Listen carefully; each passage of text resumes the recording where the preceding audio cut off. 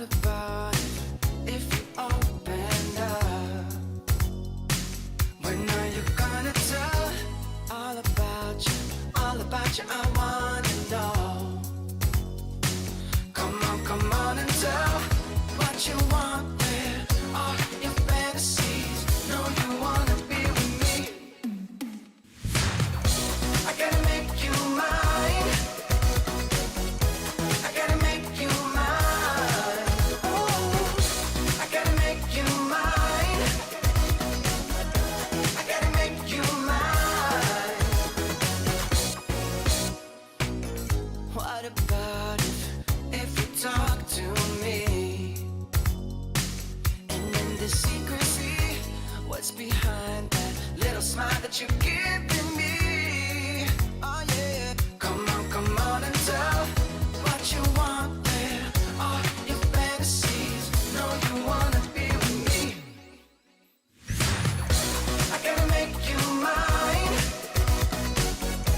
I gotta make you mine.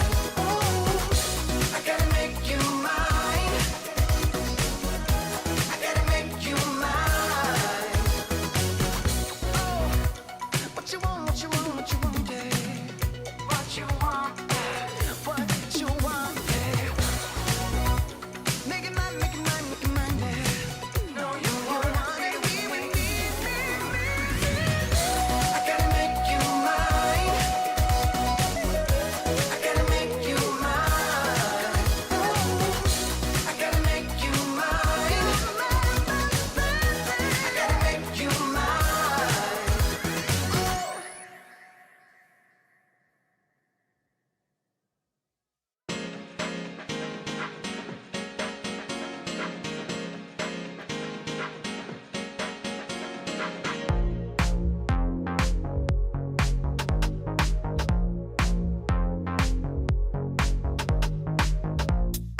I know we've been losing time, stuck inside my head.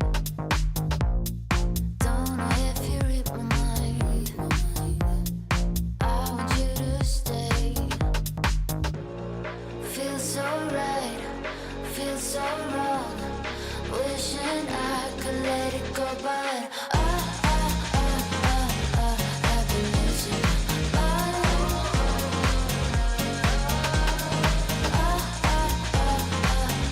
I've been losing my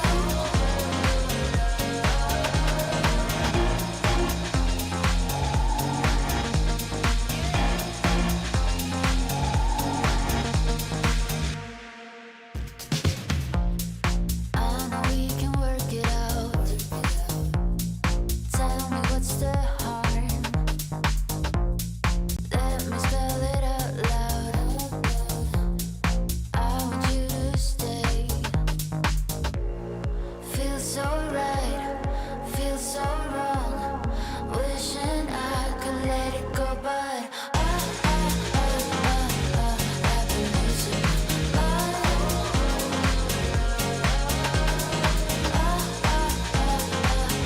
I've been losing my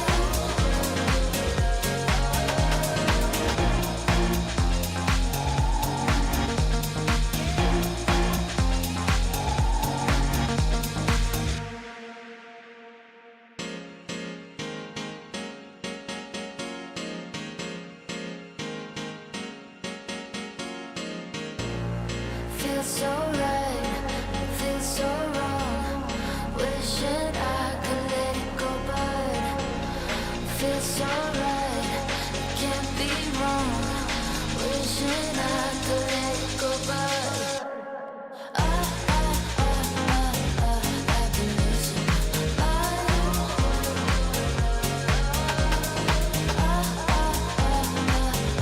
I've been losing my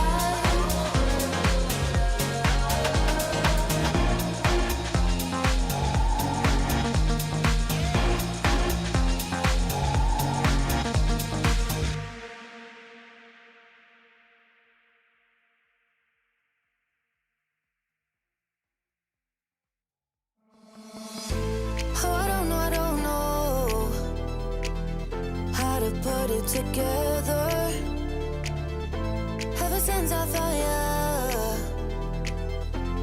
my life just got better. Better than this, better than that, better than anything I ever had. Better than this, better than that, better than anything I ever had.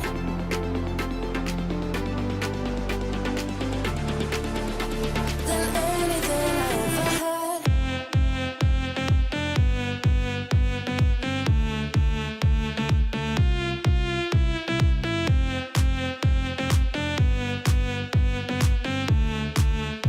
Than anything I ever had.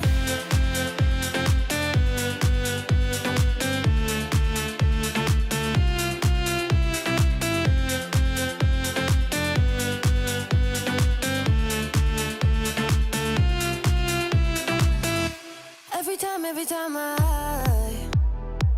start to doubt if I'm good enough, looking straight in your blue eyes makes me feel better.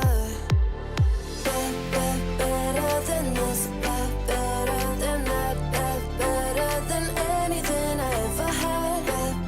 Better than this, better than that, better than anything I ever had.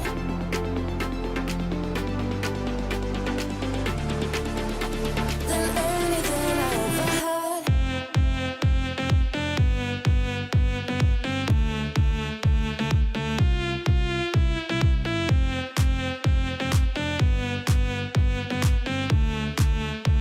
Than anything I ever had.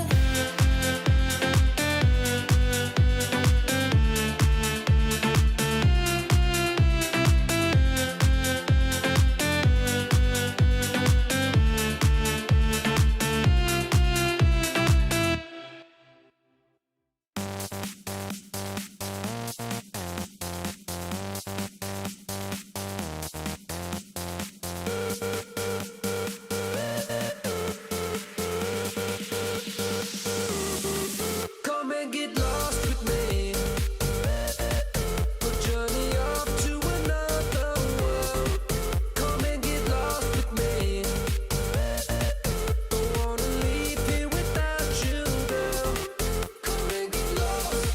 Yeah, we'll never be found. 'Cause you're alright. Oh, but bringing me down. Come and get lost with me. Get lost with me. Lost with me. I'm gonna be higher than the sky, yeah, for sure. Don't wanna be down here on this planet no more. Let's take a journey, don't you worry, uh-oh.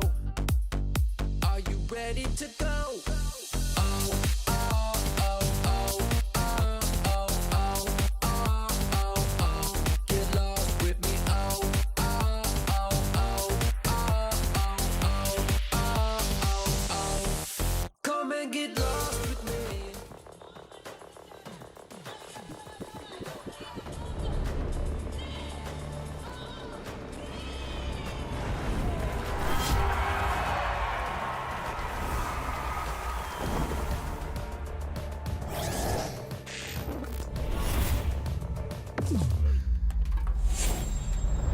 Let the weak melt away!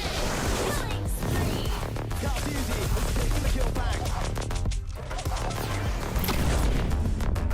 Prime time, baby.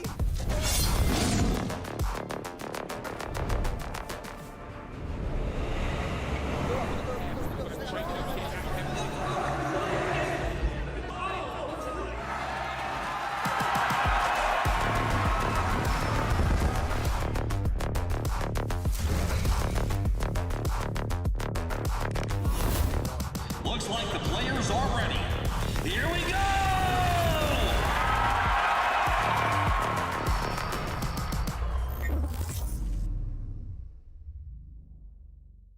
The Snapdragon Pro Series is brought to you by Snapdragon Elite Gaming, Monster Energy, and DHL.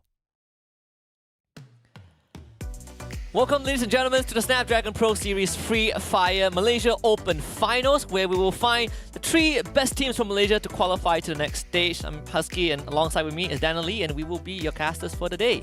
It's gonna be a super exciting day today because we get to see the best of Malaysia, Singapore, and the Philippines. And for these teams, currently, you know, everyone's got their fresh start. There are no points on the board. Everything is on the line. And essentially, what you're playing for is qualification to the next stage. And unfortunately, we only have 2 play days for this. 2 play days and 16 rounds. So every single round counts. We are going to have a robust rotation of all the maps. So if any of these teams are not familiar with any of the maps, then you're going to be in for a ride. But at the same time, it also is a good platform for us to find new talents and see how they match up against the existing ones. I love this sort of format in any regional tournament because it gives an opportunity for the new talent to test themselves against the older talent. And sometimes this is like the perfect situation for a new meta, a new style, a new something just to come out and sort of evolve with its region. Now keep in mind as well, folks, today it's not just our tournament. We also have Indonesia, Thailand and Vietnam also playing their games concurrently. So of course for the next 2 play days,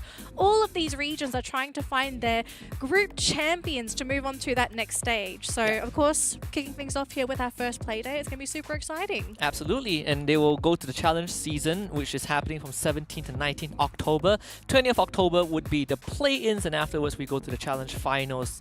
And the most important part is that every single stage there will be new challenges, especially some teams are already in the challenge finals grouping, which are the best of the best from every single region. But for all of those out there who are new to SPS, here is the format. We start with the open qualifiers, got 4 regions: MSP, Indonesia, Thailand, Vietnam. Top 4 from each qualifiers enter the open finals, which where we're at now. And afterwards, the top teams from the open finals go to the challenge season's group stage, and the top 6 advance to challenge finals directly. The bottom 12 goes to challenge play-ins, and from the challenge play-ins, top 6 will also qualify to the challenge finals. Yep, so it's a pretty generous format. A number of teams are going to be able to make it through, and the fact that you have that sort of second life coming in with the challenge play-ins as well, it's going to give these teams a chance to try something new. And if that backfires the first time round, at least you have that another opportunity to continue on and make it to that challenge finals.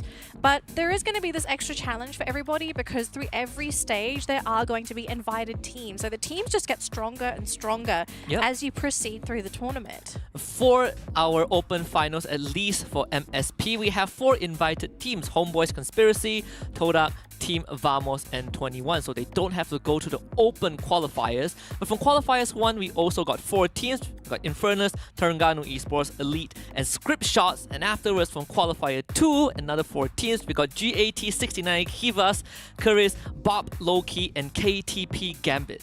Yes, so obviously we have a lot of familiar names here, as you can see with the invited teams, but for our teams from qualifiers 1 and 2, there are a number of teams here that have shown quite a lot of potential, especially with their overall scores when it comes to placements.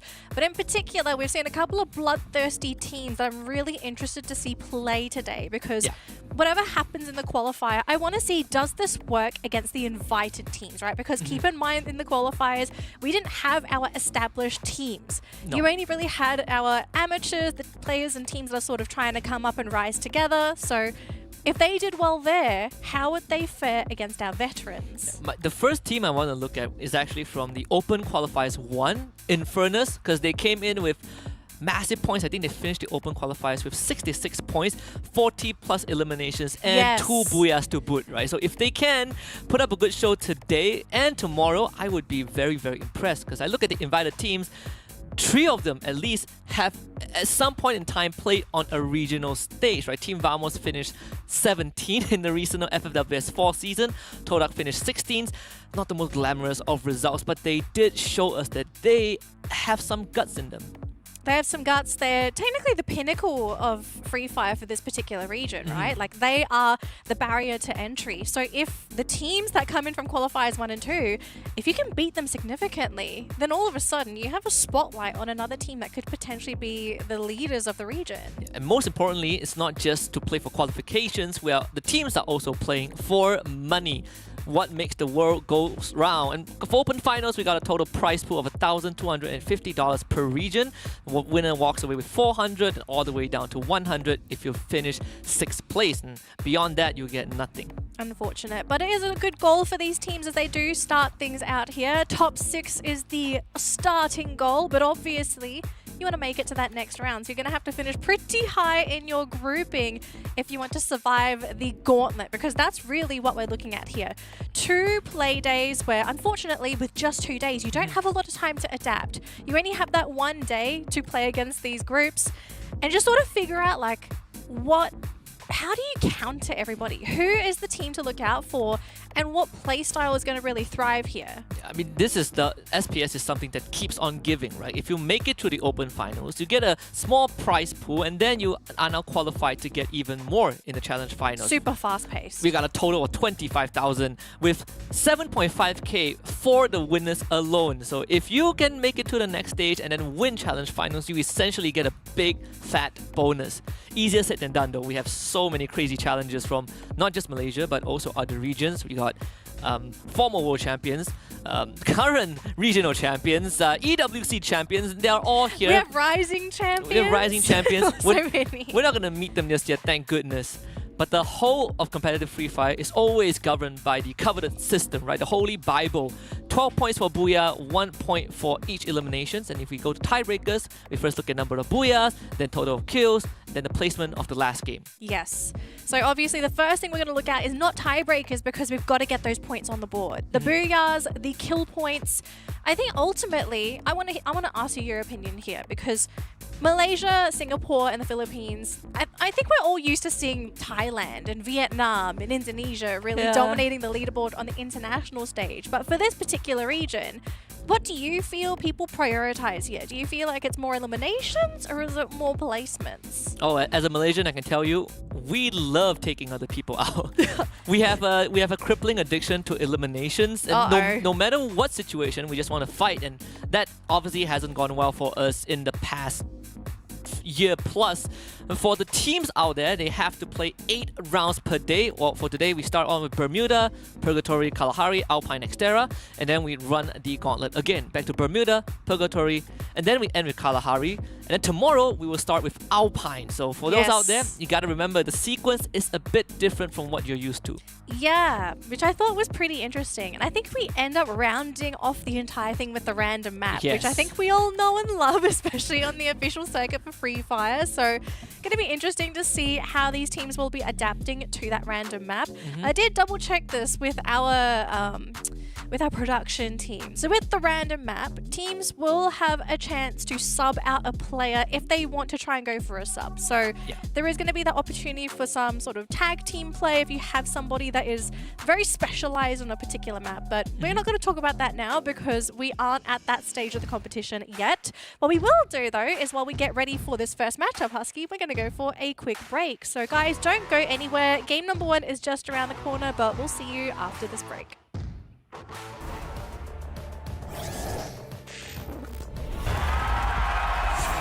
Here we go! The Snapdragon Pro Series is brought to you by Snapdragon Elite Gaming, Monster Energy, and DHL. Kebab shop. Kicked out of the club, had I been too much? We just dance outside, bro, but still in style. Kicked out of the club, had I been too much? We just dance outside, bro, but still in style.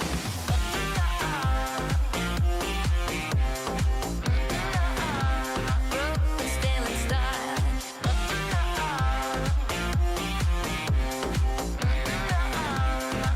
But still in style.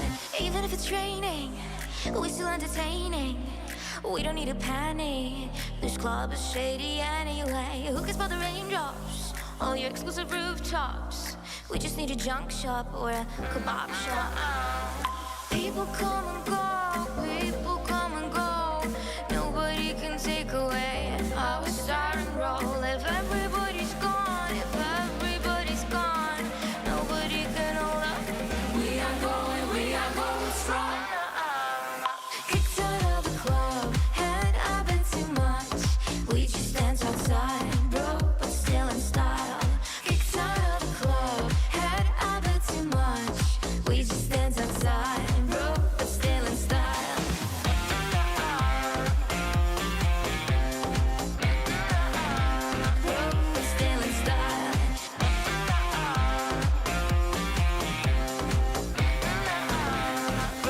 still in style.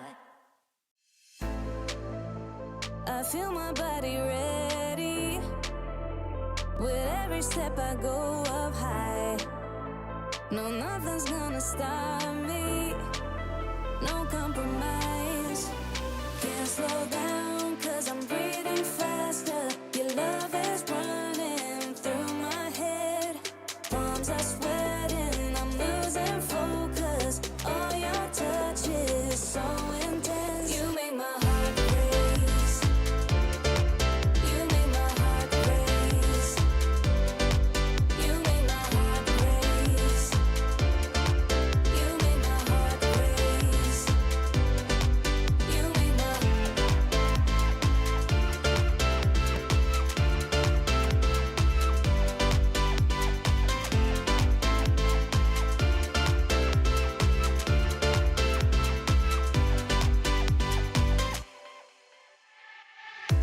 I put it on repeat. The melody keeps playing in my head. My heart is up to speed, and I won't change it. Can't slow down, cause I'm breathing faster. Your love is running through my head.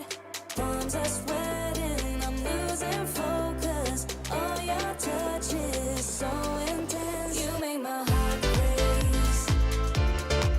You make my heart race. You make my heart race. You make my heart race. You make my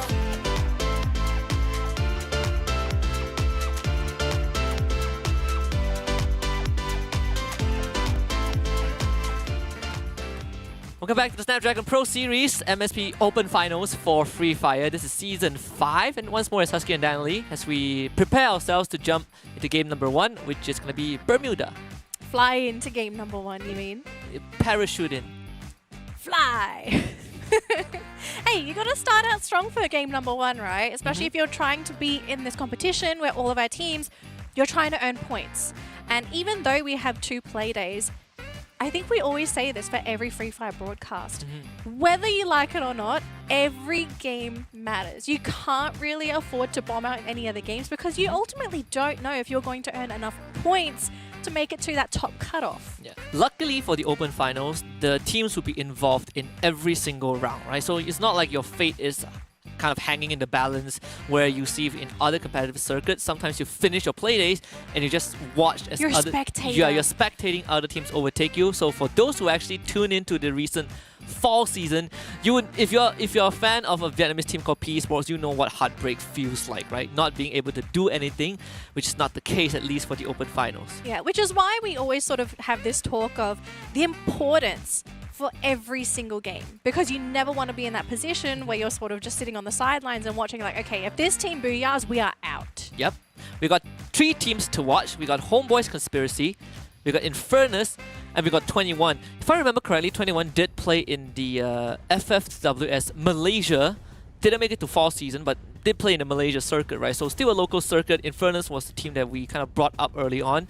High booyah counts, high elimination count from their respective open qualifiers, and then you have Homeboys Conspiracy. This is still their first year in the pro circuit, but they have shown some pretty good results.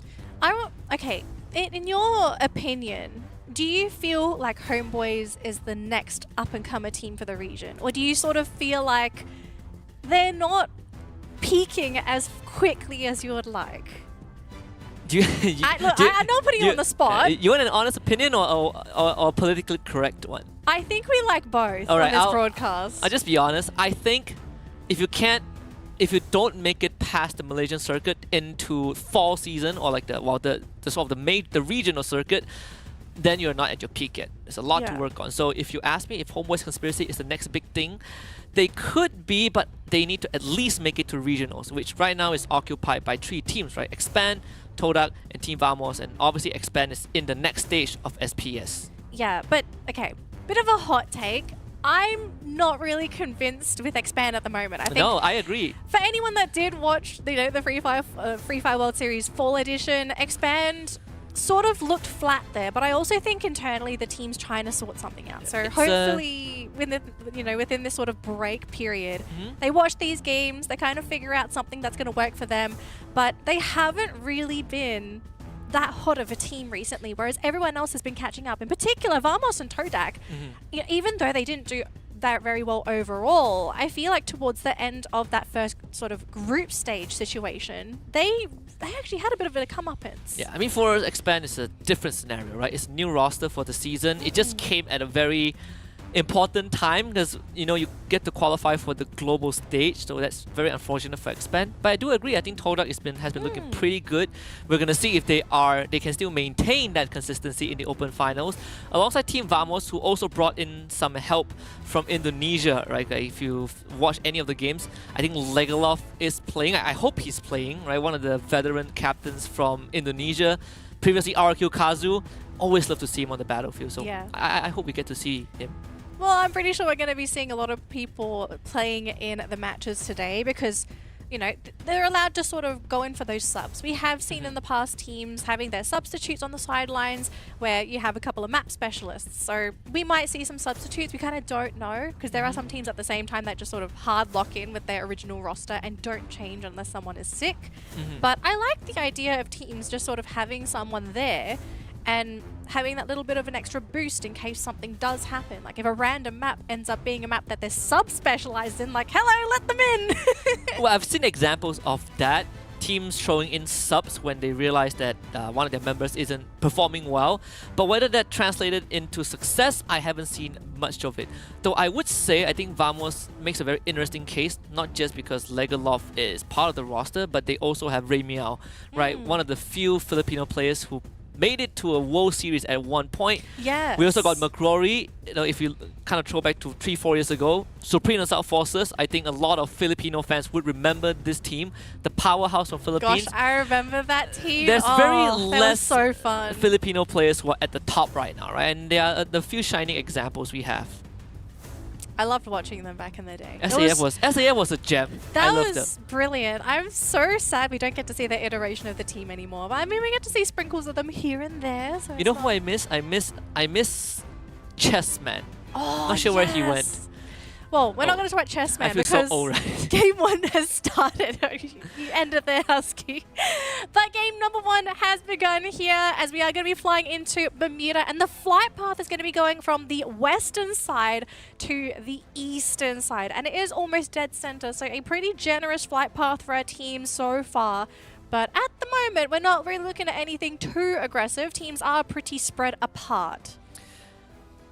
Now I understand why Infernus was such a big deal, because I didn't get to see the full roster before today, and I realized that you have people like Fikri who play with Geek Fam, and then Sem9. You got Decos who was with Do Easy, if you remember that. Do Easy that became Yes. Farang eventually, made it to the world stage.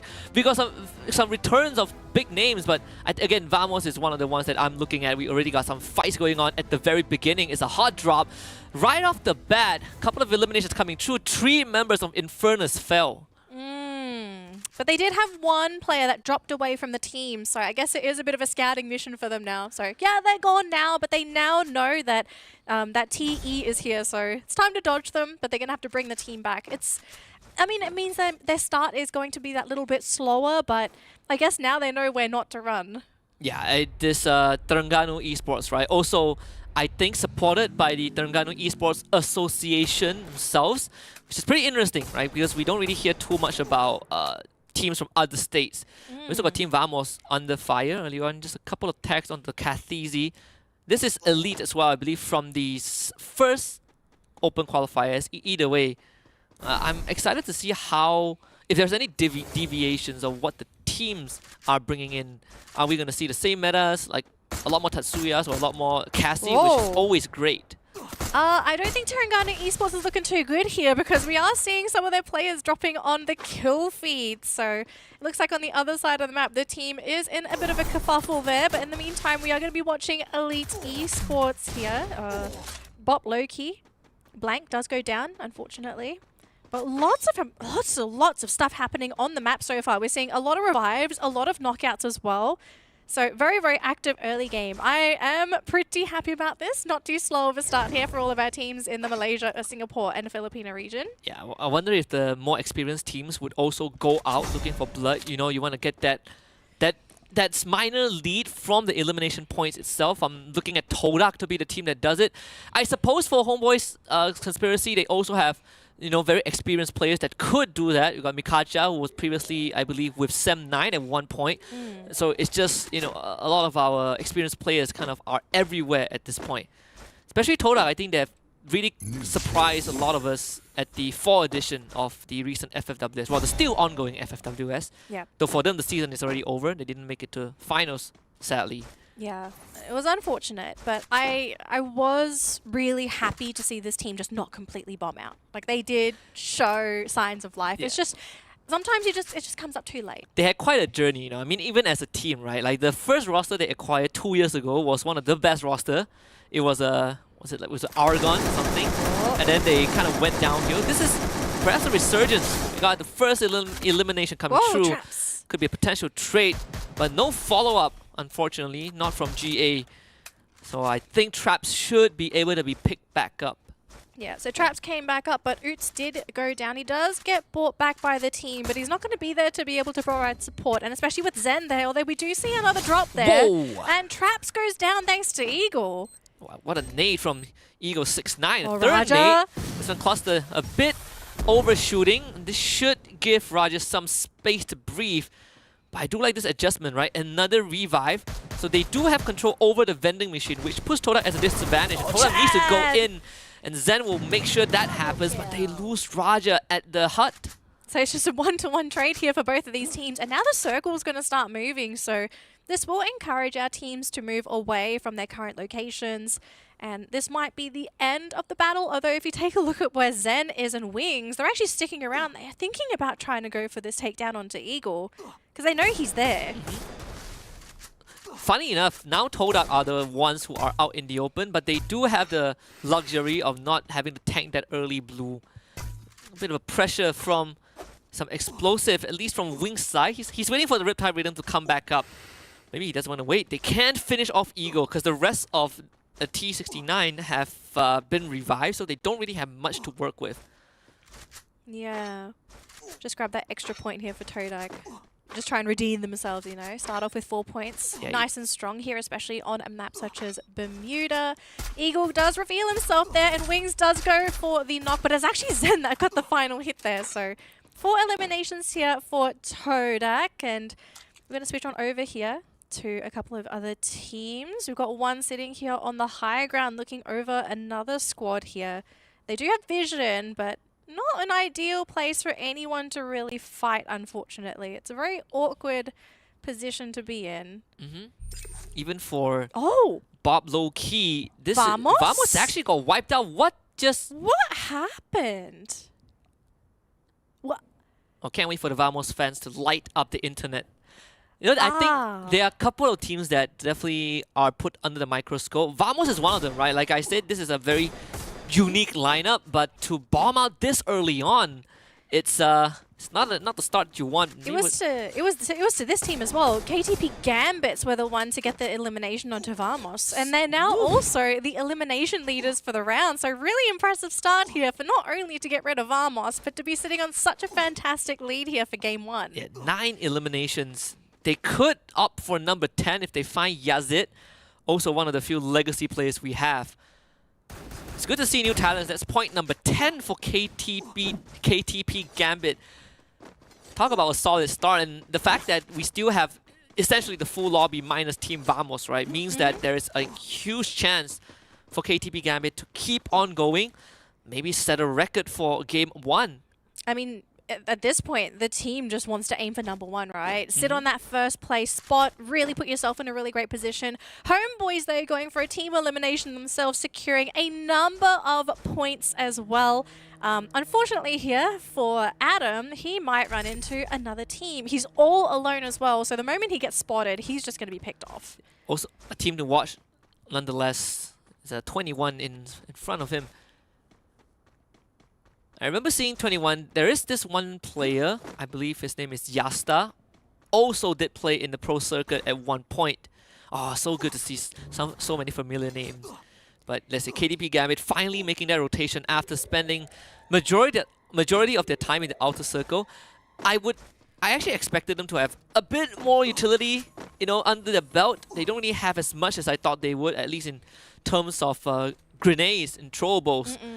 But at least they have a very clear path into the circle. Yeah, I mean, for all we know, they may have used all of their utilities in their previous fight against Vamos, right? Like, we never got to see the fight at all, so we don't really know how things sort of wrapped up. But they should be macroing now, right? You kind of want to solidify your position in this mid-game. You don't want to be caught with your pants down. Like, the lack of glue walls and grenades will hurt them in the long run. Especially considering that they're not focusing on playing in the center of the map. We know for a lot of the top teams in the global circuit, they like to play in the center because that puts them in an advantageous position to catch out teams trying to run in. At least not this early, right? Like second circle, if you park yourself in the center, in the second circle, there's a huge chance that you get overwhelmed by other squads who are kind of coming in from the outskirts. I think it's something that has been echoed by a lot of our local talents, like from the Barca side as well. Just play at the edge. You really don't need to rush this. You can like in this spot right now, I think TE have a very good chance of just gatekeeping elite, or they could go deeper into the circle without really risking much. Unless you run into that unfortunate situation where we did see in the past, 11 teams and it's like third, fourth circle, then things start to get a little bit hairy, right? But that's not the case here, as we do see our third team to be eliminated for the round as SSZ. So they're going to be out of the running, which means we're now down to our top 9 teams already, 35 players standing as well. And for Homeboys, they're going to stand their ground because they do have another team right next door that they're going to try and aim for because... look at that, it's completely out in the open. Yeah, Homeboys Conspiracy thinning out the battlefield is good news for teams like KTP Gambit, right? Who has a lot of eliminations, but if you can't get good placements, essentially it doesn't feel as good. But you still got 9 teams left, and Homeboys feeling really good about the situation right now. Curvis is the next on the menu, but now it's a slight uphill battle because I think Curvis are very spread out. Yeah, very spread. On the low ground though. They did kind of reveal their position as well because Homeboys, they are driving on through with the monster truck. Huh? Mika, though, is the first one to go down and the team isn't quite in position to provide any kind of backup. They do catch Ketchik though. So 1-1 so far. They do, unfortunately, not able to pick up Mick. So it is a 3 versus 3 situation here. But for Keris, they're kind of out in the open. Once that circle starts moving, they're going to have to try and find out how to get past Homeboys. Even Todak is now in a fight with 21 at peak. They both wanted that area because it is the only area with a lot of compound. And it's just bloody on top of the roof. Trap end up expiring and it's 21 coming out on top as well. So, I mean, there is a revival point. He can take the risk of going there, but I don't think he has so much time. risky. It's way too risky. You gotta look for a vending machine, which is not present, at least not where he is. So 21 stuck in a rough spot. Stuck in a rough spot all alone. Might just have to play for placements. Chris has been spotted there by Fires on the side of Homeboys, and we all know what Homeboys love to do. They love to pop some heads if they can find them. So far, they do manage to clip a couple, but no solid elimination so far. Just sort of throwing out a couple of pot shots, maybe fishing for the knock. Blank, though, getting caught thanks to Vix. My gosh, Chris super accurate with that shot there. That means that Chris are actually fighting more than just Homeboys Conspiracy, right? They have Bob Loki to think about. They have the blue zone that is now going to start hurting a lot more. They gotta keep moving, so the launch pad will be a very good utility. It's one of the popular ones right now in season. Homeboys Conspiracy now having to deal with T69, who are literally gatekeeping this entire bridge. They're gatekeeping the bridge. They're doing a really good job of it, so if they can stop Homeboys, this will be a pretty open game here for 69. They don't quite get any head pops, but they almost lost Gen X there. Leafy, in the meantime, though, trying to go for his own pot shots to the side there. Homeboys kind of in a really awkward spot because there are a few teams, one in front of them, one to the side. They do have these crates to hide behind, and they are committing resources to this. So it looks like these two teams, they're not going to start moving in until they eliminate one another.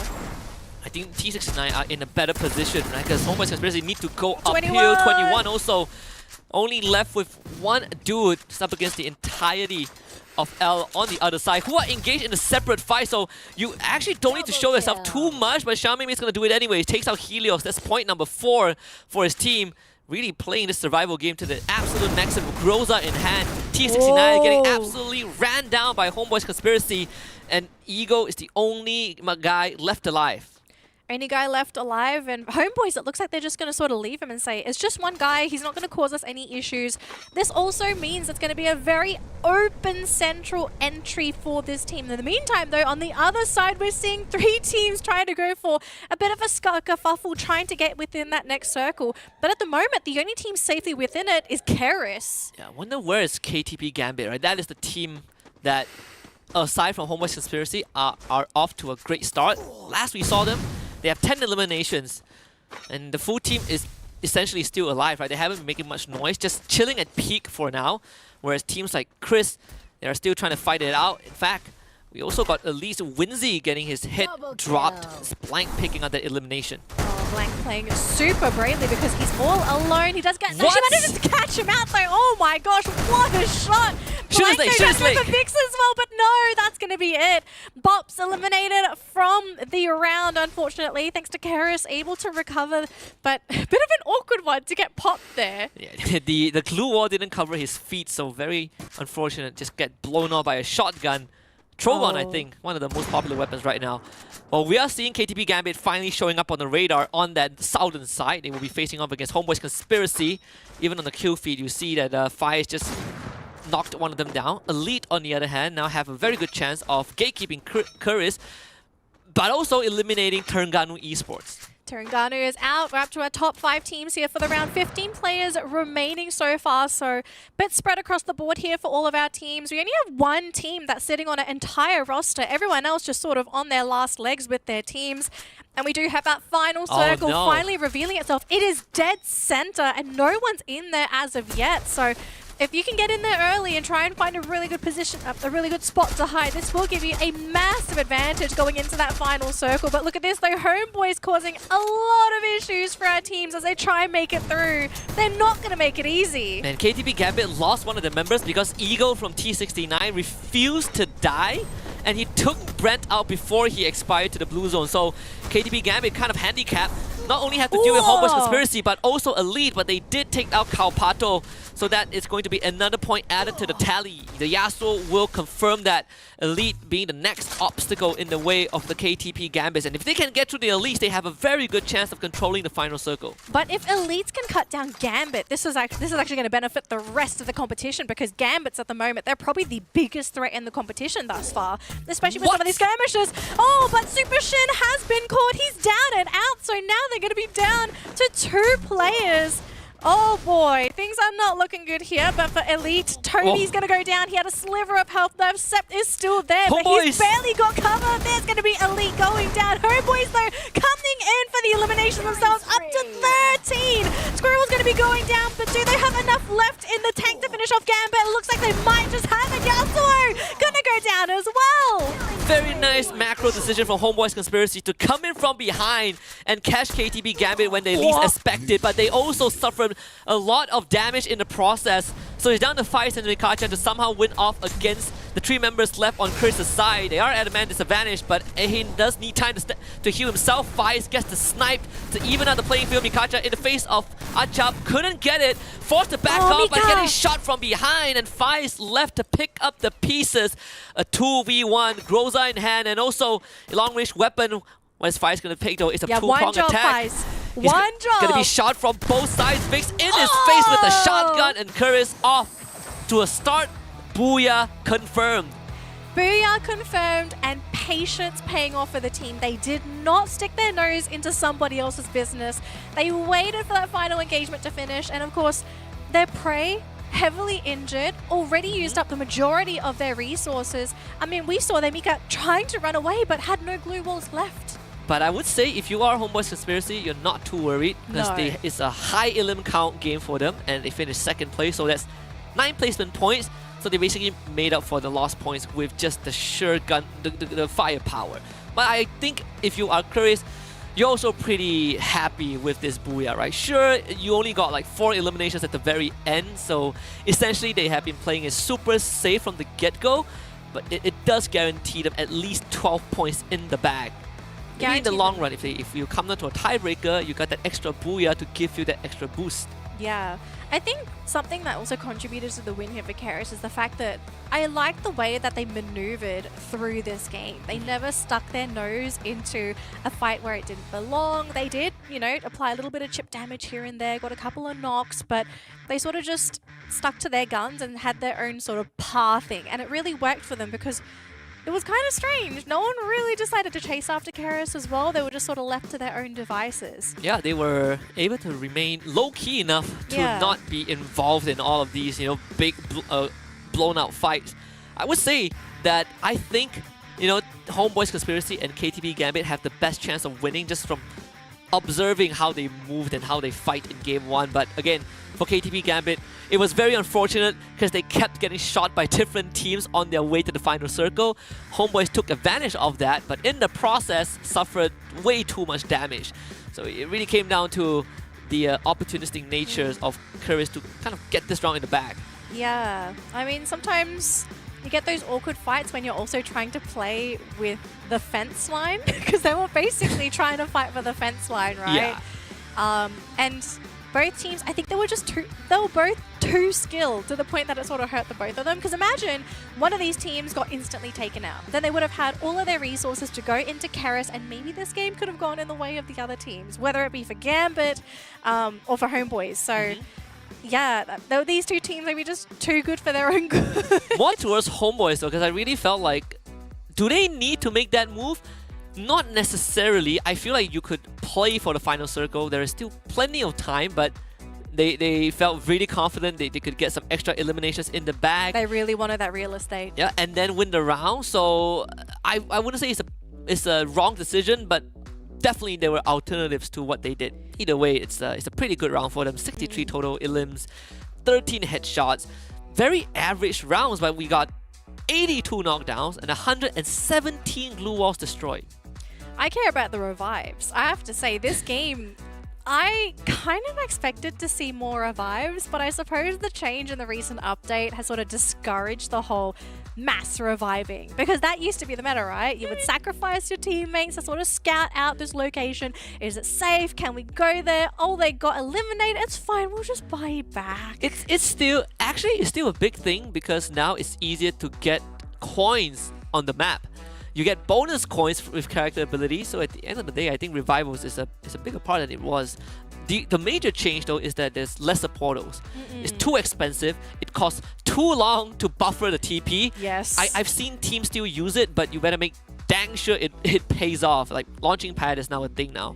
Though I love the extra usage of the launch pad. I feel like it is such a great addition because it allows your team to basically, it's basically what Portal Go is, right? Gets you from point A to point B. Less safe, but I mean, it still helps you relocate. And we've seen some teams use it in a really crafty way. Not in this particular tournament, but in the recent tournaments, we've seen people ambush other teams. They sort of fly in, they're like, oh wait, there's someone here, and then all of a sudden you're getting a full team fight. Yep, do it the old-fashioned way. Top 3 teams of Game 1, we got Homeboys Conspiracy, and then KTB Gambit, and Keris. Actually, it's kind of been going in my expectation, at least for Homeboys, right? Like I wanted to see how they fare in this competition, because I thought we will at least see them represent us at fall. The FFWS fall season, but they were the only team that is kind of like the big name that is not there, even though they were around for the last season, which is, now that I think about it, leading up to EWC, they were fighting for the slot, but just didn't get it. Yeah, and actually speaking of some bigger names, I think we should also kind of mention what I wish we could have answered the question too as well. What happened to Vamos? Because they disappeared so early in the game. We didn't see the fight at all, right? It was against KTP Gambit as well. So I'm curious to know, like, what happened in that fight? Like, was it a convincing win? Because it did kind of seem like it for KTP Gambit. Like I think almost the whole roster walked out scot-free, but they got all of Vamos. Yep. There's this running joke from RQ Kazu when asked about, does it feel different without Legolas? And they were like, no, not really, but message to Legolas. don't rage at your new teammates. Not really sure what that meant, but it was pretty funny What do you mean? when we What's heard what about that it. meant? This is probably one of the lower points in his career, right? Like having to take all these L's. Obviously, it's not entirely on him, but yeah, new environment. Top weapons of game 1, we got the Trogon as always, the Kar 98, the Woodpecker. Nothing out of the ordinary. Nothing out of the ordinary, but quite surprised we're not seeing.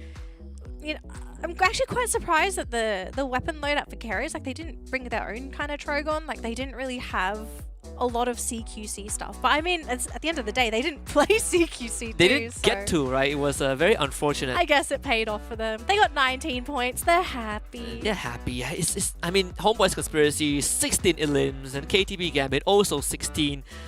Very top-heavy lobby. Like I wouldn't have expected that to be the case. Not when we still had 11 full squads by 8 minutes, but that got watered out pretty fast because Homeboy's Conspiracy were on a mission to just wipe out the lobby. My conspiracy is that we just didn't get enough revives in this matchup. No, I seriously think that, because think about it. We've also covered the international circuit or the regional circuit for Southeast Asia, and in those circuits we see a lot of usage of the revival system. But in this particular game, we kind of didn't see it. It was a lot more action, not so much playing for the econ, for the late game, for the preservation style. So I would like to see some more revives, some crafty usage of the revives, because it isn't uncommon on the international circuit for people to be used as scouts. I mean, you did ask me what is the Malaysian flavor, and I said we like to fight, and that's what we got, right? Everyone is just fighting. It's like ego check. If I shoot you down first, I'm just better. Well, I mean, there's a lot more to come. It's just round number 1, but for now, we're gonna go for a short break. When we return, it's on to Purgatory for round number 2.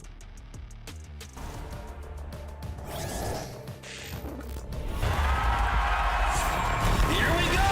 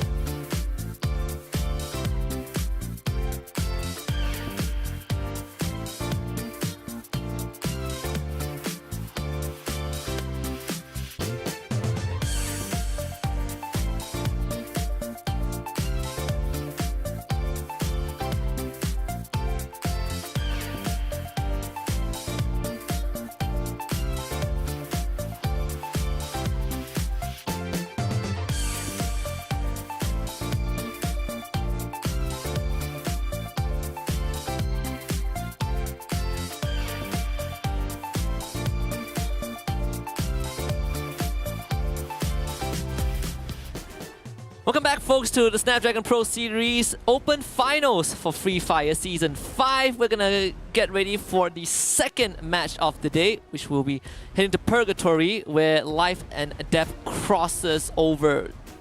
At least that's what I learned. Death crosses over. Death crosses over. I just want to see a water circle. I love how you and AJ always give me the side eye. You're just No. what is this lady talking I about? changed my Your perspective. my perspective because it's such a rare thing. We just don't see it often enough. Oh, river circles. Yeah. It used to be such a common thing, right? Like every time. So back in my day, Back in when we your- back in Before our day, Nexterra and Alpine were a thing. we saw a lot more Purgatory, and weirdly enough, I think 75% of the circles were water circles back then. Like it was very rare to get a on-land circle. You And know- now it's changed. It's like a drought, you know, there's not enough water to go around. For Purgatory, my favorite thing is to see which team takes Moat House. That's my favorite part about Yes. Purgatory. Because I believe if you can take, so there are two locations. If you can take Moat House or Ski Lodge and you play well and then you win the round, you're something else. Because they are the hardest locations to play, in my humble opinion. Yeah, I have to agree. I don't think I can complain about this at all. Now, before we jump into game number 2, overall standings to kick things off here today. We've only played one game, so things can absolutely change here after our second round. But Homeboys Conspiracy sitting on top with 25 points. Just 1 point over KTP Gambit, who are sitting on 24 points themselves. Our first team to secure the booyah was Kara, sitting in 3rd place with 19 points to boot, followed by Elite in 4th place. Now, keep in mind, again, we've only had one game. Things can absolutely change because we're not on Bermuda anymore. We're on Purgatory. And we could be rolling some dice here because we have some water on this map. Which is also, it's not just about the water, it's also how, if the circle when the circle closes in, which piece of land are you on? If you are on, let's say, the southern island of Fire Brigade, and then the circle is on mainland and the bridge is cut off, what do you do? Because a lot of teams, even the most experienced ones, struggle to get past that point, right? It's such a suffocating experience. Well, what happens if nobody gets dry land? What? You know what? Time to swim. I want a moat house circle. We've never gotten that before. In the past, we probably have, but recently, no, we definitely haven't. It's all been on ground. It's a on blur. land It's a blur for me. It's a In my 4 years of Free Fire, I don't think I've seen it yet. I think you didn't have white hairs back then. No, I had it since I was 12. It's just not as okay. much. I didn't know this. Yeah, Free Fire wasn't created when I was 12. I wish it was. Very. It was created We around aged with this game. 2018. Yeah, around 2018, 2019.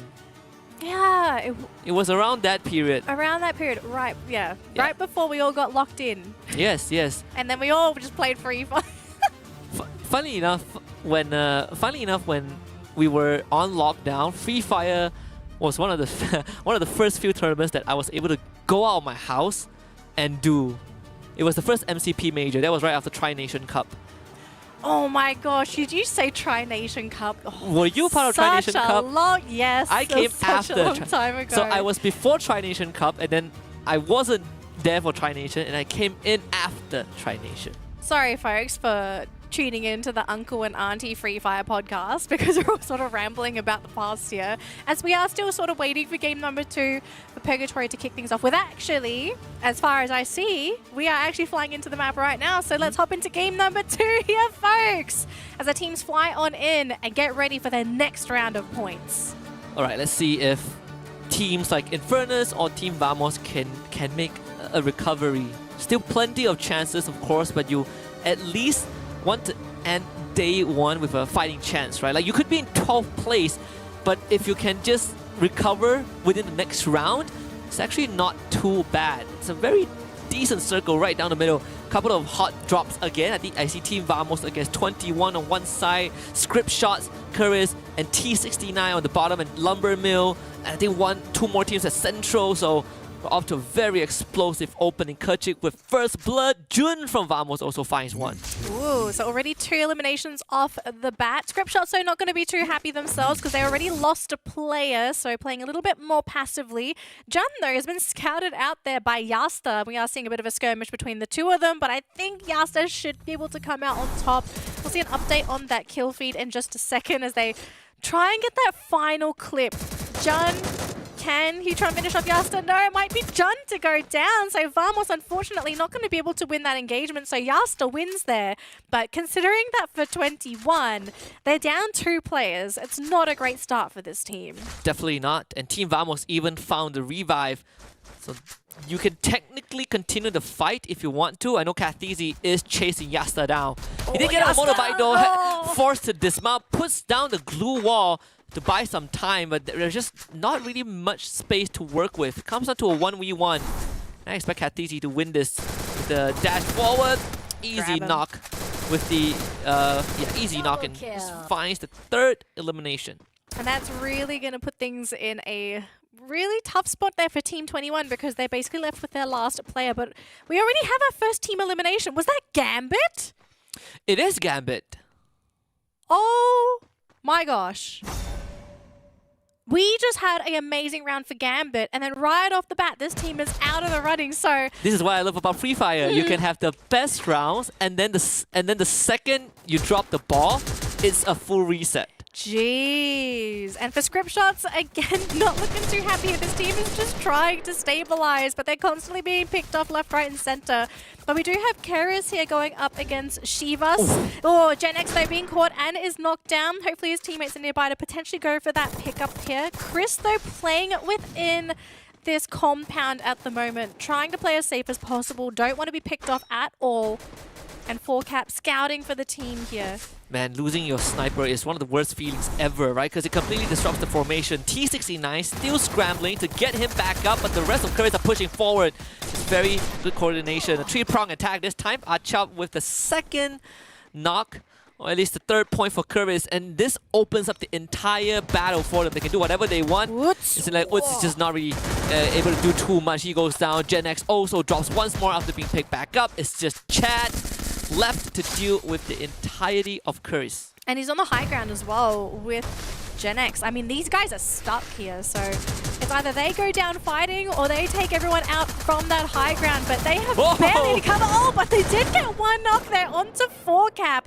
Ainz going to play super safe. He's going to try and go for that really long snipe shot, but no, that's going to be it for T69. They are out. We are already down to our top 10 teams. Really fast. The script shots still not being able to do too much. Maybe it is time to turn on the scripts because they're facing up against Team Vamos in the center. The Zan, and no one is coming for him.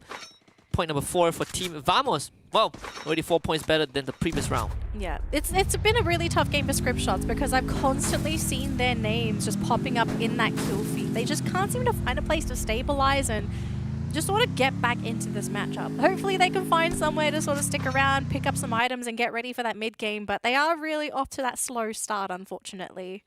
Whoa, what do you know? Todak actually starts off close to the moat house on the north side, and most teams are actually towards the southern end of the map. So that's going to have a really good time making the rotation. Can't say the same about Toby, who just got absolutely sniped. The rest of his team not even remotely close, so Elite will lose their first member. Just have to let it go.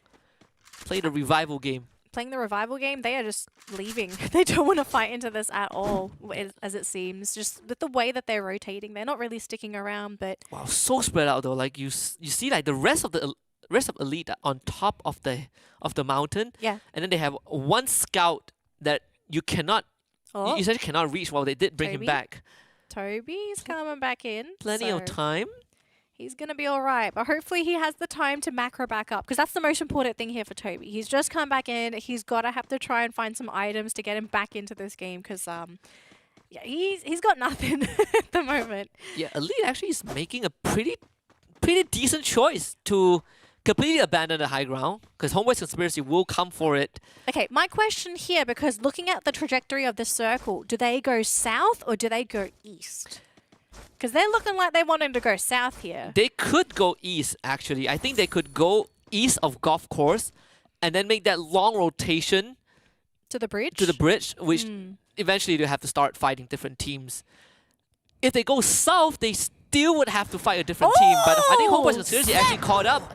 Except 22 with the knock onto Luffy. This one is very huge if you are elite. They do get the pick there, so nice Get out, get little out, get out. Yeah, he's got to get out of there, like super sneaky pick, but I love that play, just cashing out one of the members of Homeboys for free. That's nice. You give Mount Villa away. You take one eliminations. They had to use the Dinoculars to scan you out. Team Vamos now up against Terengganu Esports. Vamos able to get a knock. Terengganu going in for the rush, but Ray Meow coming out on top with the CQC at the very start. Ace is down. Yazid follows him to the grave. And Team Vamos looking a lot more solid in this game. Number 2, getting Adam. And Terengganu left with just one man. Smoothie far away, trying to face off against 4 members of Team Vamos. This should be an easy cleanup for Team Vamos. They did get the buyback onto Ace, so for Terengganu, they're not out of this game yet, but the fact that they got cleaned up by Vamos, they're basically reset for the match. So they've got to figure out how to get those buybacks, and of course they have to try and pick up some items again. So unfortunate for the team, but if anything, Ace is their saving grace. So we'll have to see if he's going to be the one to sort of save the team here. Oh, Elite, no. though, going for a couple picks themselves. I just gotta say that for Elite had 4 eliminations, so they actually crippled. Wait, they wiped out Homeboy's Conspiracy. No way! Terry's a genius. Almost wiped out Homeboy's Conspiracy, I think. There it is. Now they're gone. Jeez. It's a genius play, like giving away Mount Villa and finding that pick off. Absolute genius. I just saw Ace, who got revived from Terengganu's side, flew to Moat House, but the circle is on the southern end.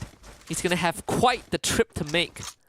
He's going to have to make that trip quick, because as soon as that circle ticks over to the 3rd circle, that gets really painful as I don't know well. if you can make it in time though. You probably need to gather coins and revive the rest of your team and ask them to bring you back when you eventually go down. That could be the play. I don't know. We're going to have to see what Ace wants to do, because, yeah, this is interesting. Okay, there Yeah, is he one. brought all There's of them Adam. back. Yeah, Adam's back. Smoothie's back. The whole team is back. Okay, so the team is back, essentially, but Ace is probably just going to go down here for the team, unfortunately. But sometimes you just have to make those sacrifices. The question here is, can they survive the flight down? Because they are right in the middle of snipe shots and 21. Ace actually got pretty fortunate to have a Oh, full there goes revival Smoothie. point there. Smoothie's gone. There was a Dinoculars, I believe it was used by 21. So they did scout out Terengganu, or they could have seen them parachuting. They see Yazid. This should be an easy pick in. There's a revival point right opposite, right outside Brasilia. But Yazid will not get there in time. Yeah, so this is the issue when your team gets completely crippled and you've got that one last player alive, even though you can get the Yeah, get him, buybacks. Oh, Yazid, he's just He has the worst equipped. weapon in hand. Worst weapons. I think if anything, they just got really unlucky with their positioning. They were hoping to sort of have that clear landing, but to be pincered between 2 teams, like, that is the worst place to be. I mean, they didn't have any information on where everyone is, right? So they kind of had to just sort of make an educated guess, and it really didn't pay off for them in this situation. Now, it looks like we do have a bit of a skirmish over here. Bob's trying to defend their compound as it is being invaded by Infernus so far. It's going to be 1 player going down, 2 for this Infernus. They are really dead set on taking this. Showing that open qualifiers performance. They did lose 1. Novak getting Ryu on that landmine, but the rest of his teammates will come in for the cleanup. Very straightforward. Only Shan left standing. See, first should be able to find him. It's a 3 against 1. Trogon in hand for Shan, trying to fight with LMG of all weapons. He's gonna get swarmed. Decos around him. Is one side or the other. Bob low-key is out. Infernus with 8 points. It came at the cost of Ryu, but for Infernus to pick up 8 eliminations here, they're in a really good spot to end this match really strong. Vamos, they're going to be running into Keras this time, and it looks like they're overwhelming them in this compound. Vamos is essentially warmed out. Kathizi once more working together with his teammate, finding Vix. That's point number 10 for Team Vamos. And they have the opportunity to go for 11th and 12th. Ehins goes down, that's point 11. And Kuchik trapped in the building, and Vamos knows where he is. Revenge for Vamos. Essentially. They needed revenge. I mean, considering that they didn't start the day very well with that game number 1, I think this is a great way for game number 2 to go for this team. Now for Keris, they've just got to try and survive. They use the launch pad, but Ketchik is out mid-flight. Was not able to get out of there quick enough. So Vamos, our elimination leaders so far for game number 2 with 12 eliminations. Now down to Todak versus 21. 21, they are stuck on this bridge here and they're going to have to decide, do they want to go backwards or do they want to keep going? Because on the other side, it's being guarded by Todak. Yeah. See, 21, if they can get past Todak, they actually get a clear entry into the circle, which is right now only occupied by Infernus. What?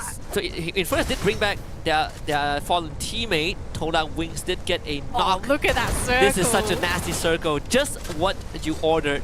Team Vamos, they're going to fly into Infernus' side, so we might have a battle on our hands in the center. But for now, 21 losing Shamim on the ground. Needs help, but it's not going to get it though. They do find traps, so Todak also not really walking away with no casualties. There we go, 21 eliminated, could not cross that bridge, but it came at the cost of traps, unfortunately, for Todak, so they will have to play 3-man strong going into this next circle. But they might be running into their next opponent real soon because we see script shots coming into the picture. In the meantime, though, we've got Elite going for a skirmish against Infernus. Wait, so Vamos flew into where Infernus was. Infernus got forced out of the compound into Elite and ended up losing 3 members. So Elite really being fed a couple of free points. Ryu, he just got revived. He's got nothing. He just got revived by his teammates. Oh, he's got to play the macro. He has to play low-key. Do not be spotted by Elite. Script Shots finally running into Todak. Now, Todak, they do have the high ground advantage, but if Script Shots can somehow flush them out with a grenade, anything, then they're going to be able to have a nice entry point into this circle. Mule's going to start things off for the team here. Todak playing really strong with the defense. Wings playing in the back lines, but Script Shots, they're taking too much damage. Look at Vamos sticking their nose into their business as well. Yeah, Script Shots is just having a rough time. They see that very expensive portal goal by Todak, but they just could not do much about it. Todak should be able to clean this up. It's sleepy, and Todak would gladly offer him nap time for the rest of the round. The thing is, if Todak get rid of Script Shots here, they have a clear entry from that northern side. We still have 6 teams remaining, but there's no one here to compete with them at all. They're sort of safe to take whatever position that they want. The only other team in the circle so far is Vamos. They are on that low ground, but they do have some natural cover to work with. And then on the other side, we have Elite. Now the question is Elite going to cause Vamos some issues? Because Kathisi gets caught out, so Vamos are now down to 3 players. Look at the radar. The circle favors Todak now. Oh my gosh. Everyone wants a piece of that. And Vamos is holding a very key point. If they can stop Elite, actually whoever wins this skirmish will get clear entry into the circle. But Vamos is not going to make it easy. Taking down Winzy first.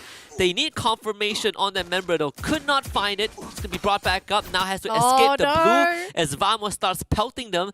Elite being forced towards Terengganu. And Todak is watching all of this go down. Terengganu is also being picked up. Look at Infernus though coming in with the vehicle. Might be able to come in, but is about to run into Todak. So that's not really where you want to be going. We'll have to see if we can make it through. But in the bottom, we're still seeing a fight. Stop the car because look at the next circle. Todak are dead center, whereas for Elite and Vamos battling towards that southern side, these 2 teams are trying so hard, so dang hard to make it through. That's going to be it for Infernus. So now Todak sitting on the throne, waiting for their next opponent. This is an unlosable round for Todak. Like, if they play this well, no way they lose this, but I've seen teams kind of drop the ball at the end.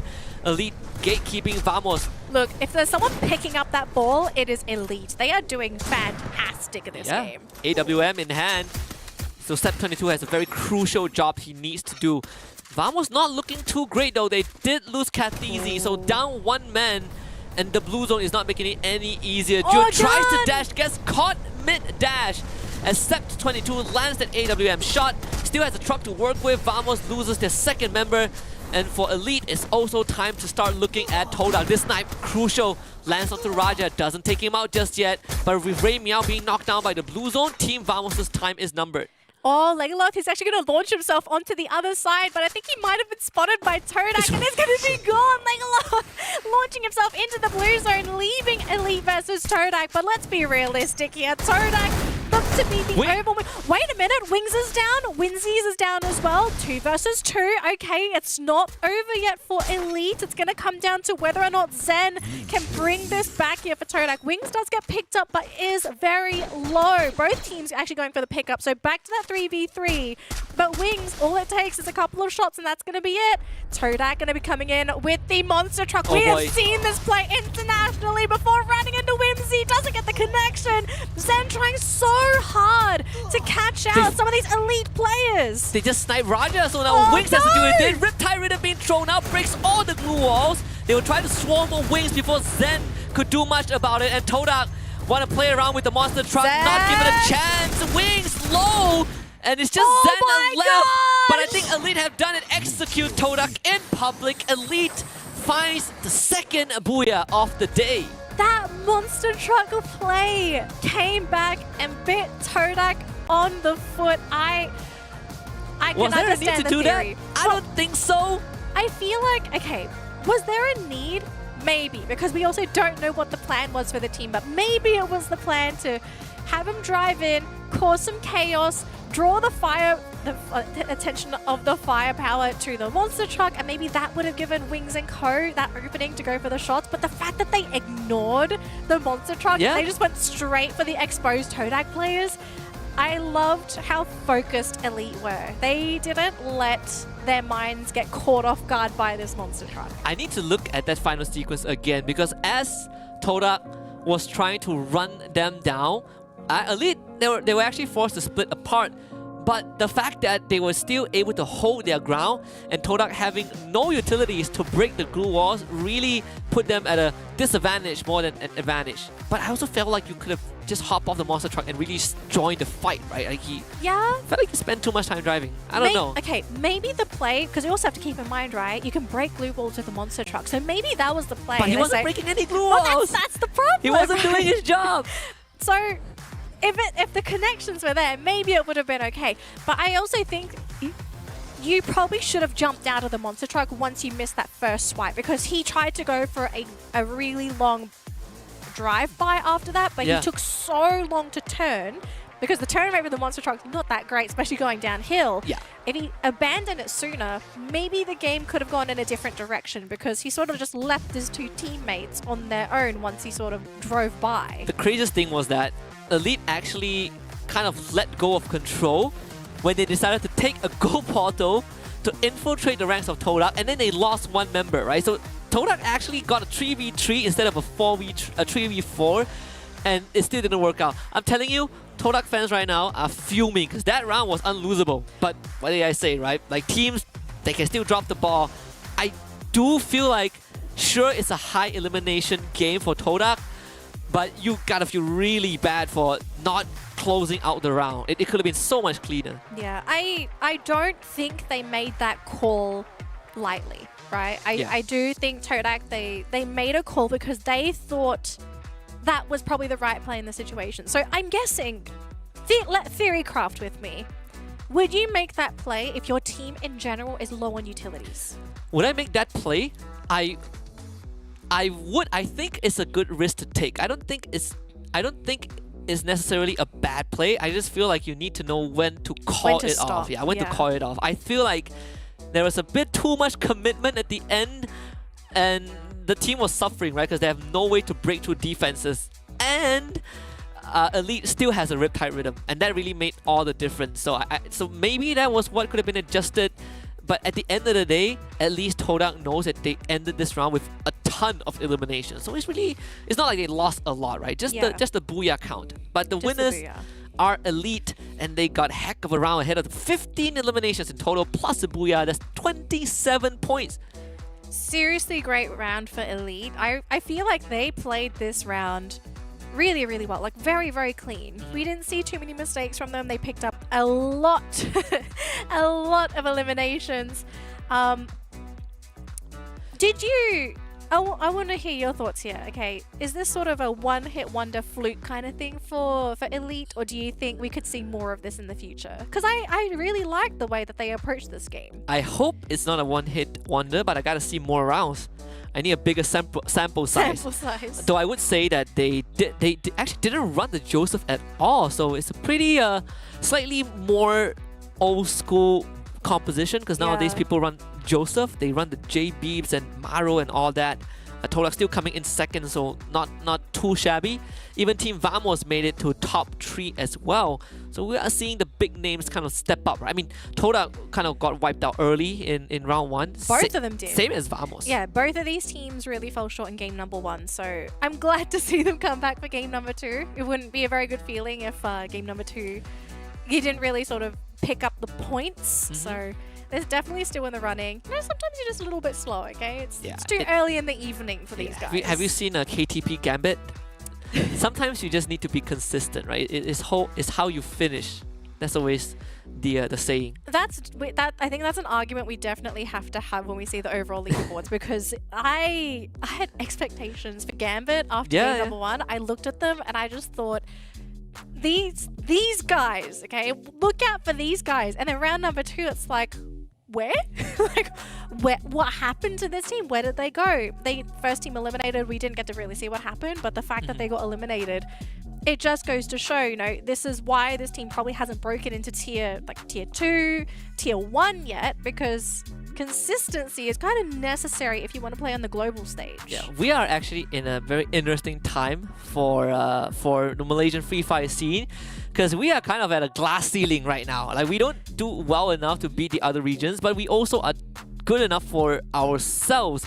But I want to show you guys the round 2 standings of Purgatory. You know, 27 total points for the team with Booyah, which was elite, and then followed by 23 for Todak, and then 22 for Team Vamos. Even Inferno stepping up, getting 15 points for themselves. Yeah, and let's not forget Keras as well. I feel like this team has been consistent so far for the past 2 games. Like, they're not eliminated early, they're getting points, they're getting eliminations. Like, sure, they're not one of the top runners so far, but I love seeing consistency start off with some of the teams right off the bat, because it's a good sign for them moving through the tournament. Yeah, and sometimes you just need that buffer point, right? Like, some good examples during the recently concluded like EWC, Team Falcons entered the grand finals with a 40 bomb in round 1, and that set them up for success at the end. They did finish strong, but well, that was a hell of a start. We also got the second page of the round standings. You can see right now, Terengganu getting 6 points, Script Shots getting 5, the L getting 3, Homeboy's Conspiracy this time not doing too well, only 2 points for them. And then you got T69 with 1, and then we got our KTP Gambit. Yeah, so it's like our top runners from the last game sort of fell from the pedestal, and then our low runners from the previous round sort of rising up. So that's my favorite thing. Things are equalizing here on the scales. It's like, okay, you've had your turn. It's our turn to start picking up those points. But it's only game number 2, right? We've only literally just started the tournament here so far for the Malaysia division. We have plenty more games to go. We've got 6 more games to go today. And the next map, it's my favorite. It's Kalahari. Yes, my favorite. It's our favorite. We are the only one who endorses the map. I think everyone on the panel. Okay, originally I was the only one that liked Kalahari. And then I liked it. And then you liked it, and then eventually everyone else liked it because they just. Yeah, I mean, there's basic. I'm getting distracted by this one grey hair, so I'm going to try and pluck it off. We're going to head to a short break, and we'll come back once I've dealt with this for round number 3. What's the... Here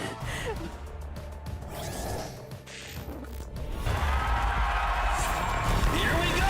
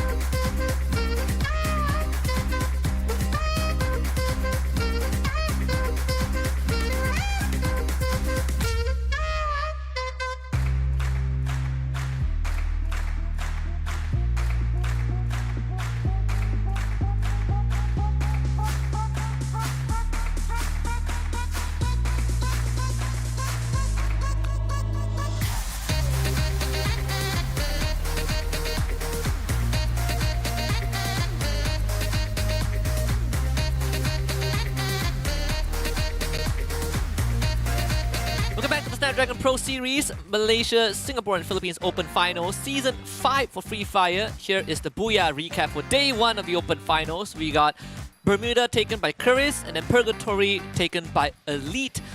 Two teams that a lot of us are seeing for the very first time. As we move over to Kalahari next.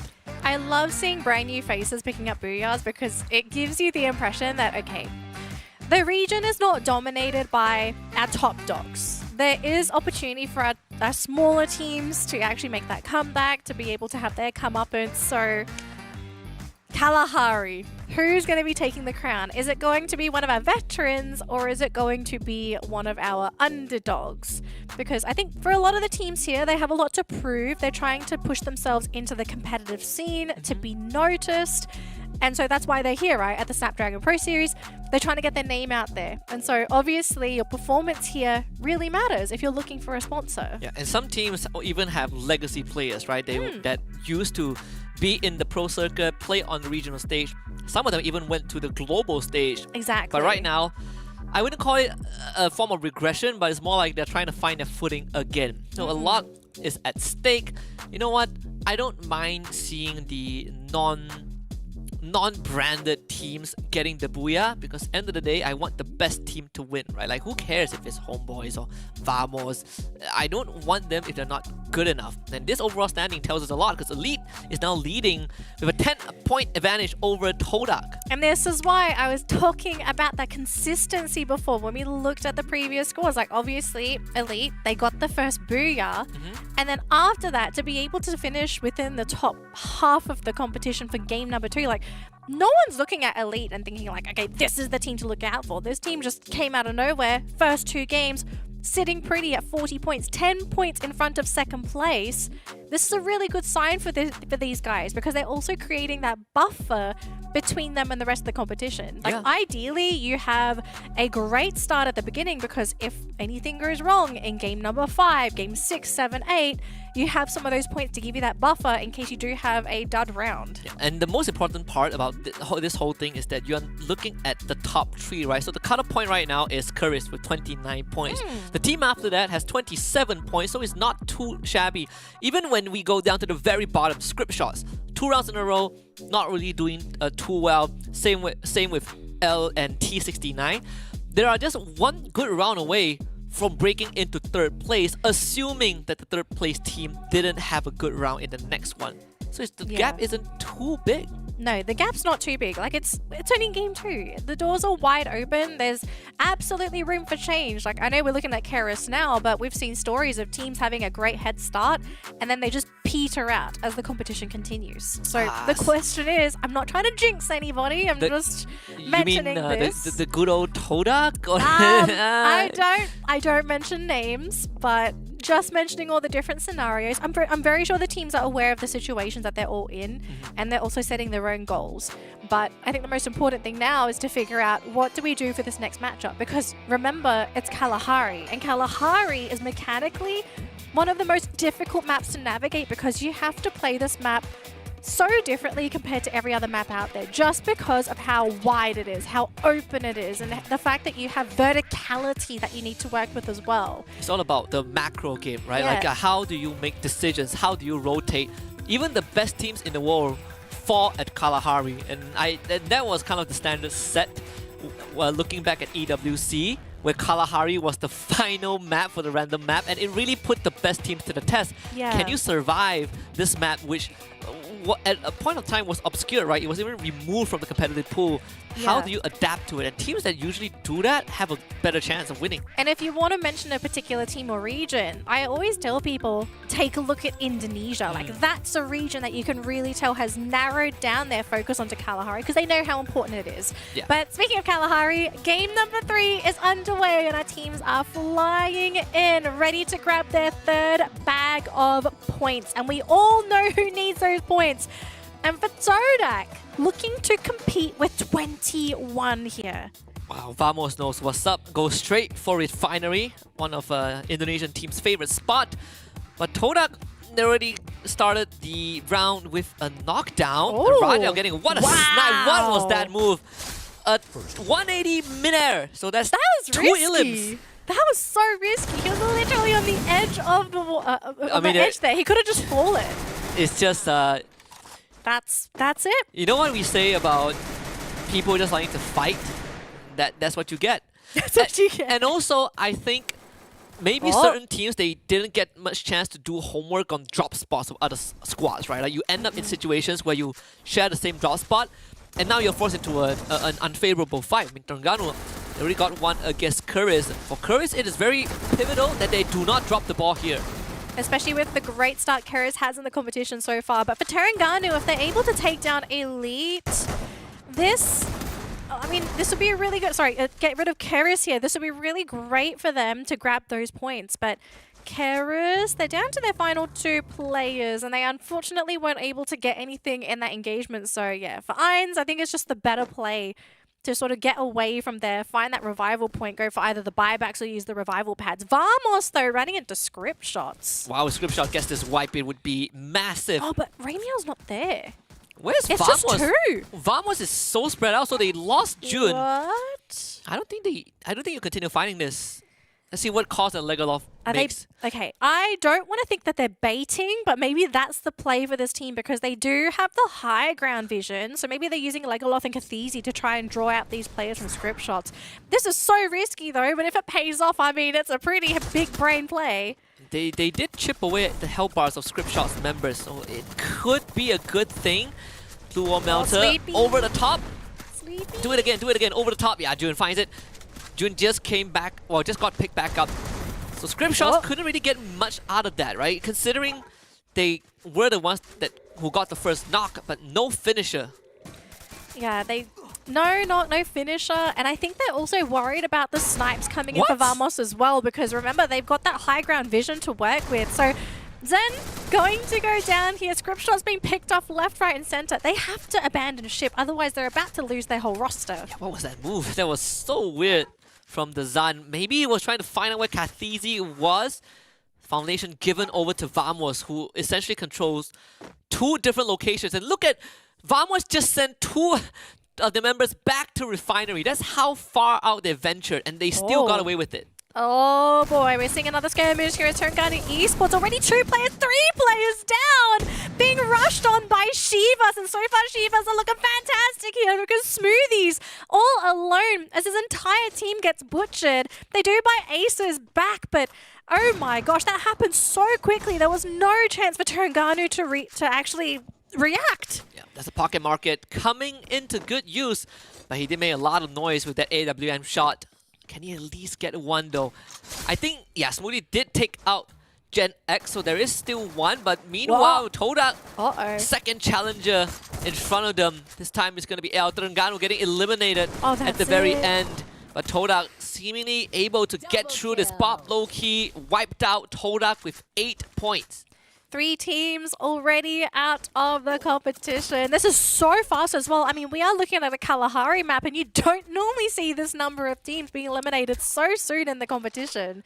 Yeah. So I think there's starting to be that level of urgency for some of these teams to be the ones to make the move, right? We're seeing a lot more hot drops. We're seeing a lot more forced engagements. We could be seeing Infernus looking to make a play themselves as they are potentially going to be running into Todak here. They did take out Wings, who just got revived. Todak wanted the revival spot that was right in front of Infernus just now, but couldn't get it. So Infernus forced him away. The Dinoculars used to scan out the rest of the path that they're going towards. Brings back Raja also. Homeboy's Conspiracy now running into Kuris. Oh, Kara's not looking too good here because two of their players are down, unfortunately. Ketchik, I mean, they have someone running towards them, but it could be a potential bait. I think you have to abandon because another player has been spotted on that high ground. They use the glue walls to go for the blocks, but they just can't go for the picks. Oh no, that's going to be it for Keris, the team. Jeez, I can't believe we're down to 8 teams already and we've just literally gone to our first circle. Yeah, but on Kalahari of all maps, the team's really getting very aggressive at the start. Very antsy, yeah. It is weird though to see.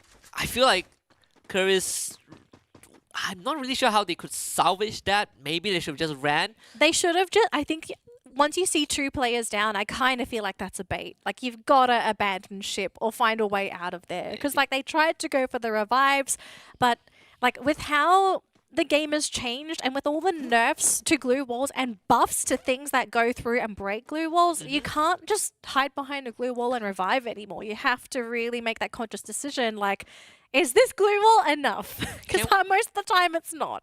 Maybe like a month or a few months down the road, we will see the new character being used. The one that freezes the glue wall, the latest one.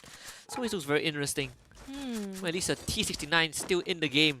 Top 8 so far with 4 eliminations. That's not too shabby, but they are about to go up against a different team that also needs the point. Yeah, and it's not looking too good for script What? shots because they are pretty split apart. And with Meals already going down thanks to Vamos, it looks like this happened on the other side of the map. Yeah, script shots is not in any position to really do anything here. So you kind of have to hide knowing that Shivas is there. But look at Sleepy being spotted, just a couple of pot shots. All it takes is one more to connect and that's going to be it. Another elimination point there for Shivas. Wait, Kaz, why did you come back? Oh, Kaz! Why did you come back? Oh. You had a chance to run. Oh no. Well, okay, so Zan and Meals are back, however, okay? They're at the maze, so they're going to try and keep the team in, but I mean, it's not looking good so far. They just can't find anywhere to sit back and loot. Like the fact that Zan is running, you don't want to be like this. He's 100 coins away from a revive. Oh, he found a vehicle. This might be how he gets away now. There we go. Yeah. Far enough. He needs it so badly. There's really not much place for script shots to go. It's the edge of the map. It's actually crazy because you have to also keep in mind, like, this is Kalahari. There's a lot of space on this map and everyone just seems to be congregated within this one little corner so far. They managed to make the map look smaller than it is. Exactly, with how Look at where script shot is. Yeah, like with How do you end up in that position?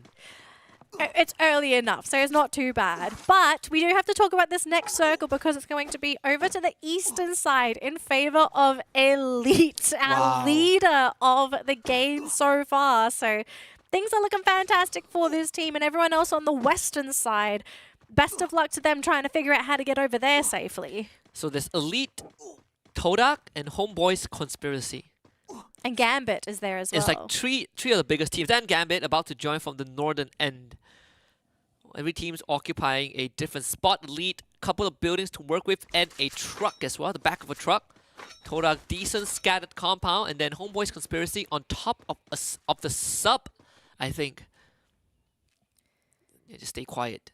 Look, Elite have gotten a fantastic lead. I don't think you get eliminated here. Like, don't do anything silly. Don't give yourself You say away. Right. Look, they've played great up until this point. So I'm not going to question them at this point. Vamos, though, about to lose Legalov there. So Shiva's going to collect their 6th elimination. Thankfully for Ramiel, he's a little bit too far away for Shivas to really spot him out. But Vamos, they're still chasing the circle because Shivas, they are on the edge. Wait, so they took Refinery, they expanded their influence to Foundation, and now the whole team ends up just outside the maze. Like, I wonder what the rotation path is. Is that Ramiel flying in? I just saw one of the Vamos players. Uh-oh. We'll have to take a look later. That's Legalov. Legalov just came back. Oh, no. Whereas for Todak and Homeboy's Conspiracy, they will take each other out. They will be doing Elite a big favor because I don't think anyone has seen Elite yet. No. Nor they know about their existence. That's the Trogon from Mikacha. If they can take out Todak right now, it would be a big boon for them. Rotation with the launch pad. Wings is low. Riptide Rhythm from afar breaks all the glue walls. Good snipe from Wings. The follow-up from Homeboy's Conspiracy is on point. Traps also goes down. Infernus from behind. Todak sandwich and loses the whole team.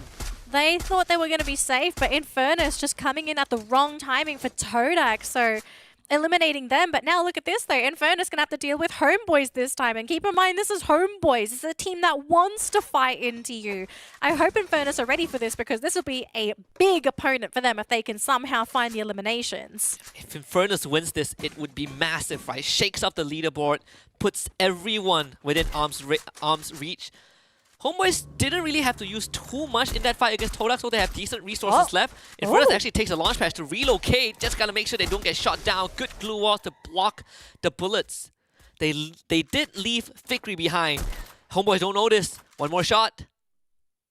Come on, do it, do it, do it. No, I like that Fikri is playing this safely, but no, he's actually he going to missed go the timing. last.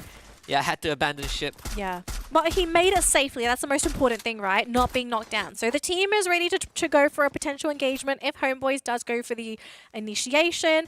But there's going to be another third team that might be joining this, and it's Script Shots. Now, the thing is, for Script Shots, they are a little weakened, so they're not going to be as big of an opponent as Homeboys. But remember, we've seen two-way pincer maneuvers before. Teams generally lose if there's two teams against them. And that there was a massive scan onto KTP Gambit, I believe by T69. Elite is also playing on the northern edge of the circle. Oh boy. So in fact, the center is completely abandoned. Homeboys Conspiracy, they will not continue the fight against Infernus. Elite finds themselves in the midst of all this mess as they try to gatekeep the Gambits and T69 who are engaged with one another. Yeah, this is Gambits as well. Ow. Oh, Chef Toby already taken out there by Gambits thanks to Shivas. So for Shivas, if they can break through Gambit, this will be a big team eliminated from the matchup as Chad T goes down. Oh, but Brent and Chef Toby going down on Gambit as well. Down to their final two players. They are going to try and go for the pickup, but it's just not happening here. These two teams relentlessly trying to go for a battle. They do successfully get the pickup though for Gambit, so now back to 3 players. So with the numbers disadvantage, it's not looking good anymore here for Shivas. They really needed to get the finisher off. I think T69, this could be where they meet their end. Eagle also going down is Gen X once more. It's just him. What a shot through the glue wall! He has a chance to find a finisher, but the rest of KTP Gambits are at the right place. He's about to run out of his health bar. That's the most important thing here. 6 more medkits. Takes the launching pad. So Gonna send it straight risky. into Elite. Doesn't even make it halfway through. That's at the horizon line. Couldn't use it in time. So T69 out. And that's going to be a elimination there to Gambit. So now up to 4 eliminations. They have been pretty quiet aside from that one fight up against Shivas. But they see Elite flying through. And they're going to try and go in the same direction. Okay, this team is incredibly brave. Yeah, Elite actually made a very bold call to take the spot, but allows them to keep a KTP Gambit out. But they are both going to swim in the blue. So this is a big risk that they're taking. Whoa. The Brent goes down. Step 22 needs help right now. Around the corner. That's Winzy wins the fight. And that's the most crucial fight for Elite to get a wipeout onto KTP Gambits. And that's going to be 2 elims for Elite as well. So they're finally starting to add those eliminations to their name.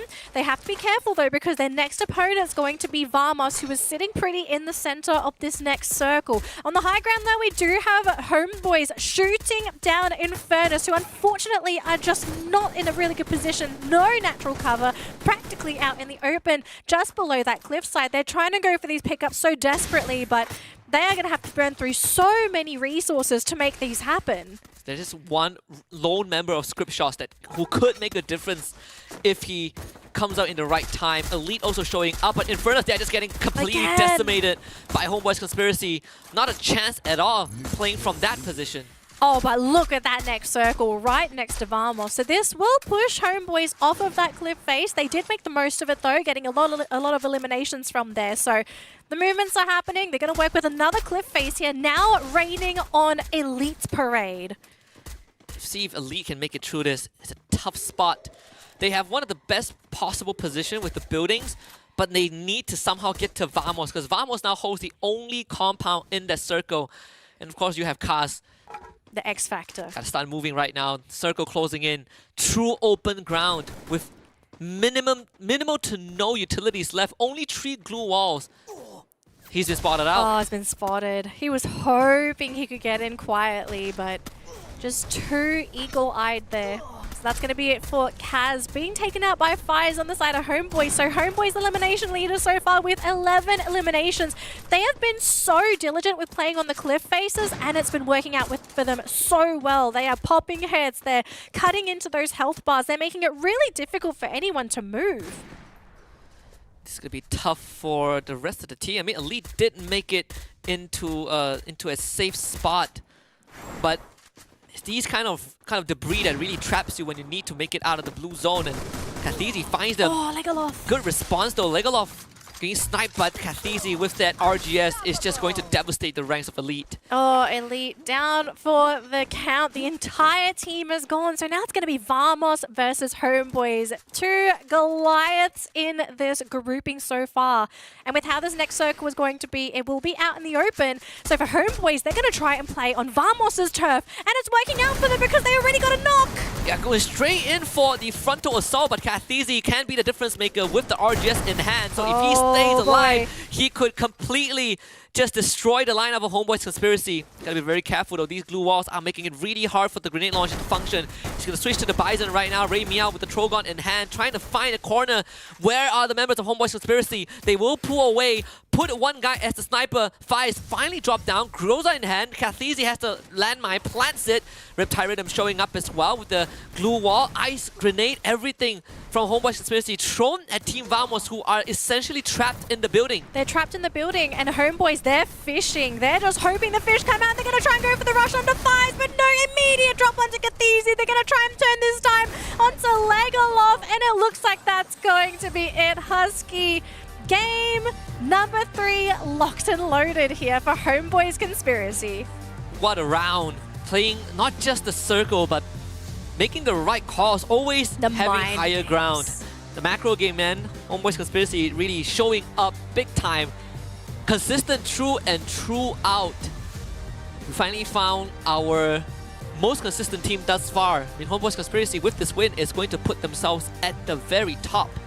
This is just their second season though. Their first year in the competitive circuit, their second season in if you talk about just tournament life itself. So I would say pretty impressive. Well, if they weren't consistent, we wouldn't be hyping them up, would we? I mean, they didn't make it into fall, right? So that it was something that I was kind of looking out for. But again, good to see them. Good to see them back in action. This is Maybe they were never gone. maybe they were never gone. I mean, it was kind of a ex-Farang acquisition, something along the lines of that acquisition. I really can't remember. So much history behind these teams. But when I remember when Homeboy's Conspiracy first entered the scene, it was kind of a big deal. I mean, Homeboys itself is a huge local name. Very big, yeah. And the final circle between Homeboys and Team Vamos also was very interesting because these two teams have a sort of an unspoken rivalry, mostly from the fans themselves. But Homeboys fans would be really happy with that win. Very happy with the win.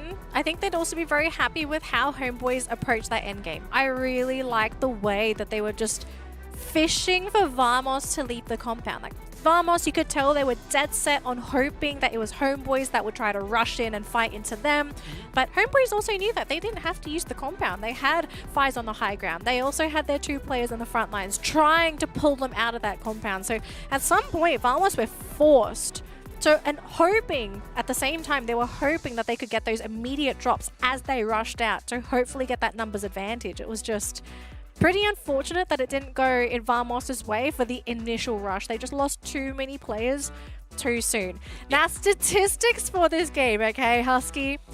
15 revives. It's very less because It's a lot less. I mean, a lot of teams got knocked out like in the first few minutes, right? We lost like 4 teams? We lost 4 teams within like the first 1 to 2 circles. You know, it's a very bloody round when we only have 56 eliminations. That is very, very low for an average game of Free Fire. Very low eliminations, but it also means that's going to be less points for teams, right? Because with the with not as many revives, it means that there's less to go around. And I think in this particular game, I think it also did feel pretty top heavy. We only saw a lot of the top teams getting a lot of those eliminations, not so much the bottom feeders. There's not really a lot going around towards the middle and bottom of the pack. Yeah. Special shout out to Elite, because all 3 rounds, sure they got one booyah, but all 3 rounds they've been making it to the final sequence, right? Like regardless of whether they win or not, I think it's very admirable. But I want to quickly talk about the loadout that Homeboy Conspiracy brought in. 2 Steffies. This is such a 2022 meta where people take Steffi to deal with utilities, and to bring 2 of them means that Homeboy Conspiracy really have a lot of emphasis on not being affected by enemy utilities. Because usually you take A124, right? You disable abilities of the opposing characters, but for them, we don't want to deal with grenades, we don't want to deal with glow melters. Double Steffi, I feel like it's an overkill, but they made it work. I mean, it worked for them in that end game. They did. Especially with how they wanted to fight. Just fight into me face to face, because you know you're not going to have access to anything. Top 3 teams for the round, as you can see, Homeboys Conspiracy sitting in first place. Second is Team Vamos, and then in third place we have Todak. So our top teams, they're slowly making that kind of comeback here. And it could just come down to eliminations that makes the most difference. Top weapons also for the top 3 teams is we have the M79 for Vamos. That was what was used by Cathese. Then we got the Trogon, the AC80. Pretty interesting to see the AC80, like of all weapons, has been missing for quite a long time. Maybe Todak just kind of experimenting with it to see if maybe this is the perfect time to bring it back. Yeah, got a lot more variety in terms of weapons as well. Like usually you just see a lot of Trogon, a lot of Bison, a lot of the AWM or Woodpecker, or even the 1887, the shotgun. Not this time. Yeah. All right. We've finished game number 3. We're not at the halfway point yet, but we are very close because we're just about ready to go into game 4. Not immediately. We are going to give the players a moment to sort of get ready for that next matchup, but we're almost at the halfway point. Now, after already seeing some of these games and also knowing what we know about this leaderboard, which round standings, it's here for Kalahari. So Homeboys 27 points, 9 points ahead of second place. Yeah, massive points, right? And the difference maker was essentially eliminations, right? Homeboys, they got 15, Vamos got 9, Toda got 8, which essentially puts them in a good spot, but particularly for Vamos, because they didn't make it to second place. So you say top heavy is extremely top heavy, right? 27 to 18, and then 11 points, and then Elite getting 10 points. Not the best showing, but just enough to still keep them in the race. Yeah. I mean, if you see these eliminations here, and we also remembered from the stats, we only had 50 eliminations total. So you kind of have to question what happened to the teams towards the bottom of the bracket. You know, how many eliminations did they get? How many points do these teams get down here? Because, again, Kalahari, I feel like it's such a defining map in the competitive scene for Free Fire. Like, if you can consistently score well on Kalahari, I kind of feel like you're in a really good spot to just stay consistent throughout an entire tournament. Or you could use Kalahari as kind of the crutch. The crutch, right? Like, you want to break the tie, you win on Kalahari. Or even a team like Script Shots, they got no eliminations, but they survived through placements. I think they finished 4th place, right? Because they got 7 points. So yeah, so they finished 4th place without really landing any killing blows on the other teams, which I suppose in of itself is not too bad of a thing, but I want to see Script Shots start getting a bit more active. So far they haven't been winning fights, so I think that's what worries me a lot. Well, I mean, in this particular game, I think it worked out for Script Shots, because if you think about it, placements become more valuable the less eliminations there are, because there's less points to go around. So for Script Shots, I think they're glad that they survived, because I think for some of our teams, they're just hoping to survive, but survival doesn't really work out for everybody unless you choose the right drop points. Now, before we get ready for game number 4, the halfway point in the competition, we are going to go for a quick break, so our players can also have a quick break themselves. Get ready for map number 4, but don't go anywhere because we still have plenty more games to showcase here at the Snapdragon Pro Series. The Snapdragon Pro Series is brought to you by Snapdragon Elite Gaming, Monster Energy, and DHL.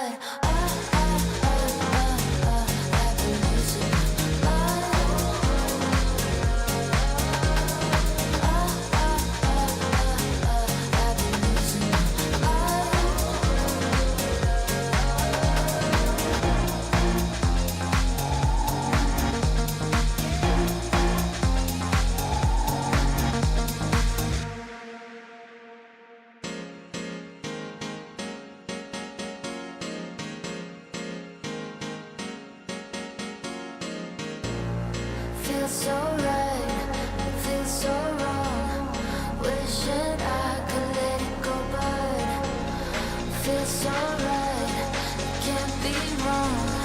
Wishing I could let it go, but I've been losing my I've been losing my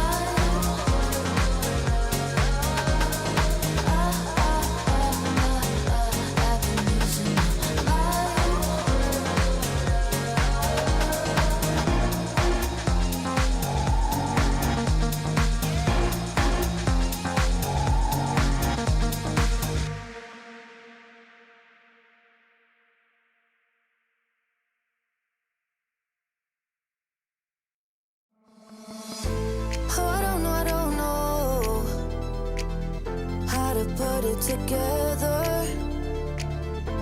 Ever since I found you, my life just got better. Better than this, better than that, better than anything. Welcome back to the Snapdragon Pro Series Open Finals for MSP. This is Season 5 Free Fire, and we got the Booyah recap for you guys out there. Curious with the first Booyah in Bermuda, Elite got theirs on Purgatory, and we just finished the first Kalahari round with Homeboys Conspiracy getting the Booyah. And now we're on to Alpine. This one's going to be a pretty interesting map here for some of these teams because we just finished, I think, the hardest map for a lot of our squads. You know, I think they're happy that Kalahari is now over. So not completely easy mode on Alpine, but I think something a bit more comfortable for everybody. I think it is good to see Homeboys get that Booyah too because we started the day having two underdog teams pick up the first two Booyahs, and I kind of questioned, okay, does this show the instability of the region, or is there something else that's kind of happening? And maybe it was just a case of a slow start for everybody because Kalahari, we do see our top dogs picking up the majority of the points, majority of the placements. So they're definitely there. So maybe after playing Kalahari, we're going to be seeing some more of our qualified teams, our invited teams, perform a little bit better because they were off to a rocky start. I think the only invited team so far that has been struggling is definitely 21, right? Yes. They haven't really been able to do too much. I believe they're on the second page of the overall standings. All 3 rounds we've seen 21 not been able to win fights, being picked off very early on, so it is slightly concerning, but also it does mean that from the open qualifiers, it's not a wash, right? I think a lot of people coming in, including me, to a certain extent, was expecting a lot of teams from open qualifiers to just completely get outclassed, but that's not the case. Right? Elite's doing well, KTB Gambit's not doing too bad, and we are even seeing, you know, Curious having a good start to the open finals. Yeah. And maybe it's a sign that we're going to be seeing some more rising talent here. Now, overall standing, I think this is what we're all waiting for to see where everyone is. So, Homeboys, because of their latest Booyah, they are going to be sitting on top here with 54 points, 4 points ahead of Elite, who were our previous leaders before Kalahari. So I think for Homeboys, happy to position themselves in position number 1. I mean, they kind of earned it after that round. Todak now back in the running here in 3rd place, and Vamos is in 4th. So, I mean, the expected teams to be up here are finally up here because we saw a few of them and it was a bit concerning because they were hovering towards that middle and the bottom of the pack. Yeah, 3 out of the 4 invited teams are in top 6, right? And I think after Alpine or maybe Nexterra, you will start to see the gap widen a little bit. On the second page, we got Infernus that's leading with 26 points. But then you look at the bottom, unfortunately, the least points is currently 12. There's 4 points per map on average, which means that at least for the bottom 4 teams, they gotta start getting a lot more points. Because their run might just end when day 1 ends. Yeah, but the cutoff is starting to get a little bit too wide. You don't 50 is the cutoff. So they need to make 38 points without Toda getting any points. Okay, how many points do you think would be considered a successful day for a team? Like, would you say 40 or 50 points In daily? total? Like, consistently, like, across the 2 days. How many points would you kind of want to get average? No, we're not talking about, like, a top team. We're talking about a team that wants to sort of be in the middle. Wow.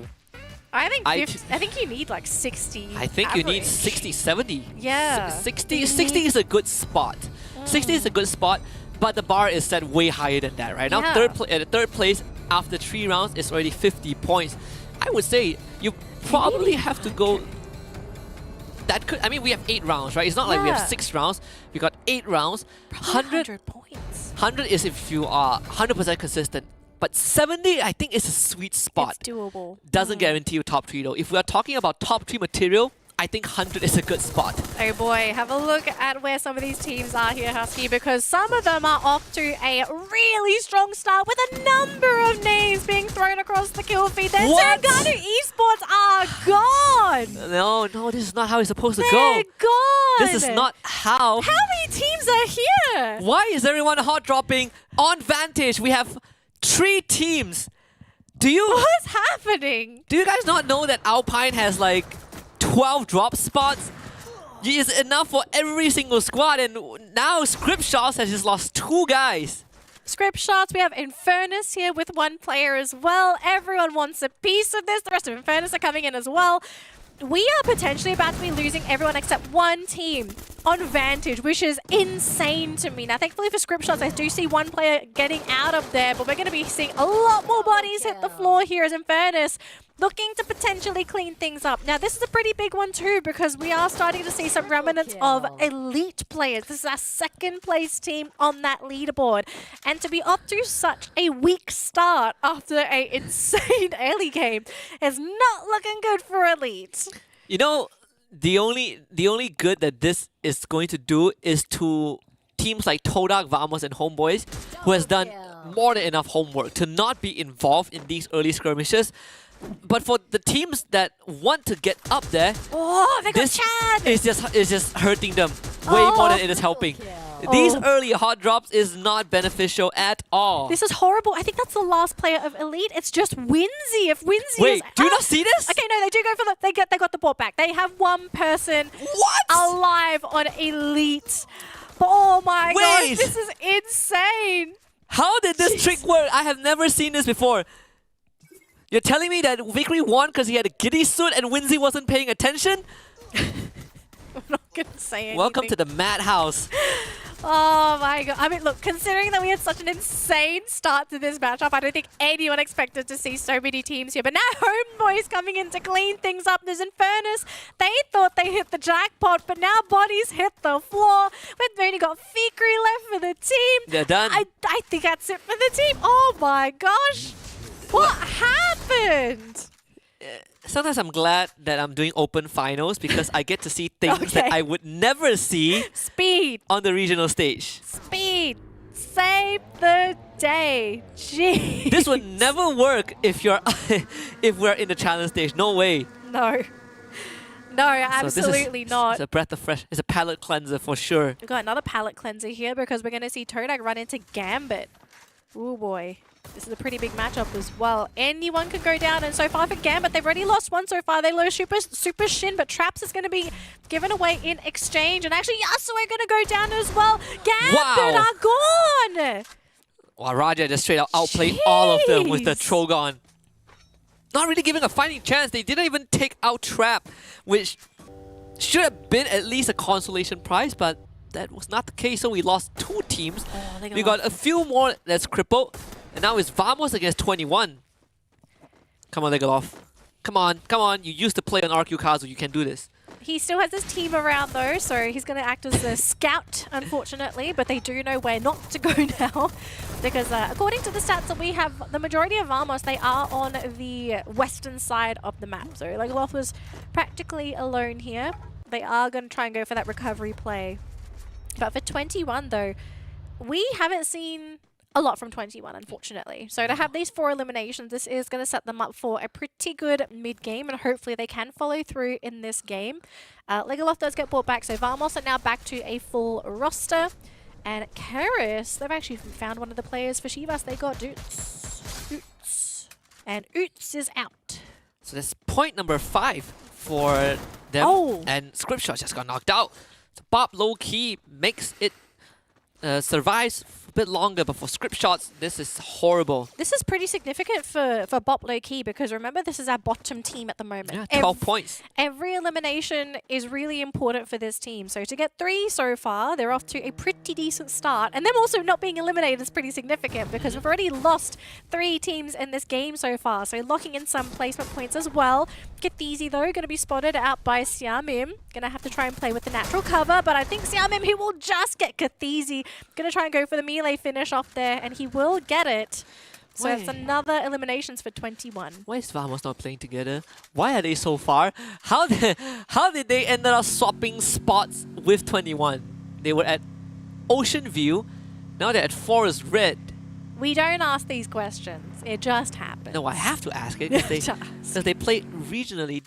Well, I would love to give you an answer. Unfortunately, we don't have enough data or information as to Oh, why I have they enough data decided for to Team do Vamos. this. They finished 17 out of 18 teams. They made it. That's what counts. But they're trying to play the macro game. Like, I don't blame them for this because it was a really awkward start to the matchup. So to spread out, like, clearly this is a macro play where they don't share items with each other. They're trying to reset their inventory. So it's risky, but I kind of feel like when you're set this far back, you have to play a little risky to have that comeback opportunity. So it's weird, but it's working out for them now because at least 3 of their players are looking pretty decent for inventories. So you can see the whole team actually was revived at least once. And they just got scanned out by 21 again. And 21, they are backtracking for this. Okay, but if Vamos get rid of 21, this will be huge because then they'll have access to their inventories and basically just reset the entire team. So Vamos, full roster. We could be seeing a fight very soon for them. But on the other side, we have a couple teams sort of converging, but no real battles as of yet. So I think it's going to end up being 21 versus Vamos. Oh boy. What's Elite? Elite still skirting the edges. They actually got scanned out. I believe T69 dropped the binoculars. 21 are in the open. I don't like how this is going for them. They did. Yeah, they already spotted out the Vamos members. Is Vamos not going to do anything about it? Well, the thing is, do they know? I think they're trying to bait. I think Vamos are trying to go for the bait Jun, here. this one has to pay off. Like, Raymiao is taking a heap of punishment. Who makes the call? I think you got to go now, Kathizi. Well, he takes himself out. But Yasta will be brought back up, so Jun now springs into action to try and come in from behind the loop around onto Luki. But if he loses this fight, it collapses for Team Vamos. Very crucial 1v1, but Jun gets sniped by Aryan. And this is horrible news for Team Vamos. Oh, but Raymio's going to use the launch pad to get out of there. He is being clipped, but not enough damage. So 2 players will get out for Vamos, but they really, really needed to get rid of 21 there because they are looking very injured. 2 players down. They have to try and find something They're running to get into the buyback. Todak. Yeah, this is just not Vamos' game. How did it go so poorly for Vamos? Every single thing that could have conceivably go wrong has went wrong. So Raymiao finds the revive. Legolas is gone though, so it's a 1 to get that 2 buyback. Oh man, didn't get a trade at the end. So 21 essentially got 8 points and lost nothing. Well, they had to use some utilities, but it's a very small price to pay. And at the same time, they basically forced a reset on Vamos, right? Because they're coming back into the game naked. They have nothing. Yeah, at like what this stage of the game, you don't really have much time. Chris does get knocked out by Elite, so Elite gets themselves the 6th point, but they have to start rotating very soon. Like Winsley sees all this happening, right? He knows that there's a couple of teams in front of him that's blocking their way into the circle, but he needs the rest of his team to really start the rendezvous somewhere west of base camp. It's a long journey to travel. All right. Things looking pretty stable here for Shivas, and they're going to go for Kathizi. Nice, easy eliminations. That's going to be a point to Shivas. Vamos further crippled. Everything on the line here for Jun, the last remaining member of the team. Look, if he can pull some kind of miracle off, this will be massive for Vamos, but their late game potential is practically nothing at this point. They're hoping someone runs into them and basically gets them their macro stuff for free, and that's not going to happen for sure. So this is sheer disappointment. How did Vamos end up in the spot? Not looking good at all. Although, you know who is looking pretty good so far? Homeboys. Some eliminations, looking very healthy, full roster as well. They're ready to go, and they are possibly going to run into Shiva. So it's a Todak circle though.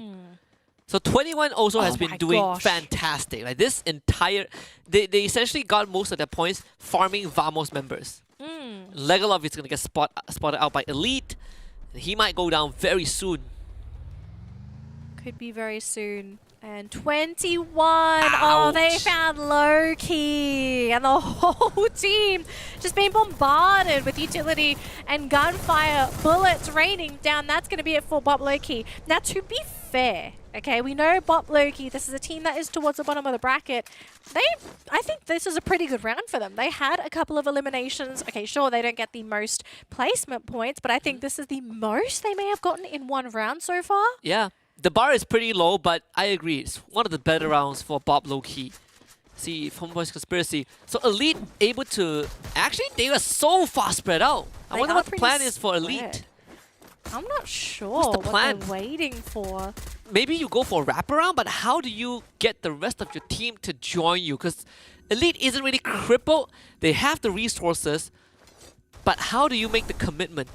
Perhaps 21. I think if you can take out 21, it's a good start. And Sep22 just found the snipe.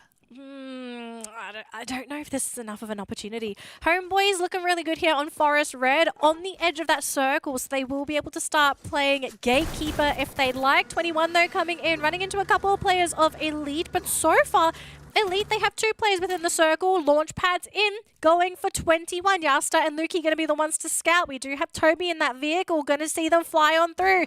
There's going to be the next one. Ariane's going to fly in as well, but the thing with the launch pad, if that circle's congested, you are opening yourself up to being shot down. I'm trying to figure out what is the game plan for Elite, because it feels like they were trying to fish for a lot.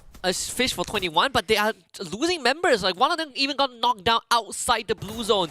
This late rotation is starting to hurt Elite, and 21 are getting away essentially for free. Like, Winzy is going to go to get picked off. Yeah, and that's by one of the players of Vamos. This is one of the last teams that should be picking you off here. Oh my gosh! A 1-for-1! Oh no! That's going to be another player down. And Elite, they're down to Toby. That is so unlucky. Jun won the fight, but intervention from Infernus took him out. You could not have asked for a worse timing for a third team to show up. And now in the circle, we've got 3 dominant teams so far. Homeboy's going to be watching Todak fighting up against Shiva. Shiva's playing towards that western side of the compound so far, whereas for Todak, they're trying to play inside. They're actually going to try and fly on through with Niffy. They just lined himself up for wings. So he did get the knock, but no secure yet. So Homeboy's Conspiracy can make the recovery, which is the silver lining. And now Todak finds himself basically trapped underneath the building. You still have Homeboy's Conspiracy planting one guy playing long range to give that support fire. And that, I mean, they essentially were able to complete the transfer in terms of using the launch pad to get into the circle. They practically just swap compounds at this point. That's really the end of the story here. All of our top dogs occupying some kind of natural compound. Now, Infernus are looking to invade this one here, occupied by Shivas. Now, the issue is that they are outside. They can't quite find an easy way in. But for Shivas, they are on that second floor, so they're not exposed to being rushed on the bottom floor. So if they want to play peace treaty, they could sign a peace treaty and just sort of stay on their own floors. You know, don't disturb each other. Just shoot the other people in the other compound. But that doesn't seem to be the case. They're looking to try and go up onto the high ground there. They could actually go for a ceasefire because the circle might close into them. Infernus just walking straight into a firing range, mowed down by an assortment of weapons. So Tier 69 gets delivered 4 free points. Infernus didn't need to do that, truthfully. No, they didn't. They could have just waited for the next circle, because either way, it would either be involving their building, or they just gotta move a little bit. I think Infernus just got a bit impatient. Maybe thinking maybe there were less people up on the rooftop. We don't know. We really don't know what this team was thinking. But this circle looking really good here for Shivas, and even 21 who are right next to it. They are outside, they're not in a compound, but they are leaving everyone to their own devices. Vamos and Todak constantly shooting at one another as Homeboys down to their top 2 players. It's Mika and Squirrel, but Mika is being shot down, constantly losing health and also healing at the same time, but has been finally caught out by Shivas. Gen X landing the final blow there. So now down to their final player, not looking too good here. Here comes 21, about to crash the party. So the 2 teams with the full squads are actually T69 and 21. Seems like the numbers are ruling the lobby right now. Ice grenade into the second floor. 21 having a lot of free room to work with, and Todak, they need to get into the circle. So they will be the primary threat for T69 to deal with. I wonder if Todak are going to be the ones to start disturbing 21 because they're outside of that compound. Squirrel still trying to play this late game here for Homeboys. He's all alone, just using glue walls. You see Legolas there on the side of Vamos, going to be using a monster truck to try and mow down some of these players. It also does kind of keep him protected. It's kind of hard to shoot him down as well, so he is still sticking around. Legolas going in for some crazy plays. But Todak got to be so careful. 21 raining on their parade with so many utilities. Thankfully, none of them going to be able to connect so far, but this circle is getting real small, Husky. And Shanim with the greatest nade of all time to just wipe out the entire lineup of Todak. So 21 puts themselves in a very dominant spot. This could be the killing blow as they head towards the compound. T69's Ego T with the knockdown. Shanim a bit too overzealous. 21 not ready for that engagement. Look at the bird's eye view as well. 21 makes it into the building. Legolas somehow still running interference with that monster truck. Luki gets one for himself. Legolas still continuing to be a menace with that vehicle, and this is helping T69 because 21 is wasting a lot of resources dealing with Legolas. 69 shows up. Gen X finds 2 in a row, and Legolas somehow was the difference maker of that entire fight, and Legolas finally goes down. They gotta pay this man because Gen X just got the... Oh, that means T69 just got the freest booyah. Jeez, what an insane endgame. We had 2 full rosters going up against one another. Legolas riding around in this monster truck, and the fact that Legolas became a catalyst to set things up for T69 because they were so focused on trying to get rid of Legolas. T69 was like, hey, you're not shooting us? Okay. You're basically giving us free eliminations. I better share the prize pool with Legolas because for him, if I cannot get it, no one can get it. Wow. I'm speechless. How did the round end up like this? First of all, we got... I mean, they clearly know what happened, right? Like, honestly, they made the right call, right? Because for T69, they were in the compound. They were basically not going to be in range of being run over by a monster truck. So they knew that they could ignore Legolas.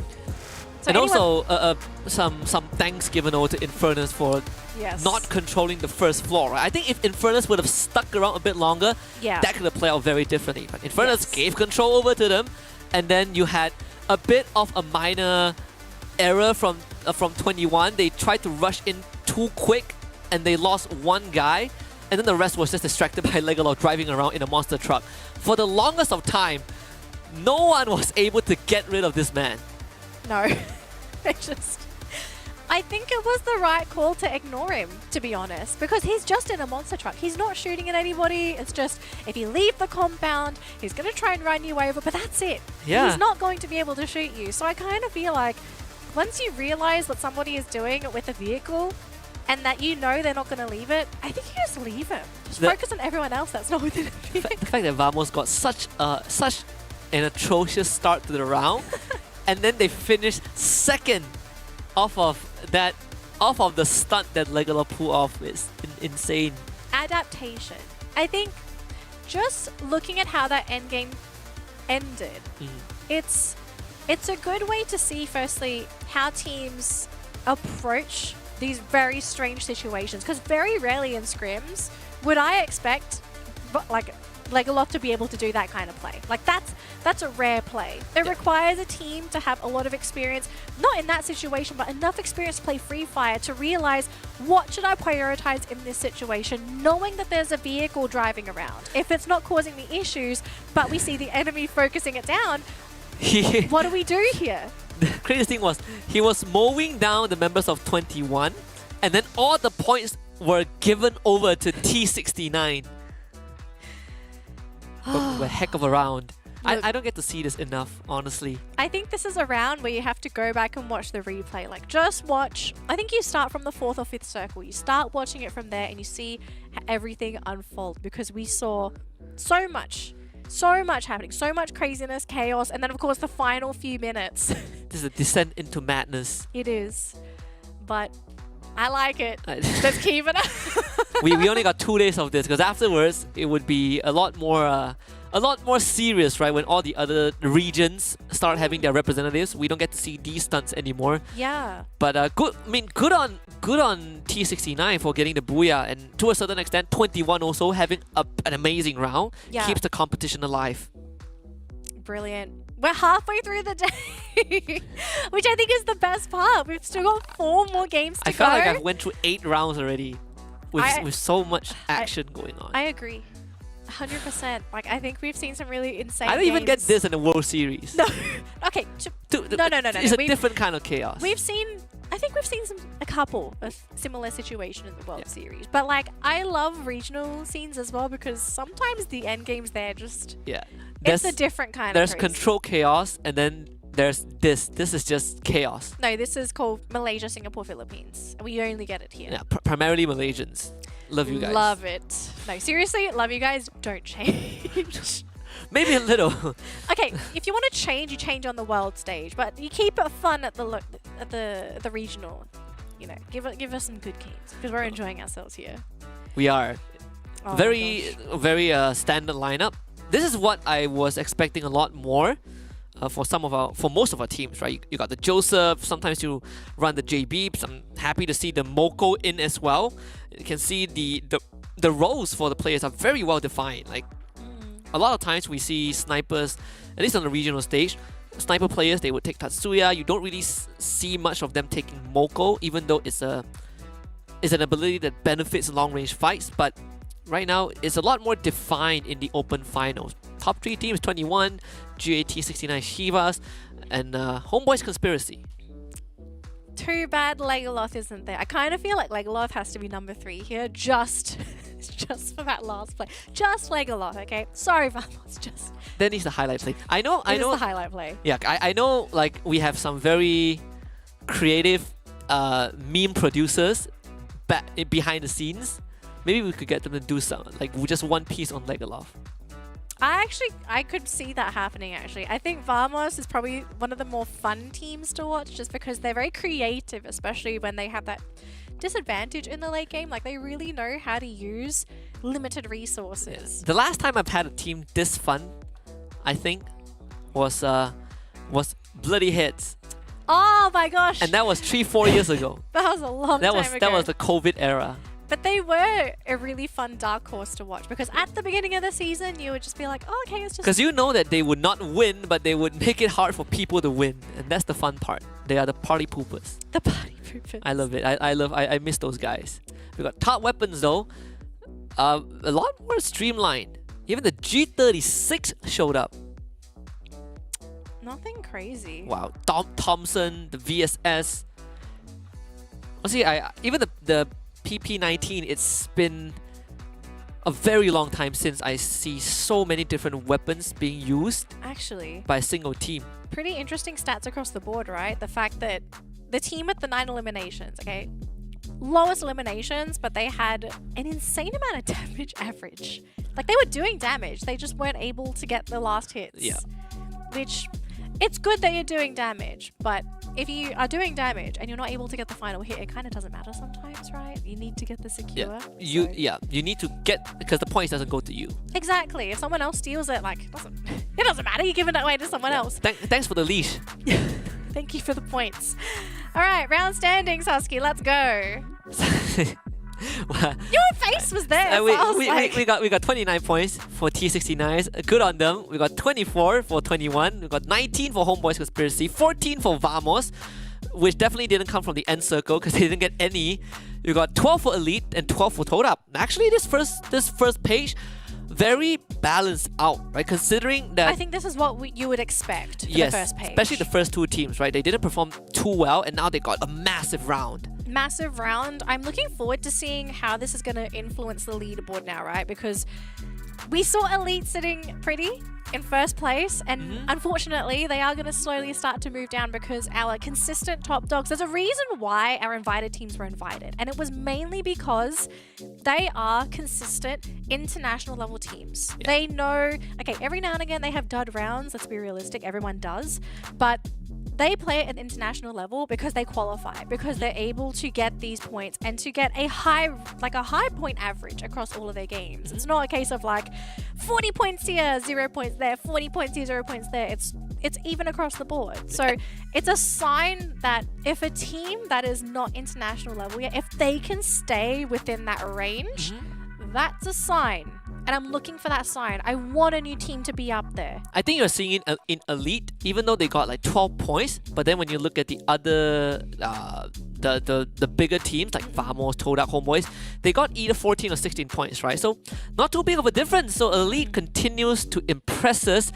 That's the halfway point for day one. Yeah. We got 4 more to come. We're going to go to Nexterra next, and then we'll restart the entire rotation from Bermuda. Again, we'll see if Elite keeps up with the main pack. For now, it's break time, and we'll be back for round 5.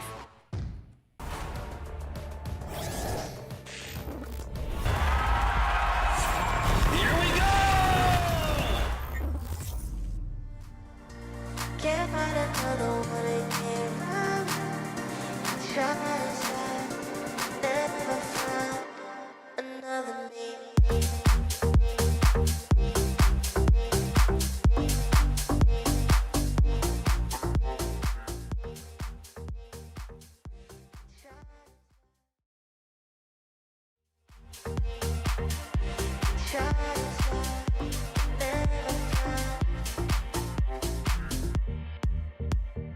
What is missing when you've been?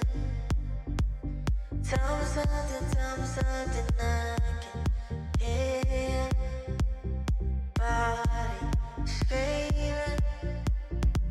You won't admit that you want me close. I know you need, you know I know. When you're with me, you feel it the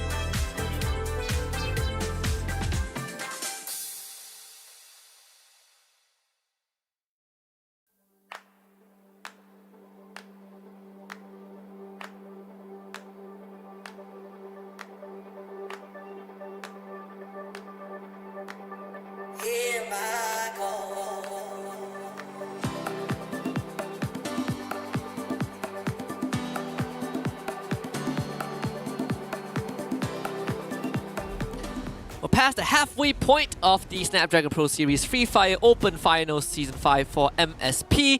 So we're heading to Nexterra next, but just a quick recap on the Booyah. It's on your screen. We got Curries with 1, Elite with 1, Homeboys Conspiracy with 1, and the latest one on Alpine going over the GAT69 Kivas. Oh boy, Husky. You know, I just realized something. Yes. We are getting 2 Kalaharis today. Yeah, we are. And we're I love how I'm mentioning Kalahari and it's Nexterra next. Nexterra's fun, okay? But I love having 2 Kalaharis in one day because that X Factor map is going to be such a big upset, I feel like, for some of the teams that really don't feel comfortable on that map. Overall standings. This is the most important thing we've all been looking forward to. Let's see the overall standings. See you should where come up everyone here, is. somewhere here. It's there. It's on your side. It's on my side. Hey, we should move. We need to see some Husky here. I mean, it's right there. It is there. So, Homeboys, sitting pretty at top, 70 points, super happy with their position. Elite, I have to say, I'm impressed with the consistency for this team, like being able to stay in second place. I actually was expecting them to maybe start dropping from here on out, but the consistency for this team, it is pretty outstanding. A really good quality for a team that I guess nobody is kind of looking out for at this point of time. Yeah, 31 for both placement points and eliminations, right? Like, talk about balance in all things. And then you have Vamos, a bit on the flimsy side, but still... I mean, they kind of balance too, yeah, to be fair, right? able to make it, at least make it through. They did get a decent placement points in the previous round, right? So Yeah. then you have Toda behind them with 1 point difference, and then you got T69. This one is the big one. They score a massive Booyah, which now puts them in 5th spot. Puts them in 5th spot. I feel like this team should be a little higher. I think, my personal opinion, I would love to see them sitting on some more points here because I think they're onto something. It's just gotta figure out how do they consistently get more points than what they're currently getting. Because Yeah, it's like if the stars don't align for you, how do you make your own way, right? We haven't seen that from that team yet. But we've seen it from teams like Elite, like even 21. Like, for example, 21, they didn't win the round, sadly. But they also got a pretty massive round, right? Which puts them at 40 points, which is essentially 1 good round away from top 3. yeah, really close. I mean, to be fair, I think you're still kind of in the running up until top 9. After top 9, I think that's when we're going to start seeing that cutoff, right? 18, 18, 15 for our bottom 3 teams. I think you're already hitting the danger zone. Like, we've only played 4 games, but this is already an indicator of how you're going to perform for the rest of today and also for your games tomorrow. And so unless you start picking up those points now, I think they just aren't going to make it. If they don't get 60 points by the end of the next 4 rounds, then I think it's safe to say that they would just be there to influence the rest of the leaderboard.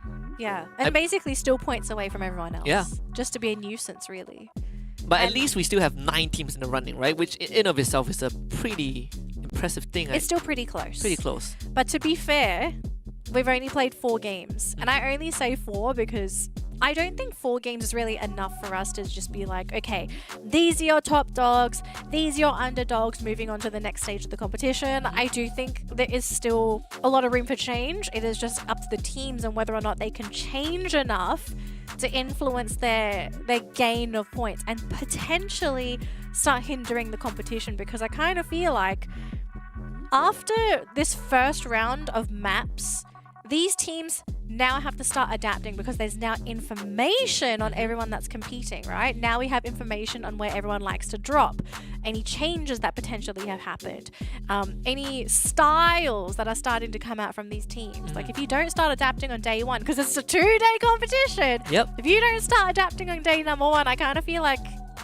you're just not gonna make the cut. In fact, I think we will get a better gauge of how most of the team plays by the end of round 6, because that's the standard competitive rotation, right? Like most of the tournaments, aside from SPS, I think SPS is the only tournament I know That's that only 5. yeah, that introduces of 8 map per day, right? Yeah. Usually tournaments you see 4 to 6. So I think by the end of round 6, which is going to be Bermuda, we'll get a very good idea of where these teams stand and where they play. So we can consider the Bermuda as sort of your random map, at least for now. For now. Now, speaking of for now, we are flying into map number 5 here, Nexterra. And so far, we do see one hot drop happening here. It's Karis jumping onto Homeboys. Not ideal for these teams, but also Toda going to be throwing a couple of pot shots over to 21 as well. So lots of action across the board right off the bat here, and we are seeing a couple of names being shown on the kill feed as well. And 21, not looking too good, but the same thing here for Karis.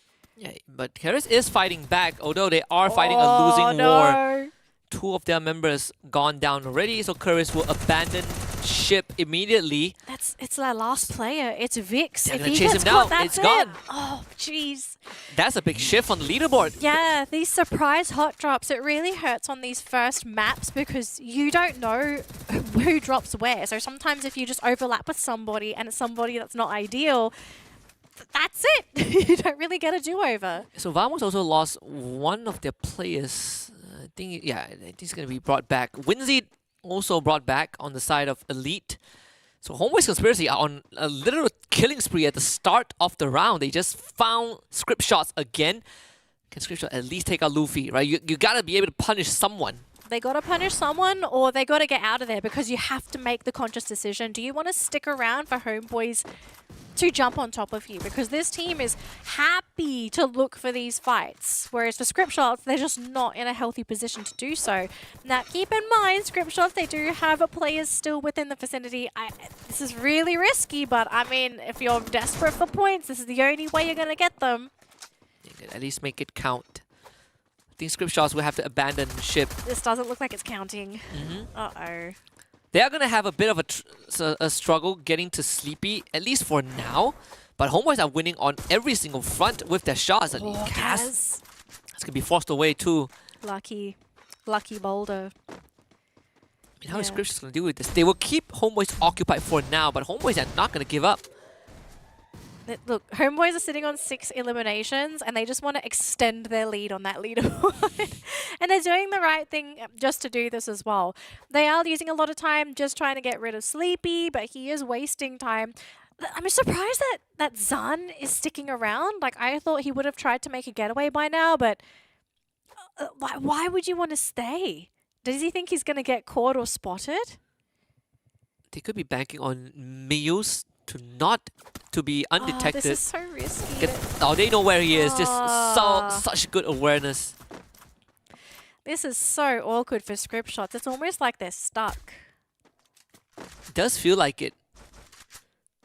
They can't really go anywhere. They've locked themselves in this position. I'd like to remind our viewers as well, Homeboys, they're sitting on 7 eliminations from this. Kill leaders for the game. Looking fantastic. Oh, Luffy actually getting caught by Sleepy though, as they did try to rush up onto that rooftop. So not too successful there for Homeboys, unfortunately. Okay, Sleepy actually catching out Homeboys here. I kind of think, okay. This is huge. Do you really want to stick around for this one player? This is huge. Script shots can now rejoin the fight if they want to, right? I mean, Homeboys will get the revive for sure. And they're going to bring him back in? Or is he going to fly away? It looks like they're going to send him off. He's going to fly away. Yeah, they just send him off. That's a much safer play than trying to stick around. And, oh boy. Okay. I don't think you want to stick around for Gambit. Really great play coming out from Low-Key, but I don't know if they can stay low-key enough to escape this team. Where did they fly to? I'm trying to figure out. So Low-Key went to the east side of the museum. That's where T69 used to be. Got Infernus and 21. And 21 has had a very rocky start so far. The 3 of the members have been revived. So not much resources to work with. Not a lot of econ. And they're about to run into Infernus as well, Husky. So I hope they're ready for this, or I hope they get that money shot on somebody, because if they don't decap someone soon, I think they're just going to get run over. Infernus is very equipped to take on this fight. And the fact that 21 are basically spread out means that if one of the pillar falls, they all fall. Oh, Vamos is here though. Vamos, Homeboys, and Scriptshot. Sleepy still on top of the roof. Just letting him get away with that for free as well. Jun gonna go down to Zan. So script shots, they're getting a couple elim themselves. Sleepy's finally been caught by Mika. Homeboys finally get that very annoying player off that rooftop. And in the meantime, it looks like Infernus being caught out by 21 as we saw them before.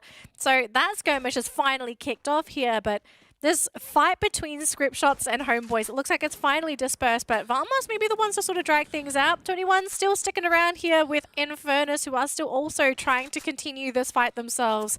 But it looks like it has been put on pause for now as these two teams, they are spreading out. Ryu is there. Yasta maybe going to try and go for a cute little play, but no, he's been spotted. He's been caught down to 50 health, trying to outrun this, but he will be caught and clipped on the ankles. So spread out. Luki now will also be isolated. Meanwhile, Vamos against Terengganu is Terengganu that wins out.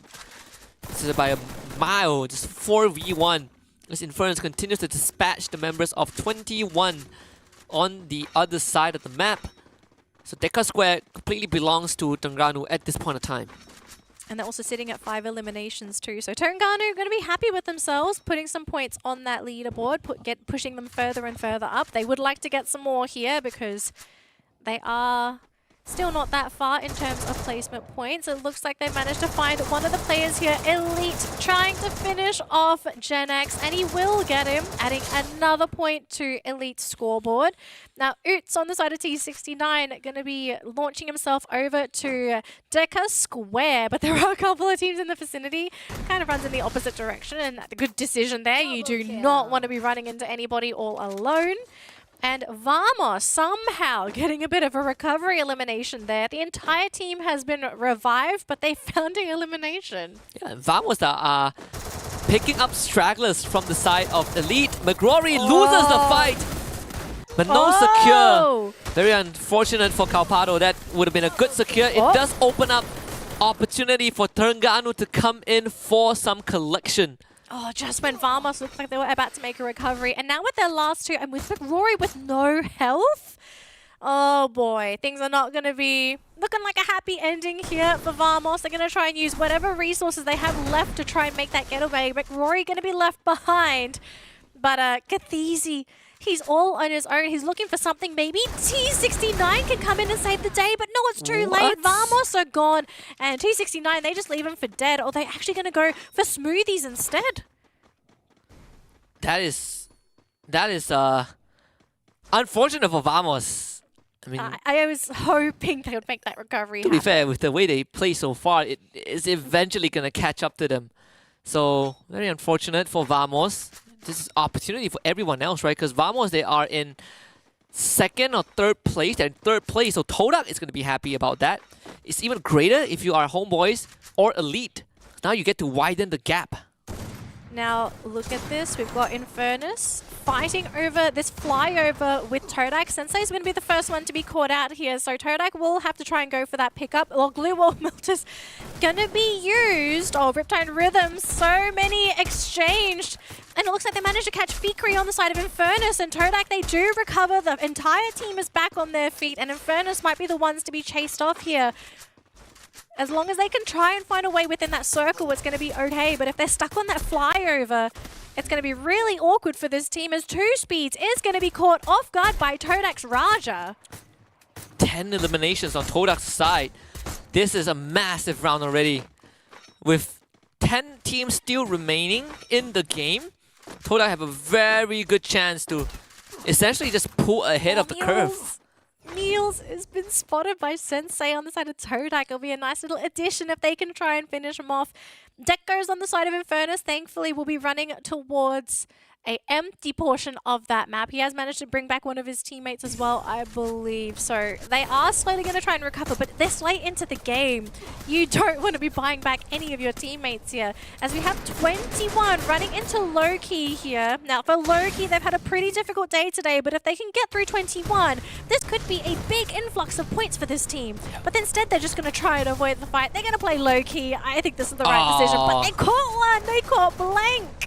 Unfortunate. Oh, no. I think they made the right decision to back off since they were at a man disadvantage, but to get caught mid-air does make it a bit worse if you are low-key.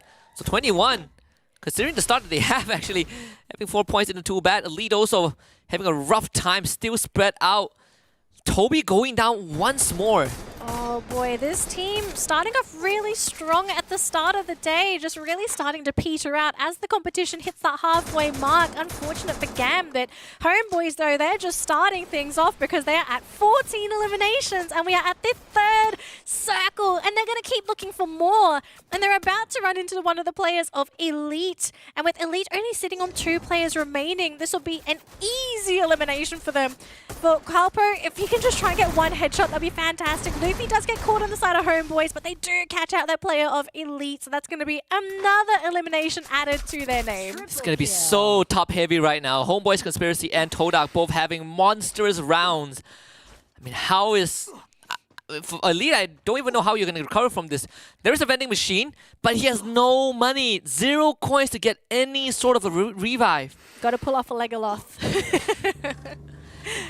And maybe not in this round. Well, you never know. Anything can go. But if you run into Terengganu Esports and you get spotted there, that might just be the end of the run there. So we'll see if Winzy can get in, because it's going to be a pretty difficult task for him, because Terengganu are already starting to rain fire on this lone Elite player. Oh, and man. they will get him.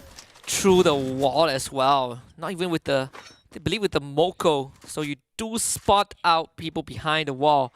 Oh boy. Brent also getting shut down. Luffy finding that elimination. That's... I don't could even be want points. to know how They- many eliminations They could hit Homeboys are 20 at. bomb easily, right? We still got 22 members left after the Oh. demise of T69. And 21 also not too shabby.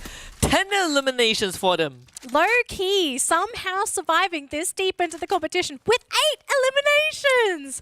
What a comeback for this team. I mean, we had a little bit of hope for this What? team. They were in last place, but they are sticking around there. Look at But Homeboys, they got 19. they're close to the 20 mark. They're very close to your prediction so far, but knowing them, they're going to accelerate this lead. The world record so far is 40 points in a single round, set by Team Falcons on the EWC Grand Final stage. And that was round 1 of Bermuda.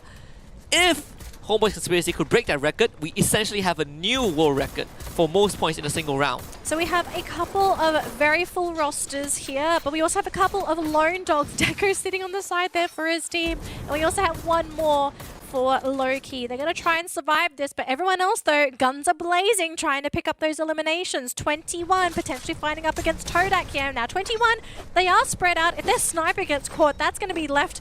Everything will be left to their 2 front runners, but they're going to spread out again. A really interesting decision here made by 21 to push themselves further and further towards that circle. But in fairness, Decos has been caught there by Nova, the 1v1 being won by Low-Key, pushing them further up on that leaderboard. But Todak, they're not done.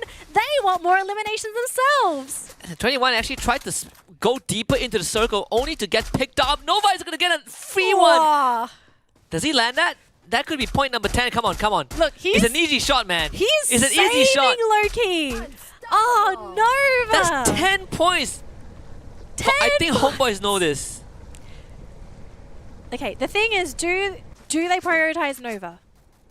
It looks like they are running towards Nova. So this might be the end of Low-Key, and yep, that's going to be it. So 5th place for this team, but like 9 eliminations. Low-Key are happy. Even 21 got knocked out. So now the only team that, for the first time in today, that makes it to top 3, Terengganu Esports. Right? This could be the round where they make it big. And all the teams that are still surviving, they're sitting on double-digit eliminations. So they have been very bloodthirsty this game, and it really could go either way.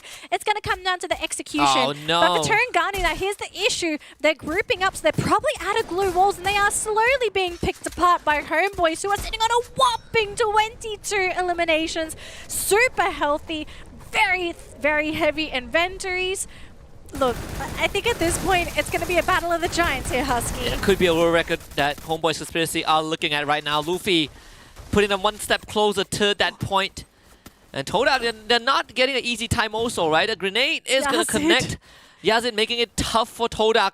Homeboys Conspiracy just watching this go down. Ice grenade to the back. Riptide Rhythm connects as well from the side of Homeboys. They're starting to make their moves and traps. He wants to get to Yazid, but he's also running through an open field where Homeboys Conspiracy are just shooting at them. Yazid, final attempt, goes down to Mikacha. So there's 24.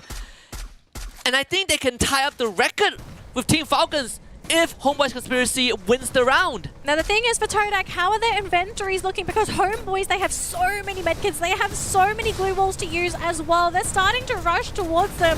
Todak wanting to go right after 5 Fires, and Fires is gone. In the meantime, though, backline Raja trying to jump onto Squirrel, unfortunately wasn't able to get his head popped. And now we're looking at a 3 versus 4 situation, Husky. And Luffy, Squirrel both go down. It's just Mikacha left against 3 members of Todak. The record not in sight but not attained. Todak just weathers the storm, and Wings drops a 10 elimination bomb in this game alone as Todak locks in their booyah. Oh my gosh, what a top-heavy game that was. Top 3 teams all sitting on double-digit eliminations. One of them was already at 20 elims before that 3-way happened. It's like, was there a need to be this good this early on? Probably not, but might as well. Just grab those points. Yeah, we'll take them those. home. That's gonna essentially put Todak and Homeboy's Conspiracy in such a comfortable spot on the leaderboard. It makes them untouchable, potentially for the rest of the day. Possibly. It's going to be really tough to catch up to them unless they bomb out for these final rounds, which is highly unlikely. They have to really have set themselves consistent- up for success, man. Yeah, they really have. But I do also want to mention a quick shout out to Loki. This is their best performance so far. We mentioned how desperately they needed those points to get out of, I think they're last place, right? Coming into this round. Yeah, I think bottom Loki 3, was right? last place. Bottom 3. Also, shout out to Terengganu, right? Because they made it 3rd place. Yes. 12-13 eliminations. Pretty solid round. That essentially guarantees them 20 points overall, right? So, and I think that's good enough if you're Terengganu. This early on in the competition, 20 points is significant Yeah. for a lot of teams. And it's a big shake-up because teams like 21 and Elite didn't get much this round, especially Elite, who were Yeah. sitting in 2nd spot. Vamos got knocked out, so that 3rd spot is gone. And then Elite got knocked out not long afterwards, so that top 3 is going to shake up. Definitely going to shake up. I kind of expect to see maybe even like 4th or 5th, even going for a bit of a change here, like very big changes on the top of the leaderboard. I also think middle of the pack, bottom of the pack, we are going to see some shifts as well, right? Because we're seeing some teams step up, others kind of faltering in this round because, let's be real, game number 4, game number 5, you're starting to feel a little bit of that fatigue, and we're not really that close to the end yet. We've got 8 games today. It's not the generic 6th round free fire matchup. So you've got those extra 2 games on top of the 6. Look, I hope you have some coffee. Someone's got to slap you awake. Have a shower during the break, but you've got to stay focused because again, we've only got 2 play days. Yeah, a lot of us aren't engineered for 8 maps, and that's what makes it exciting. We got 100 total elims this game.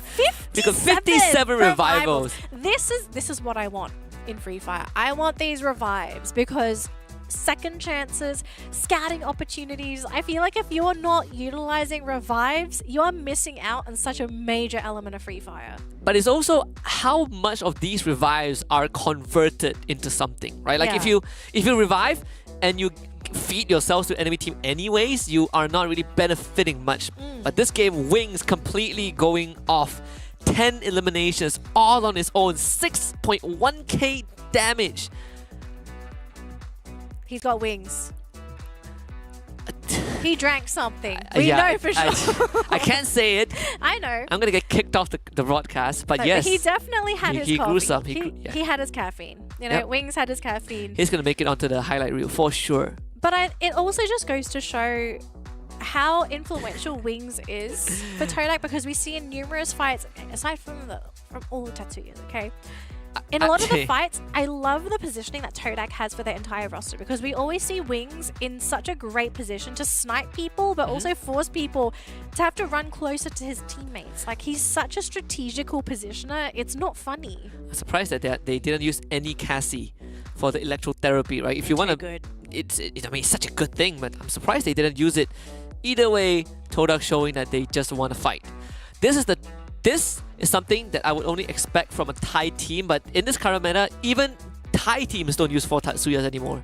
Todak are learning.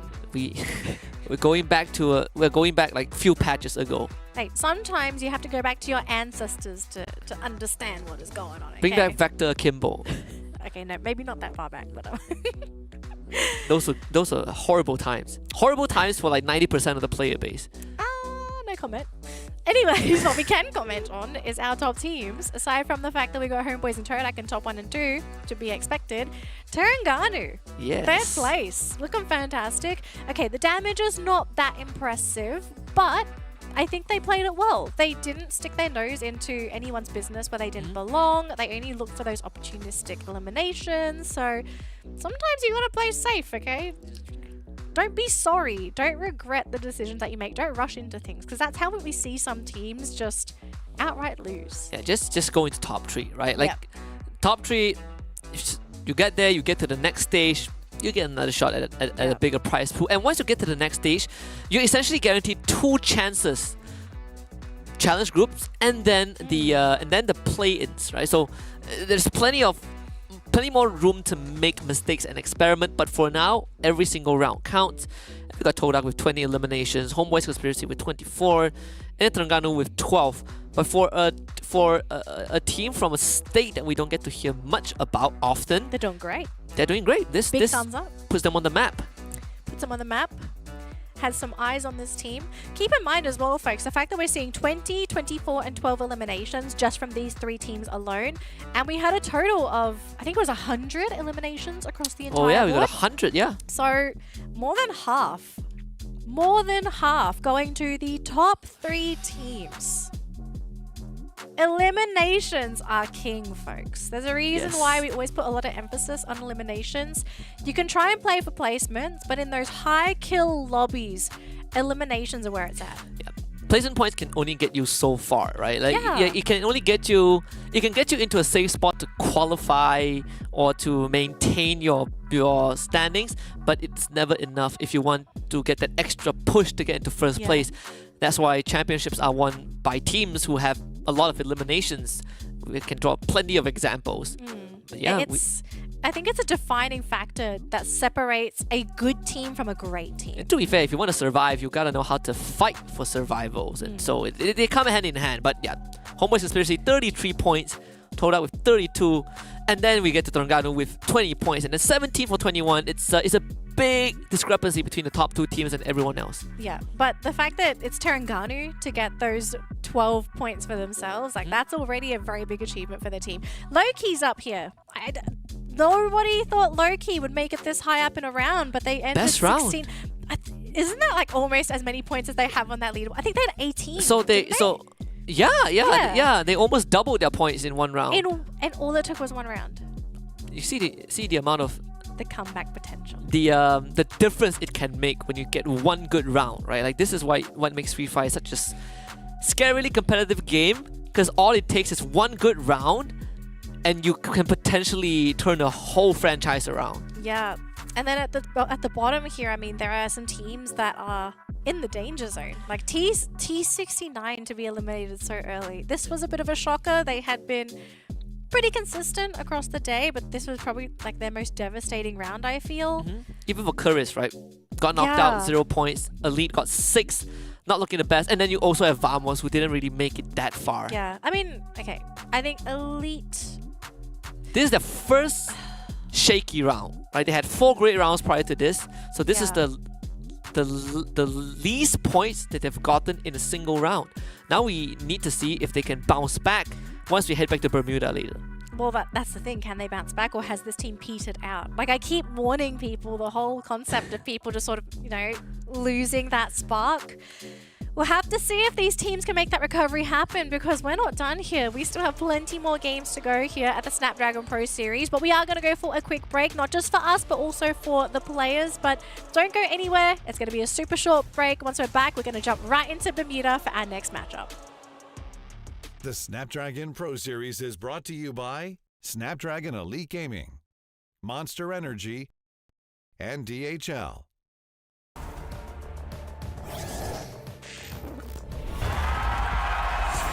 Here we go!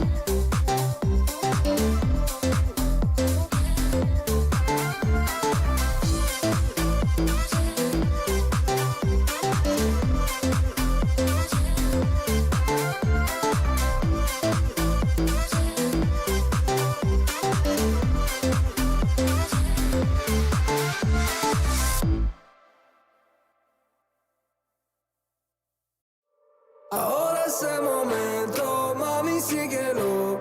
Cuando lo encuentres, mami, dámelo. Ahora o nunca, solo tú y yo. Si tú también lo quieres, mami, dámelo. Ahora ese momento, mami, síguelo. Cuando lo encuentres, mami, dámelo. Ahora o nunca, solo tú y yo. Si tú también lo quieres, mami, dámelo. Oh, oh, oh, oh, oh, oh, oh, oh, oh.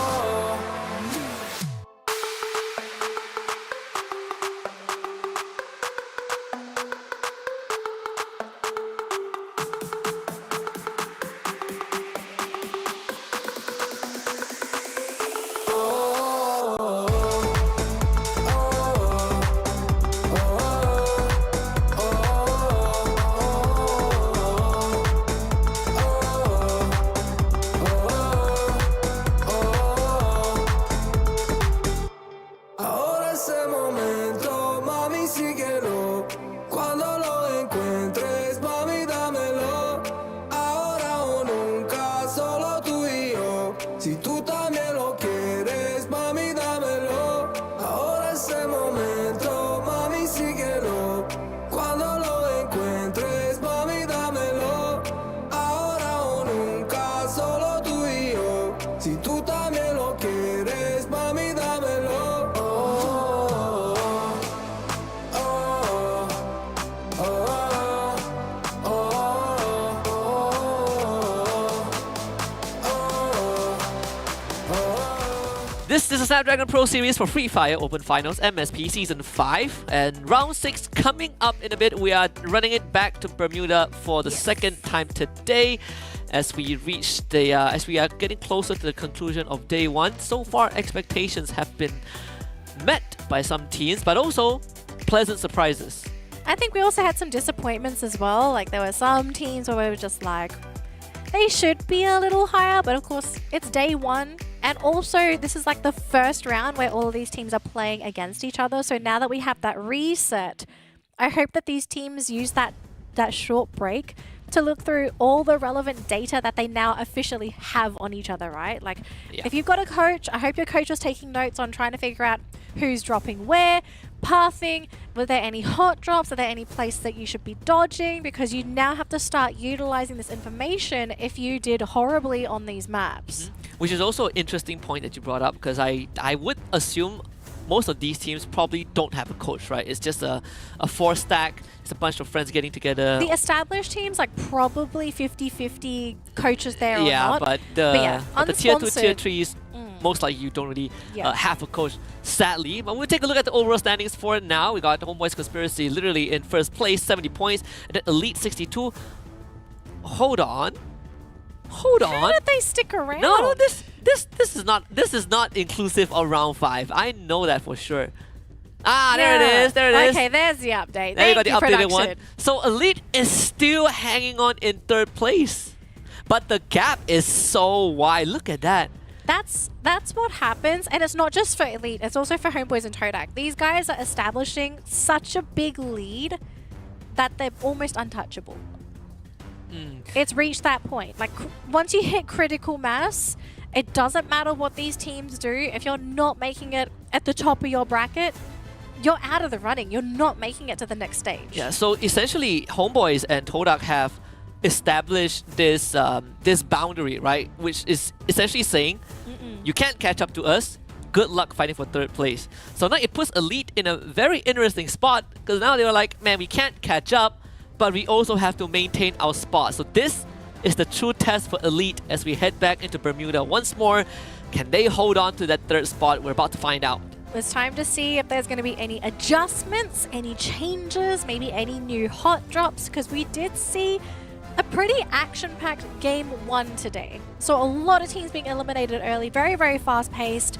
And at the moment, we have Keris and T69, their neighbors, same with Infernus, but it looks like no engagements, just pretty spread out, and no hot drops, Husky. not like game number 1 where we had a couple of teams landing in the same spot. So I think now we're starting to see some adjustments being made. Thankfully, because because again, this is the second Bermuda round we got, right? So I would be surprised if teams still decide to go for these kind of hot drops. But I'm looking at Curvis right now because they were the ones that got the first booyah. But right now, they're not really doing too great. Already fight between Homeboys Conspiracy. What a good snipe, but no confirm though. Step 22 could not stick around, so all that effort for nothing. Okay, Squirrel is going to go for the chase, and actually they managed to get him super easy. Sep going to go down, Homeboy is going to get the elimination, and they also managed to pick up their teammate as well. So a big win, big recovery. But for Elite though, okay, things are not going to look too good here because they are trying to surround this compound. And they're trying to go for the elimination. They get one so far, they get Zane, they get Murals. Elite, really great ambush there, getting a couple of those elims. So at the start, it's I mean, it's not the worst, I guess. But for the Gambits, they're doing great. Leading in terms of elims so far. You can see that the team tag is on fire. 3 eliminations. Of course, for Script Shots, they will get the revive. Chris now taking on Todak. Even a kill order put out by 21 onto Mikacha from Homeboys Conspiracy. Gonna just maybe go for a chase, maybe use that for scouting. We won't know what happens, but Keris though gonna try and fight up against T69 here, and this could be a mistake because it really could go either way here. It's gonna depend on their loadouts, who got the most favorable items, and maybe who has the numbers advantage, because at the moment Keris, they're about to be ambushed by T69, but so far their shots are just not landing, and they're losing players one by one. First 2 to go down here, and for Keris, they got to find a way to get out of here because this is not a salvageable battle. No, definitely not. I think if you're curious, you just have to cut your losses. Probably try to get a trade. But T69, they essentially have control of Mars Electric. They have complete control. There is one more player here. It's Eins, and he's kind of revealed himself and gave away a free elim to T69, so up to 3 eliminations. We do have Nizri up here and his teammate, so they will be able to hopefully try and go for a recovery play. Gambit, though, running into Vamos, and so far, a player down on each side. Another one going to go down. This time it's going to be Chef Toby. Kathizi finished off by Chef Toby. Oh boy, this is not looking too good for KTP Gambits because they started the day really strong, and now with only 1 player left, I don't know how they're going to recover against Vamos. Yeah, definitely. I think if you're Vamos, this is a good spot to be in, though the Gambits actually brought the whole team back somehow. Still hanging on. There is a fighting chance. They know where McGrory is. Oh, and they see those if they can bodies get rid of flying McGrory, in. it'd be good. They see Kathizi also. This is a good chance for Mars to win, but the Brett taking out Jun. Legalot McGrory, they're going to respond in kind. McGrory uncontested on that roof, and that is the saving grace for Vamos. It's the saving grace, and they don't lose their team. So, unfortunately, they're just going to be giving away more eliminations to Vamos, who are now sitting at 6 eliminations for the round. Toby finally gets away, but this is going to be a complete reset for the team if he can somehow figure out how to buy them back without being caught. In the meantime, though, Infernus running into shots again. Now, there is Keris in the vicinity there. Zan is going to be brought back by his teammate Squirrel. In the meantime, though, will be caught out. And Todak running into Homeboy, seeing lots of Homeboy players on the ground here. Fies all alone in the vicinity of the entire team of Todak. And they're gone. Our first place team is gone. This is What's madness. going on? Now, all we need is for a team to We need wipe out help. Todak, and then we can balance the scales once more. Jeez, what a change. KTB Gambit, next team to go down. So we have 2 teams eliminated here on Bermuda. Equally fast game here for our second round of Bermuda. Now, Infernus, they're not quite done here. They're trying to go for another one. Kara's going to lose a player. Kachik is the first one to go down. That's another elimination going in the way of Infernus. They're looking for more, but Elite is in the vicinity, and this could be a really interesting fight if they're not careful. Calpato is going to be the first one to go down. Elite still sticking around with Winzy and Sep. And it looks like for Infernus, do they want to stick around? Because look who's coming in. It's T69. Man, Elite are contributing so much to the revival stats because they are just farming the revives. But what a spray control by Eagle to find the elimination onto 2 speed. I mean, if we want to talk about a team that hasn't really met the expectations, definitely Infernus, right? Yeah. Coming in as one of the hot teams from the Open qualifiers, but not able to kind of deliver on that front. Like they lost that goes to Elite. Another revive. How much money do they have? They're rich. They're rich for sure. Loaded. All right, 1v1, let's go. Okay, I mean, you shouldn't be shooting at the sky, but good try, good try. So T69 gets fed their 8th point. Jeez. So Calpado has enough money. He's gonna get a revive going again. We just lost script shots, so down to 9 teams. And here comes Todak. Here comes Todak, looking to see if they can try and maybe take away first place away from Homeboys, because the gap between them. Okay, the thing. I'm mentioning this because Homeboys, they're like what, 100 points? 103, something along, 103. yeah. And then it's like 80 something. Yeah. So they for need the a second 30 place. bomb. Yeah, so I think it might be able to get away with 25. We'll have to see roughly Actually, where. yeah, I think 25. Something like 25, which is doable. Very doable. Absolutely doable.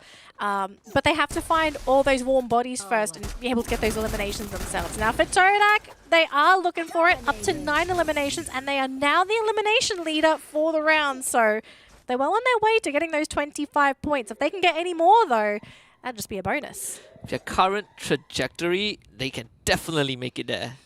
I want to see 21. Very solid so far. Really not involved in much engagement. Decent resources. No revives needed just yet. They're actually in the circle, close to the center as well. Oh, in And fairness. Elite is still fighting. 1-on-1. They and both they're knock each other out. So May as well just hang out. we're just hanging out. We can't do much about that, right? Hang out, maybe spin the circle together. No. Uh, Oh, Calpato. crawl towards him, crawl towards him. He's making away. They That know. goes as well. Let's go. They know the assignment. Dance party. There we go. Yes. Beautiful. This man understands the assignment. Love it. Lovely stuff. So they both trade 1 point, and Wincy finds a revival point, and he's gonna bring the whole team back. Gonna bring the whole team. No one's in the vicinity, so this is a really great reset here for Elite. But the I question just want to see how many revives did this team have alone. in this game alone. Yeah. I wish that was a stat we could look at as a team individually, but I don't think we've seen it today. No, we It's got been total like- revives. Yeah, we in got the single total game. revives. Maybe just account like a third of them to be from Elite. So it was Wings who went off in the previous game. This game, it's Raja so far. 5 elims. So not relying on one person, which is fine. I like teams that are equally skilled. Keras, full team buyback as well. So that's going to be some more points eventually if we do run into another gunfire, which is something that Todak is looking for, right? Yep. Todak trying to look for more eliminations themselves, wanting to try and take over that first place. We have T69 moving together as a unit, but so far they're not really scouting anyone out, unfortunately. But I think the moment they spot someone out, they're going to be looking for elims themselves, sitting on 8 eliminations. Just heading in towards that circle. Let's see if they can find anyone. I see one player for Infernus. The whole team's just jumped out. Okay, so they're gonna go on foot. Not gonna risk it in the vehicle at all, and they're gonna use the launch pad. Yes, it's the good old way. Is it the good old way? Send Because them I'm starting to straight- see some health bars go down. They have to make that jump because the blue zone is hurting, but it did send them straight into Infernus. In fact, I think they flew in and took out Infernus' members. We'll see if Loki can damage Todak's health bar for now. It seems like they can't really do too much. Todak driving straight into Kuris. So that scan only finds 1 member. So Kuris essentially well hidden. At least the rest of them are. Yeah, so majority of the players are having some gunfights happening in the top right corner of the map. We have Keras and Todak in the bottom. We have Vamos in the top left. And we have one more team on the bottom left, which was Terengganu Esports. So a very clear pathway for this team to go in to that circle. Now Todak sitting on a very high elimination score, still looking for more, as Toby on the side of Elite gets caught out. And I do believe that final shot, who did that go to? We didn't even get to see it. So Elite losing another player, and it looks like they're sitting on their last 2 here. So unless they can run away from Vamos, this might just be the end of Elite's survival here for our Bermuda matchup. Well, so far, even Vamos is making very good headway. Right? They are not that far behind Elite, so it's a very good chance for them to catch up. And I think the well has kind of finally ran dry for Elite. They have enough for one revive. If you're Winzy, he's gonna get ambushed. Finds one at least with the Vector Akimbo. But no confirm. They made so much noise that 21 is nearby. Uh-oh. Oh no, and they run onto the rooftop. Elite is gone. No. Yeah, the well has ran dry for sure, and T69 lives to fight another day. Which is essentially right now, they gotta fight against Infernus and also 21. If it doesn't end soon, there's Vamos there, which T69, they're going to fly right into Vamos. I don't think they had any idea that they were there. They thought they were going to be home free. And up in the top, though, we have Loki fighting up against Infernus, which one of the players from Infernus already down. Fikri on the ground, thanks to Blank, and Deco is going to be the next one to go down, thanks to Litzy. Loki really stepping it up in these later games. Really making a run. Could be the run of the Open Finals. Echo with another grenade launcher to take out 2 speed, so that's 4 eliminations thus far. Infernus not doing too bad, right? They got 7, but now it's about the placement points. This is where the placement points matter if you're a team on the second page of the leaderboard. Yep, and it looks like another player for T69 is gone. Infernus eliminated as Ryu finally gets caught there. So now we are at our top 7 teams here, Husky. 22 players still on the board. And we have a number of teams within that circle, but in the particular Low-Key, that's a pretty big one. That's the team that you wouldn't expect to be in a very fantastic position, but they're going to try their best to defend it up against Vamos. Terengganu Esports coming into the circle as well. Now 21, they are in the vicinity as well, but they just can't get in there. Vamos, Jun, doing such a great job just denying the players on the bridge from crossing. So there's 11, 12 eliminations confirmed by Vamos.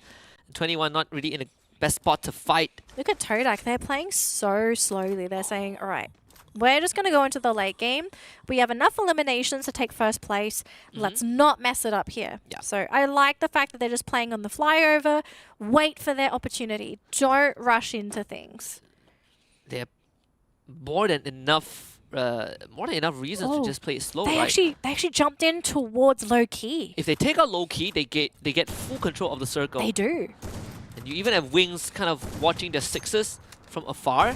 That's a there goes free shot Yasta. to Yasta. You want more? Alright. Oh, that was a miss. And they will... Oh, they didn't quite get him, but they're going to run into Xiaomin. But Xiaomin's hiding as well. Oh my gosh, okay. Very safe play there from Jun, so maybe a little bit scared that he's just going to get hit in the face with a shotgun. Yeah. So playing it super safe there, just staying on that bridge. But we've got numerous teams staying towards that top left-hand side of the circle. But for Todak, they're going to have to try and fight into Low-Key. It's low ground versus high ground. And there's not a lot of natural cover here as well. So for Todak to make this play, it's very risky. But they do manage to catch one player out. Yeah, Echo actually got rid of Raja with the grenade launcher. And now they got to get Litzy back up. Can they do it in time though? Because Todak is literally just spraying them with bullets. But they put up enough glue walls. Now Litzy is back up. He's going to get healed up by the medic gun. The backup from Low-Key is very well done. So they have thinned out the numbers on the side of Todak. Meanwhile, Legolov just got shot down by Yazid as Terengganu Esports shows up once more. And Low-Key actually putting up a pretty good fight against Todak, so Todak will not continue to pursue. Yeah, Low-Key's still 4-man strong. I mean, that's massive, especially up against Todak, who has been so bloodthirsty this game. And actually, no, Low-Key are grouping up, and they're going to try and go against Todak. This would be huge. It looks like it's 3 versus 4 down there. But the rest of the teams playing towards that top left-hand corner. I love Terengganu Esports still, again, playing passively, letting 21 of Vamos finish each other off before they stick their nose into this battle. Yeah, Vamos just took out Luki, so Vamos continues to rampage, and Low-Key, they're going to abandon the fight against Todak and go straight for the north side rotation. Wow. They're going to run into Vamos right now. Echo with a snipe onto June. They did not expect this backstab intervention from Low-Key as they clean up house. Another few points in the back horizon line to bring Jun back up, but he is completely surrounded, and Blank will clock in the 10th point for Low-Key, and now they're top 3. Top 3, it's Todak versus Low-Key versus Terengganu esports. What are these teams remaining, Husky? I mean, if Todak somehow gets through this, it would be one of the greatest final circle hosts of all time. They did take out a member of Low-Key, but I believe he got back up. Now Terengganu, Adam just poked his head out. They're turning their attention onto Low-Key, so it's two teams against one. Wings again, a shot onto Blank. The glue wall does fall as the snipes continue to come through from the side of Todak. Does Terengganu not want to take advantage of this? It doesn't look like they do. I think they're really scared because remember, they're only 2-man strong on the side of Terengganu, whereas for Loki, they might be 4-man strong, but maybe just the lack of confidence in their own ability to try and go for this fight. They're just about to rush it. They've used so many glue walls to block these shots from Todak, and they're trying to go for the finish off here, but can they get onto Sensei? It seems like the move for Loki is to get rid of Terengganu first, to get a more fair fight against Todak. They have just found one. There's only Adam left. Nova needs to find this without going down. Just a sliver of health as Adam runs out into the circle. He falls. Wings also found as well. Low-Key attacking from multiple angles, but unfortunately not able to find the finisher onto Wings as Litzy is bleeding out on the ground. They want to go in for the finisher. Todak taking on the 1v1s, but everyone from Loki is falling. They just could not win the CQC against Todak. Individually outclassed. It's just Blank to pick up the pieces against two members of Todak. Wings against Sensei still alive. Blank still has a chance. Behind the glue walls of Todak, pulls out the AWM, and he's just gonna get swung from the corner. Trap saves the entire round to give Todak a back-to-back booyah. Back-to-back booyah, but what a finisher by Low-Key of all teams. If Terengganu didn't take that long to be eliminated, that could have been a much closer endgame. But the fact that Terengganu, they fought so hard to try and get that second place finish, but the fact that they stuck around, they caused a lot of item usage coming out, as well as the fact that after the fight finished and Terengganu had already been eliminated, Loki, did you see their health bars? They were all below half health, so practically just one bullet, and that would have been it for most of the team. Yeah, I feel like Loki wanted to take the road of least resistance, so they decided, you know what, we'll pull away from Todak. Just fight against the two guys. We ambush Vamos, we try to fight Terengganu, but that's where it got tricky, right? Because Terengganu and Todak were both turning onto them. Really, there's only so much they can do, but I wouldn't sweat too much.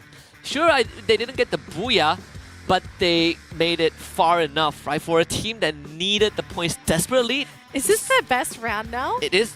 I think it's officially their best round. It's not just the best round. They've gotten more points than they have gotten in the first 4 rounds. Yeah, exactly. This is incredible great. comeback. I like it. Incredible comeback from Loki. Literally playing Loki at the moment, right? Like start of the day. It's okay, guys. We're in last place. Don't pay attention to us. And then all of a sudden, just come out guns blazing. Oh, hey, guys. It's us. I tell you, if they qualify, it would be a story to tell. It would be high-key amazing. Yeah. That was terrible. Don't do that, folks. Don't say that. We did have some amazing moments, even for Vamos themselves, who, you know, has been on and off the entire day. But this round puts them back on the map. Obviously, this movement from Loki was great because it completely caught Vamos off guard. But this is where it got tricky, right? Loki had to make a choice. Do we turn to Todak or do we turn to Terengganu? Todak had the high ground, so I feel like the easier way was to go towards Terengganu. But like you said, Todak, they're actually pretty low, but the 1v1s were just in favor of Todak. Yeah, I think the overall CQC's like execution, definitely in favor of Todak.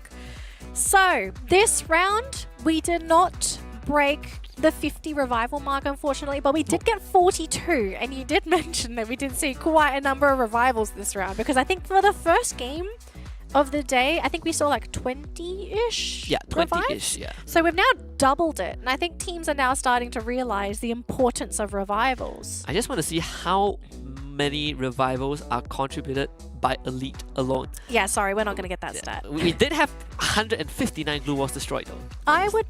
Would we say 10? 10 revivals? I wouldn't be surprised actually. Yeah. 10 sounds like a good number. About 10. That's still a quarter of the revives, which Yeah. is a lot. Well, this game, the spotlight is on Traps. Trap, Sensei, and Raja.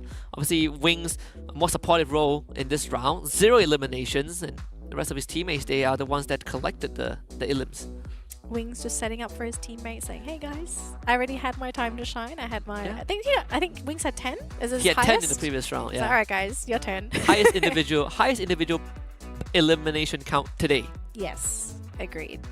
I mean, Todak are playing great, and obviously after this round, first place, I think easily. Easily. They did switch things up a bit, right? Like running one Skylar at least instead of 4 Tatsuya, so less greedy. At least you have some utilities to break down glue walls, right? Which in this case is very well in the current meta is incredibly important. Well, Todak fighting hard up against Homeboys, looking to take the throne. Very likely to take the throne at this point. I kind of wonder if Homeboys are going to start feeling a little bit sour about that, right? Just having that second place team coming in to try and snipe them. We don't know if it was intentional because, again, we don't have the information on whether or not these teams know where each other drop. But if it was an intentional choice by Todak, it was a really smart play. I mean, if they care about the open finals, the extra jump in prize pool, perhaps, right? Our money. Give me more money. Of course, but or you could just make it to the next money. stage. Make it to the next stage, and then, you know, if you don't finish top 6, you can still play for top 6 in the sort of the final chance. Got top weapons for this match. Again, nothing out of the ordinary. The SKS now shows up for Bob Low-Key. Okay, I want just look at Bob Low-Key's loadout. Do you think, just based on what they had, is that probably the reason why they weren't able to beat Todak in that final round? No. I just think Todak Outplayed. outclassed them in the close quarter combat. Understood. They did pull out an AWM at the end, which is pretty funny. Like that was something that I would assume Moshi would do because he is notorious from taking you out with a sniper rifle at close range. That's Moshi. Yeah, He's like but that's different Moshi, level. right? That's not Bob Low-Key. No, it's not Bob Low-Key. That's not anyone. No one can pull that off. Only Moshi can. Only Moshi. We'll see him very soon. Very soon, actually, if you do continue to watch the tournament. Doesn't even have to play the qualifiers. He's waiting in challenge season. Yeah. Even RRQ has to play the qualifiers, I think. I Do think they? Wait, I'm trying to think when I saw the brackets. I know do they? Star Knights has to. Bigatron Delta has to play. I think RRQ did. I think I saw them. Yeah. Yeah, it's pretty crazy, right? That invited teams, if I remember. Look, they're probably confident they'll qualify anyway. I wouldn't be worried at all. I would lose my mind if they don't qualify. Let's take a look at the round standings though. Let me try it again. So it's this side. Okay, almost. That way. Almost got it.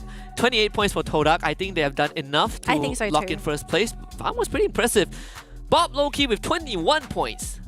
Seriously, like big clap for this team. Their comeback is actually happening, which I didn't think was possible because we always, so as casters, we try to give a lot of hope for teams that are all technically towards the bottom of the bracket, and in a lot of cases they just don't get the points needed to make it to the next round. But the fact that we now have a storyline with a team like Bob Low-Key, I have hope. I truly have hope for this team that maybe this could be the team that just blows everyone out of the water and is like, hey guys, tomorrow we're just gonna kick some butt. Yeah, even 21, which is one of the invited teams, right? You compare 21 to like Vamos, Homeboys, Todak, they're definitely the not the most popular name out there, but they're also kind of on the rise, right? Having back-to-back decent rounds after a slow start. The Gambit's also not doing too bad. Elite's definitely slowing down a little bit, but still doing enough to stay in the running. Technically, I think Gambits might be out of the running now just because like this team had such an explosive start, and then after that they've just mellowed out, and I think they mellowed out a little bit too much because after those first couple games I kind of feel like they've just petered out. And I'm so sad for them because they showed so much potential in that first round. I just like the team name, KTP Gambits. Gambit sounds so nice. Well, their icon's purple too, so it's a pretty cool color. It is pretty cool. Like I remember like one of my favorite esports team has the name Gambit in them. But obviously it's not from the Malaysian region. Bias, I see. What do we? No, it's called favoritism. Name Wait, it's bias. the same thing. It's the same thing. It's the same thing. Oh no. Exposed, unfortunately. Just call your team Gambit and you already have Husky's support. No, I mean if I have the funds to come up with a team, I would. But sadly, I don't, which is why I'm talking about other teams, which I will get more chance to talk about in the next 2 rounds. But for now, we're gonna take a short break. When we come back, we're going back to Purgatory once more for round 7.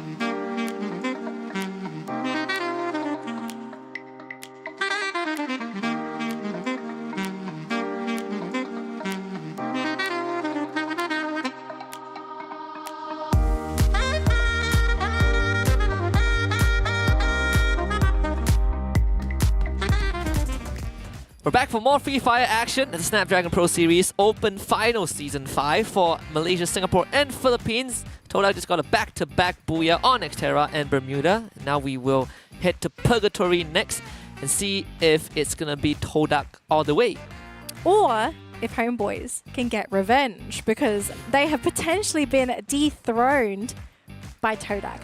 Simply because they did a spectacular play and it basically eliminated them early in the previous round. The gap between these two teams was about 20 points. And guess how many points Todak got? More than 20 points. 28, I think. 20. It was a lot. Yes, it was a lot. It was more than enough. Can't wait to see the overall standings though, because If it's ready, please just show it. Because I think, hold on, let me just Waiting conjure for it. it. It's somewhere It's here. there. Wait. No, right Wait. here, right here. There, Here. there we go. Okay, there. So they have overtaken Homeboys. Jeez, It's I don't- 113. That's a massive gap. It is a we massive clearly gap. miscalculated. So it is 9 points ahead of Homeboys, and then Vamos makes it to top 3. So Elite falls into 4th place. But look at who's behind them, right? It's 21, and then T69. What is going on? That could be the dark horse run right there. Okay, wait. I want to see the next page because there's another team we kind of have to look out for. It's low key. We kind of need to see where they are on that leaderboard because they just had 2 great rounds as well. Yeah. The cutoff point is 69 points right now Yes. by T69 in 6th place. If the 7th spot is not too far away, I think there's a really good chance that race for 3rd spot is going to be very competitive. I think it will be because Bob Lukey, they just earned, gosh, how many? They had like 16, I think, in the previous round, and then this round they got, gosh, I don't know what the math is. Was it Close like to 20, right? It's close either to 20. that or 20 points. Yeah, so that's obviously going to already bring them close to 60 because before those 2 rounds, I think they were at 18 points. Mm-hmm. So they Right. are within reach. And look where they are. They're in 8th place, 55 points. They were Wow. They were in 12th place 2 rounds ago. 12th place with 18 points. You know what? They're one good round away from having a shot at 3rd place, or at least top 5, right? Them, Infernus, Terengganu Esports, Curis, I think even KTP Gambits have a good chance. The only team that is I'm actually in shock. the only team that's really having a very rough time is Script Shots. Yes. Everyone else have a decent chance. So what if Script Shot gets a great round next round? Okay. Unless Script Shots looks at Bop Low-Key and says, guys, can you tell us the secret source of what actually woke you up today? I don't see Script Shots moving. Did you just lose faith in Script Shots? I did. Okay, here's the thing though, okay? So, what changed from this team that was originally in last place, that is now in 8th place, that is just a few points away from breaking into top 6? This team went from a bottom feeder that was basically feeding points away to everyone else to a team that is now hunting for elimination and is surviving till the final circle. Even just surviving to the 5th circle is already an achievement for some of these teams towards the bottom of the bracket. Yep. Let's see if they can keep it consistent, right? Like, again, they don't need monsters rounds. They just need decent, 15 points performance. We already start off. I mean, speak of the devil, Script Shot, so once more, loses their first member. Look, I think Karis know what they're doing. You see that last team on the bracket and you say, guys, hot This drop. is our ticket to top 3. This is the team that's going to give us that extra boost. Oh, Terengganu though, this is a pretty big opponent going up against Gambit. Smoothies is down, but Shin does get eliminated though. Huh? So Terengganu not doing too bad for themselves and maybe turning things around here. There's now Gambit are the ones that are going to try and get Oh my out of goodness. here, but they're getting them. Oh my gosh, Oh my Terengganu. goodness. Wait a minute. Wait a minute, it's a 1v1. Wow, Yazid almost single-handedly aced the entirety of KTP Gambits.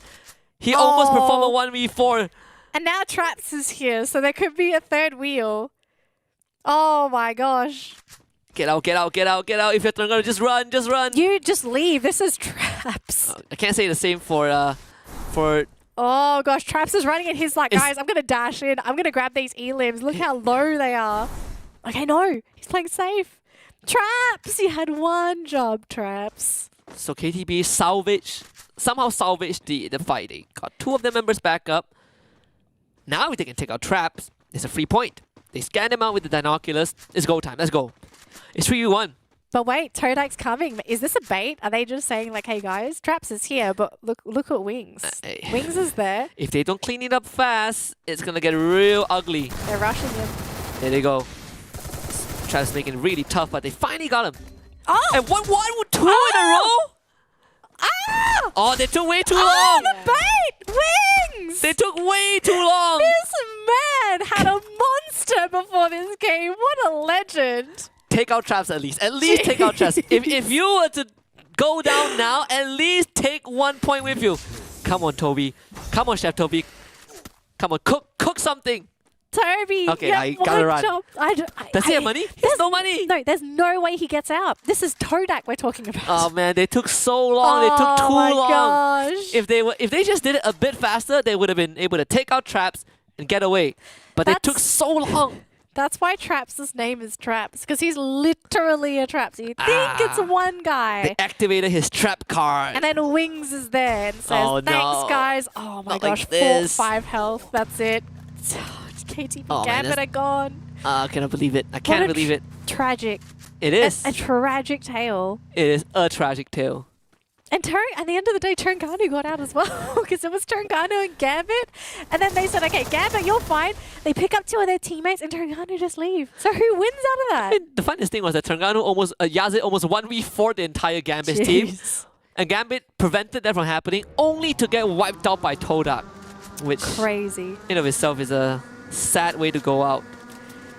Absolutely crazy. Well, we do change perspective here as we're going to take a look at Vamos. John in the driver's seat here with Kathizi, just kind of looking around, see if they can find anything. Homeboys, though, about to run into one of the T69 players all alone. So that's going to be a free elimination for Homeboys. Man, Luffy, what a shot with the Car 98. That was such a fast snipe.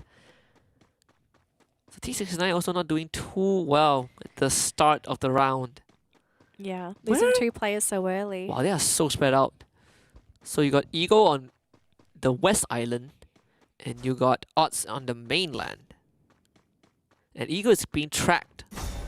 That makes it even worse. Well, I think at this point you're just in recovery mode here for T69. Just try and survive, grab as many coins as possible, try and get those buybacks in, because look at Homeboys, they're homing in on this. The biggest mystery I want to solve is, what does team name mean? Good question. Yeah, we don't know. Like, I know what Curry's means. It's a traditional weapon, a traditional Malay weapon. The curve, it's like curved curved blade. blade, Yeah, yeah. the curved blade, you know. But yeah, but what does T69 means? I want to know. I know script shot means you probably have aimbot or something, but clearly they're not landing their shots, so that kind of blows. Curry is gonna bring a gun to a gunfight, which they lose. And that's going to be it.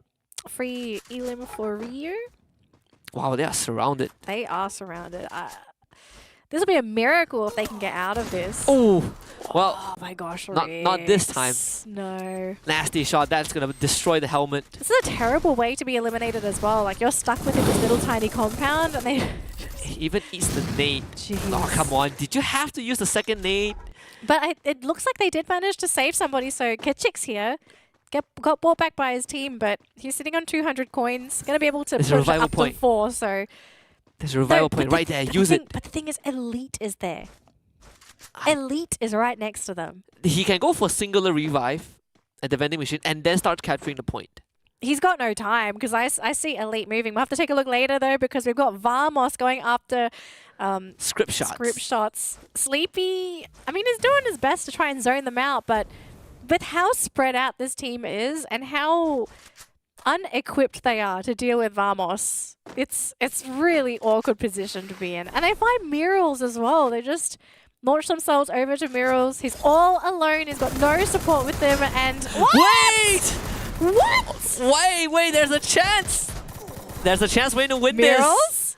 Oh, How? if Katizzi goes out now, it's going to be disastrous. Oh, Thank goodness. Jeez. Wow, that could have gone so poorly. Oh my gosh, that was insane. Wait, what was that? McRory What was that? shot out of the sky. Script shots. What was that? What was that move supposed to be? That was a script shot if I ever saw one. He was aiming at where Kathizi was, and then he decided to go the other Just way. flicked. Yeah, that was so weird. Well, I suppose it's not the worst. Script shots did get 2 points off of that. Look, at this point, if I'm script shots, every elimination counts, considering that I'm only sitting on, I think, 23 points? Yeah, 20-something you need points. double the points to tie up with the team in front of you. The only issue is the team is spread, and they're not even looking at a full roster because they're constantly being pursued. Like, this is the difficult thing for script shots. Like, every time you think they have a chance and someone just comes in and ruins the party. They're so worried that Vamos are still there, they had to use the binoculars. Vamos brought back McRory and Jun. And I think McRory's going to stay within that circle. Jun's going to scout towards 21. McRory running towards Jun. That's not a good idea, sir, because you're about to run into another team over there. But Terengganu Esports, we're going to see their point of view playing outside of that circle there. Looking pretty empty. But Vamos, unless they regroup soon, they're about to lose their 2 players that they just brought back. And McRory got caught! Wow, completely. Wow, the tracking from Luke is so good. Jeez. Wait, there's no resistance from Vamos at all. They just take the beating. Yeah, Kathizi just came in the monster truck. So Whoa. Jun got caught. What the heck is going on? Such spray control by Arya just tracks him down. Kathizi also drops, so Vamos ends up losing majority of the squad. They still have 1 player left, but again, that's literal reset for this team. Like, they finally recovered, and then they have to buy everyone back again. Why does Legolas have the Homer? Oh, that's such an ancient hero. Well, it's an ancient character. Oh boy. And here we go. The Wonder Boys. Low key. If they pull off another great round, I think they can be good contenders for 3rd place. Taking out T69 would be big because that's one of the teams they're kind of chasing for that leaderboard. In front of them, Oh. right? They need to double the points. They just found one. Oots is down. Oh, actually get knocked down by ability. So while Vamos is reviving their team, Bob Loki is trying to rack up a couple of points. They got another one. Good bombardment from Echo. Litzy also finds for some reason the Vector Akimbo is coming back to life. They are delivering what I want. This is a fantasy come true. And they also found they also found a 3rd knock. So Ego is the last man alive. He's gonna drive off into the sunset. But this also cripples one of their main competitors, right? The fact that T69, I struggle to see this team making it much deeper into the competition because the entire lineup has been wiped. They're going to buy people back, but the chance of a team buying back and being able to finish late into the game is very low. So big advantage there for Bob Loki. Now they just have to chase another team that is sitting above them on that leaderboard. Terengganu were able to make it out with 1 guy as they were swamped by Elite. We get a southern circle, but not on the island though. We're gonna stop by campsite. So Vamos gets a full revive again. So Ace has enough for 1. He can bring back smoothies. So that's pretty much it. Todak now sees Kathizi. That's definitely a free elimination. About to be delivered on a silver platter. They also see Homeboy's Conspiracy on that high ground. So Todak have plenty of teams that they could pick and choose. This is a pretty big matchup as well. If Todak or Homeboys go down here, then it leaves the top open for the other to try and go for the steal. But Todak are going to be the ones to go play on the outer edge. So they're going to try and play it safe here. I think this is the best play for them because they know they're in the lead. They don't need to give anything away. They're more or less well equipped to go into that late game. So I wonder what the plan is here for Todak. Like, where do they want to go? If 21 doesn't take them out, then They're going... great. So they're backtracking a little bit. Interesting. So Kash just got knocked out by Vamos as Vamos shows up to where script shots are. So a bit of a diversion from the side of script shots. They have to now start paying more attention to Vamos. Down 1 man nonetheless. Oh boy. McRory all alone. 21 coming in. Script shots in the vicinity as well. McRory getting caught for free thanks to Ariam. 21 going to be locking in that point for themselves. Script shots standing strong as Vamos. They do get the buyback onto McRory, but look how pincered Vamos is. They are stuck against a wall. 21 is there. Todak behind them as well. If I was Vamos, I wouldn't even be showing my face here. Yeah, I would say the same for script shots, right? Just don't do anything for now. Just wait, let it look unfold. At that circle. The circle Oh, favors boy. script shots and 21, so this is a good chance to potentially get rid of Todak. They're gonna try, but Todak is just wiping the floor with everyone else. You bring two teams, they're gonna take care of two teams at once. Luki on the run, he's just gonna drive away, leaving his teammate out, but he might not even survive this. Oh, Right, they're trying boy. to track him down with the shots. A couple more should do the job. He's Does gonna drive heal. straight into McGrory, hops off the car, 1v1, Oh, he gets beats it. McGrory. Oh, it beats him with the gun as well. Jeez, what a risky play, but it worked out for him in the end. Todak, though, looking for more. They thought they saw someone, but it's going to be an empty one here for traps. But they do have some vision there on the script shots. They do know that there's a team over here, so they're going to look for more. But look at this, though. Very big matchup. Homeboys going up against Bob Loki. If Bob Loki can win this, this would be a massive victory. Mikasa on the ground, though. They're up to half health. They do get the pickup. Oh, I think this might actually be in favor of Bob Loki. It might be, as they find Echo, but Homeboy's conspiracy What is going completely on? wiped out outside the circle, and they bring Echo back up. There's more than enough time to make the run for it. And look at where Bot Loki are at. One of the best spots on the map right now on the western side. Uncontested entry into the safe zone. Where are the paddles? I feel like I need to be revived. What is happening today? It's not over yet, though. Todak at 9 eliminations. Elimination leader looking to finish off script shots. They will get it, though. Pushing up their elimination score to 11.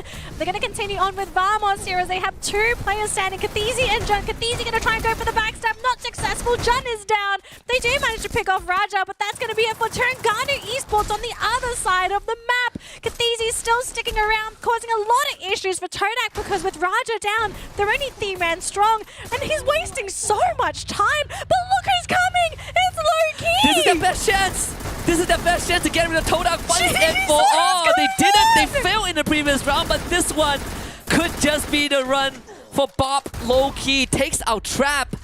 I mean, Todak, they're not out just yet, but they sure as heck will be soon. Running him over as Litzy will completely just maul him down with the truck.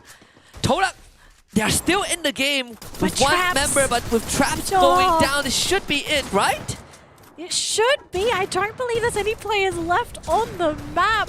Oh my gosh. Wait, Traps is still there? What? He's still there. I don't know how much health that is. That must be 1 health. But he's still sticking around. But the thing is, like, Bob Loki has such a dominant position on the map so far. Echo is down, unfortunately, but the rest of the team looking to storm, looking for more eliminations because they are the elimination leaders. 13 elims, looking to go for their next one onto Infernus. This will be massive if they can get it for free. But the question I have is whether Elite are going to let them have it for free, and it looks like that might be the case here. Look at Bob Loki. They are so spread out. They have so many angles that they can cover.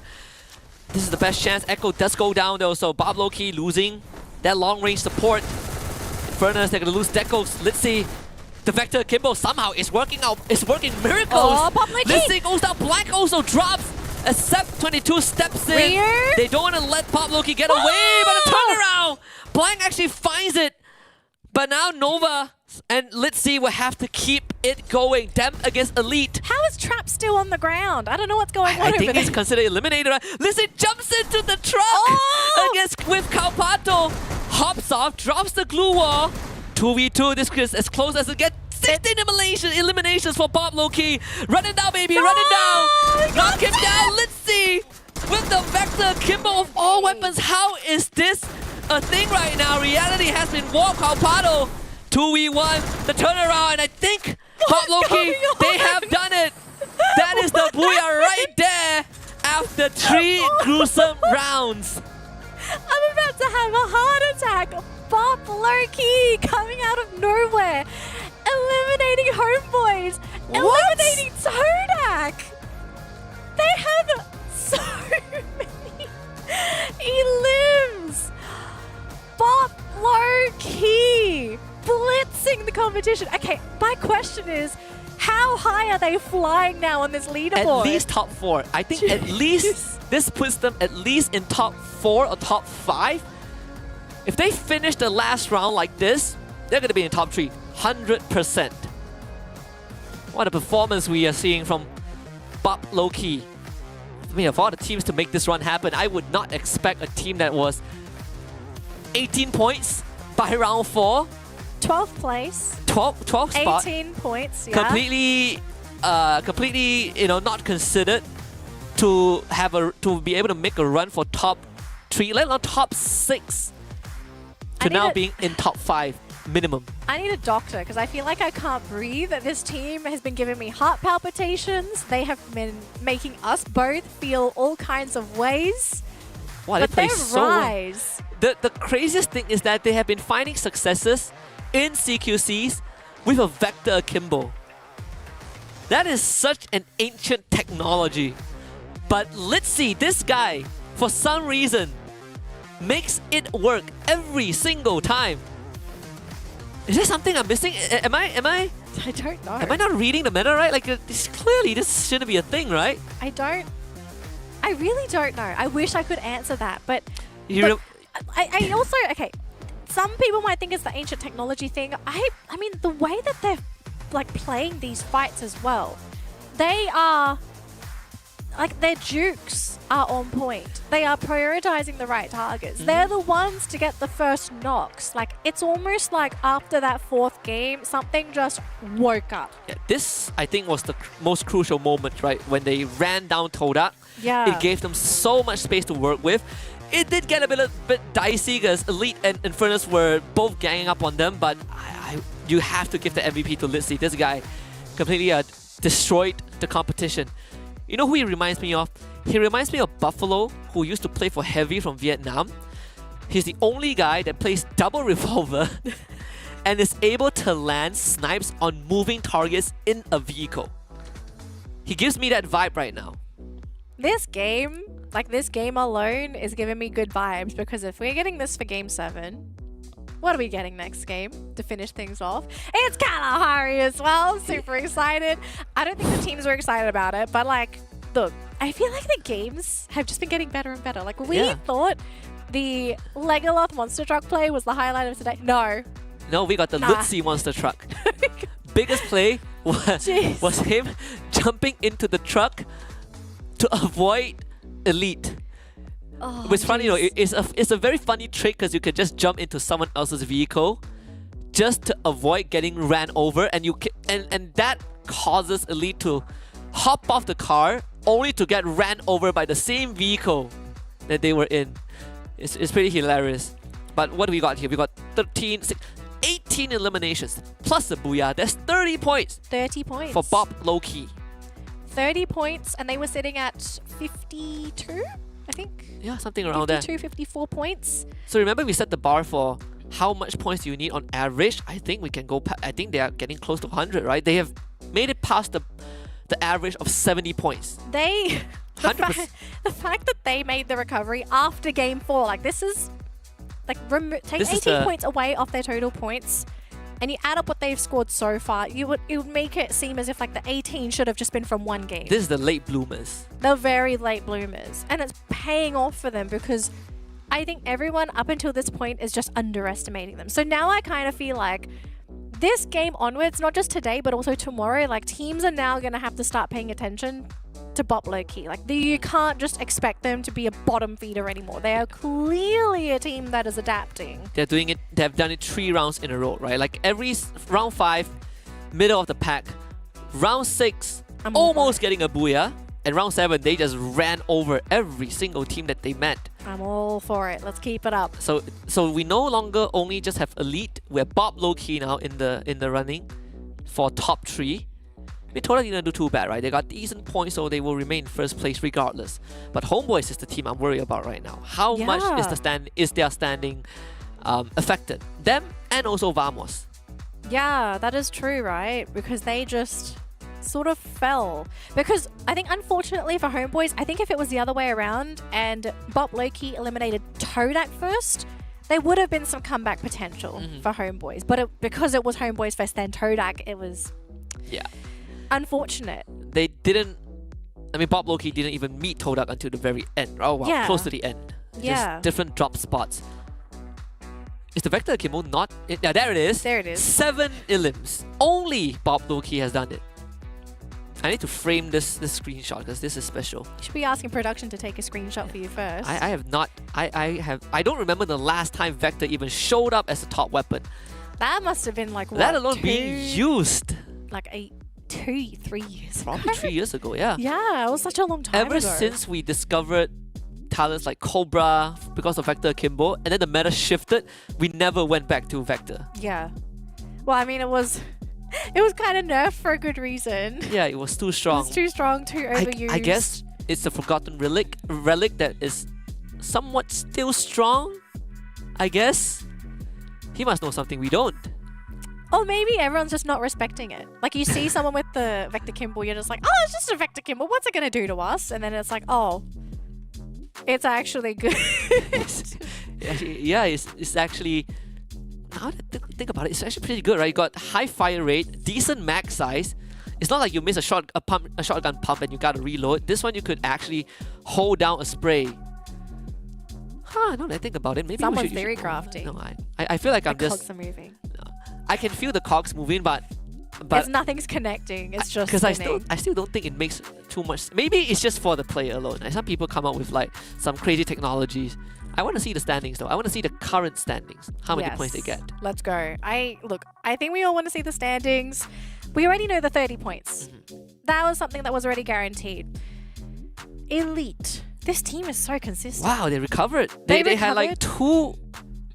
two underwhelming rounds, but they never really fell too far behind. Yeah, because they still had that level of consistency. So recovery, 19 points, great. Todak, 18 points. This is going to push them further ahead above Homeboys. I don't even want to know how many points Homeboys has because this round has butchered them and it's now pushed them further below Todak. Yeah, 100%. If they're not already far, they were 9 points behind Todak before the start of the round.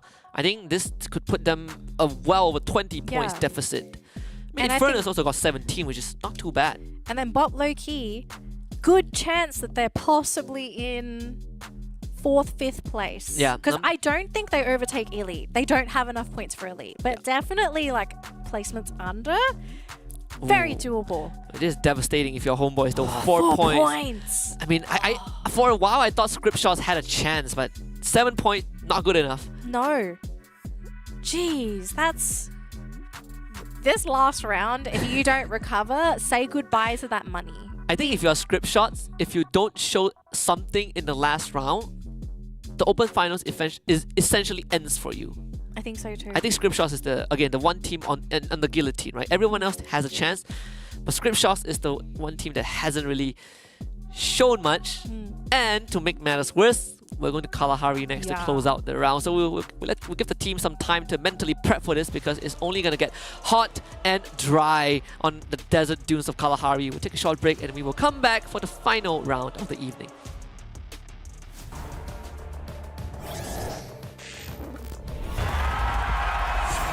Here we go!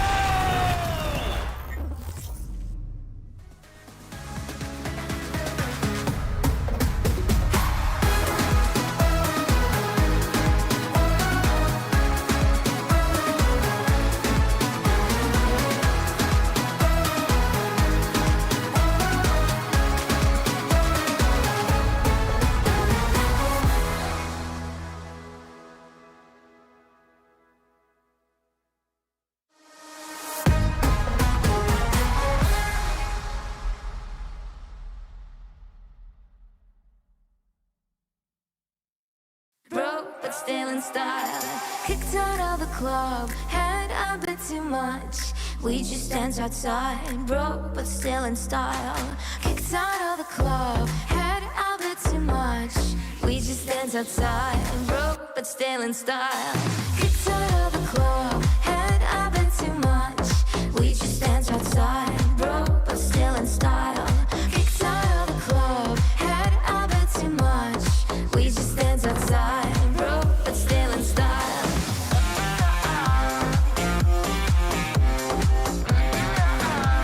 Broke but still in style.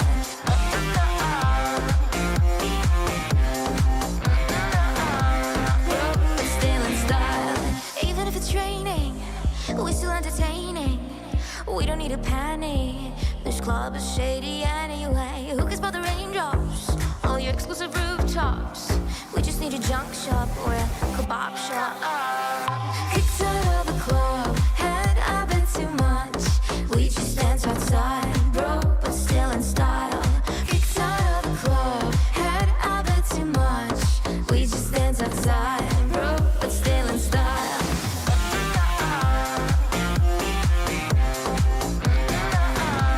Bro, but still in style.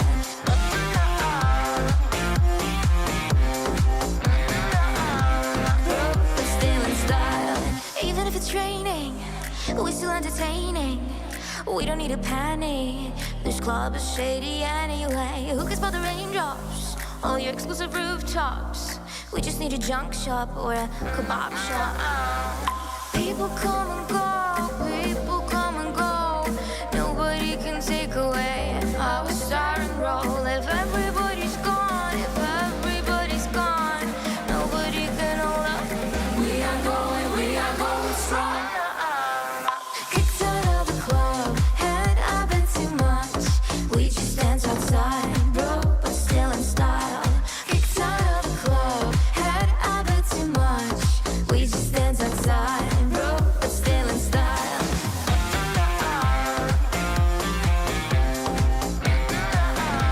Bro, but still in style.